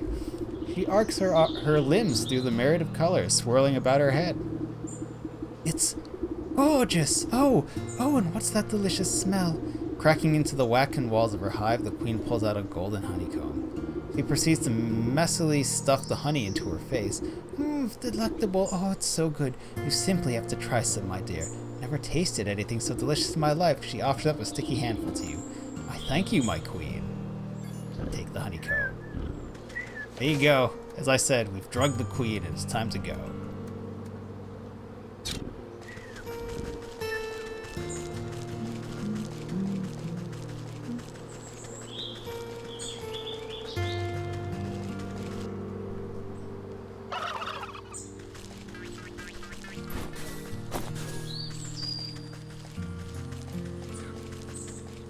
Yeah, it's probably fast travel.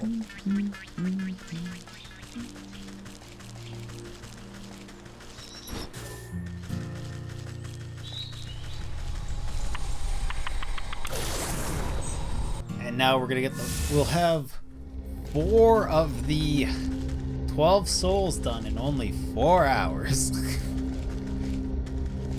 So this is looking like a 12-hour game.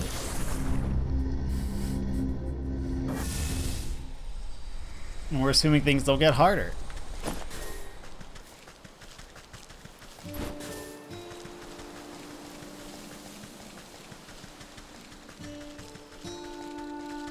Wait, was this the right place? Yes, it is.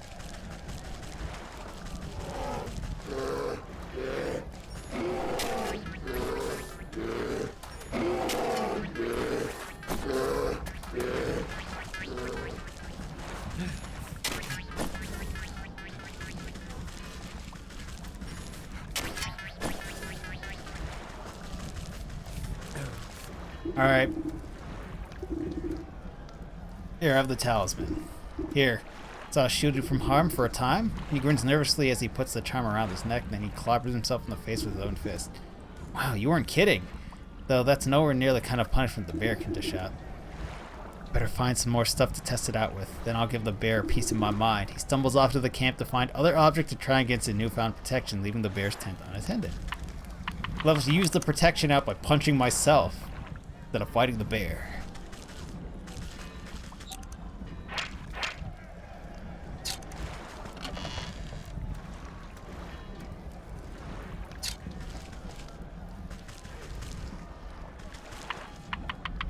Alright, we're gonna brew you something with your own teddy bear.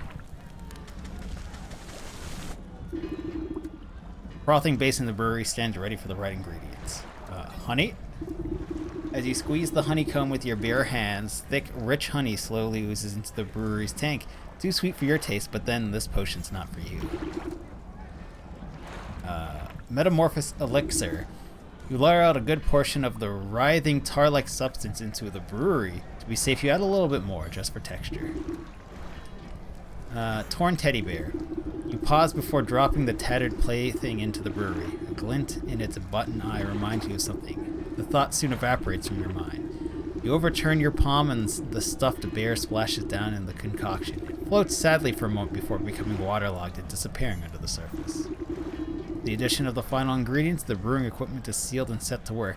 Steam hisses from the rivets and its swollen metal belly clanks and rattles. Before long, the waggling fingers of gauges and dials settle down, indicating that the brew is complete. You give it a quick sniff test and recoil at the sickeningly sweet vapors. If you push an empty wood keg under the contraption, spigot and crank the release valve. The brewery strains under the pressure and fills the keg with chunky, oozing fluid. May not be the finest honey mead around, but hopefully the great raging Gulat won't stop to notice the difference.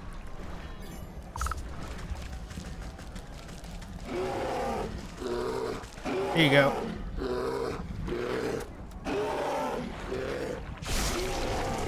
Have a drink. Ah, Captain, I brought you more honey mead. Bear swipes the tankard with his massive paw and tosses the contents into his slavering maw without hesitation. He licks his chops, savoring the particular flavor. With a sudden jerk, he bears down on you with suspicious. Say, this tastes kind of funny. What did you do, soldier? It's a new recipe. I thought you might enjoy something with a little more sting to it. You know I hate new things. I'll teach you to mess with my favorite brew, you hayseed. The bear is upon you with frightening speed. He raises the huge mace in his paw skyward and you brace for its impact. In equal measure of speed, the sergeant leaps between the crashing mace and your head. Peer through your fingers as a great clang resounds through the camp. The bear fiercely roars as his blow is magically repelled from the sergeant's talisman. The mace goes spinning out of his paw and falls into the lake with a great splash. He gapes, dumbfounded at the sergeant standing before him completely unharmed. Ha! That'll teach you to pick on us, you big oaf. It's been a long time coming. The sergeant wags his finger at the bear. Who do you think you are, huh? You think you're so big and tough with your fancy feather hat and your big honkin' club? Well, look at you now. The camp soldiers gather to witness a stunning awe. Miraculously, the bear seems to shrink in the face of the sergeant's onslaught. If it was up to me, you'd be dishonorably discharged for disorderly conduct. You're a disgrace to the uniform. You're no captain of mine. The fear welling up in his eyes, the bear shrinks and shrinks until he is reduced to the size of a small cat. And another thing, what's happening? Teddy bear. In place of the bear's drunken grimace is the stitched smile of a doll's grin. Two button eyes stare back at the disapproving faces surrounding the little plush toy. The sergeant takes a step back to reveal the small shape of a stuffed teddy bear where the brute once stood. Your transformative potion has finally done its work. Gee, I guess I overdid it. He scratches his head in befuddlement, but seems genuinely relieved. Hey, Sarge, I guess that means you're in charge now, right? Yeah, I guess it does. Well, what are you standing around for? The camp's a mess. Let's get to work. Pick up the diminutive doll and brush some sand out of its fur. As you inspect it farther, its head lolls to face you. Far within the glassy surface of its button eye, you can barely make it a tiny crimson flame, the trapped soul of the bear. That'll be what the old goat is after. Hope he's happy. Soul of the bear, leech, snake, and ox jostle in your satchel with fearful energies. That's that then. I better get those back home to the goat before he ransacks the rest of the place.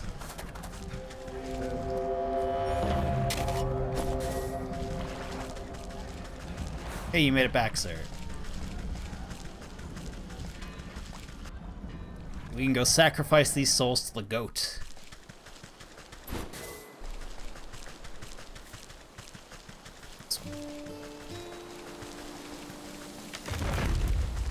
Druid.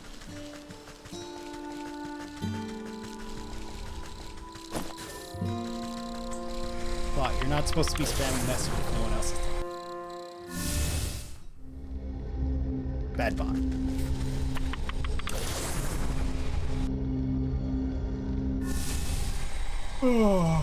Usually. And another cup of tea. And also, this stream needs to end. It's been 4 hours. 4 hours instead of an hour and a half. Quite the change.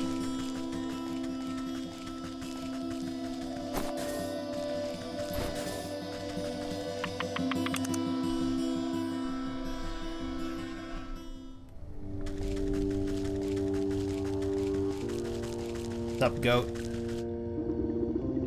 The goat rears its head at the sight of you. Its hooves pound the ground excitedly. most excellent. I can sense the presence of the spirits about you. You must have captured the souls I've asked for. No small task, I can tell you that. Just what do you plan to do with them? Oh, this and that. Nothing you must concern yourself with. What is important is that you are one step closer to fulfilling your contract with me. Just go ahead and place them in the shrine there. I will take care of the rest. The goat shakes its head towards a carved relief at the back of the room, grinning in a horrible way that no goat should. Stuffed bear. As you bring the stuffed bear close to the carved stone relief in the wall, it spontaneously bursts into flames in your hands, burning away until only a harsh red stone remains. The stone zips out of your grasp and straight into the socket of the wall, buzzing like some angry insect. You are buffeted by flashes of the bear's wrath, drunken roaring, cowering bodies, splintered wood, the smell of honey. Dried worm. As with the first, the mummified husk of the leech turns to ash as you bring it close to the wall, leaving only a glowing orb in its place. Images of the leech slither around your mind, the prick of a needle, the drip, drip, drip of draining fluids, soothing words, restless sleep. Cracked mirror. Prismatic colors flash through your head at the thought of the snake, secrets lapped up by forked tongue, whispered beneath the sounds of festivities. Parted seed. The ox brings with him the overbearing heat of the midday sun, the salty tang of sweat in the soil, suffering, sacrifice, solitude. You step away from the shrine and its smoldering stone. Your burden suddenly feel much lighter. Beside you, the sleeping maiden stirs in her slumber, but does not wake. Now that you've had a very long day, why don't you get some rest? Tomorrow we shall pick up bright and early. Yes, I'm quite tired. Well, it's 9:30. We're gonna find someone to raid.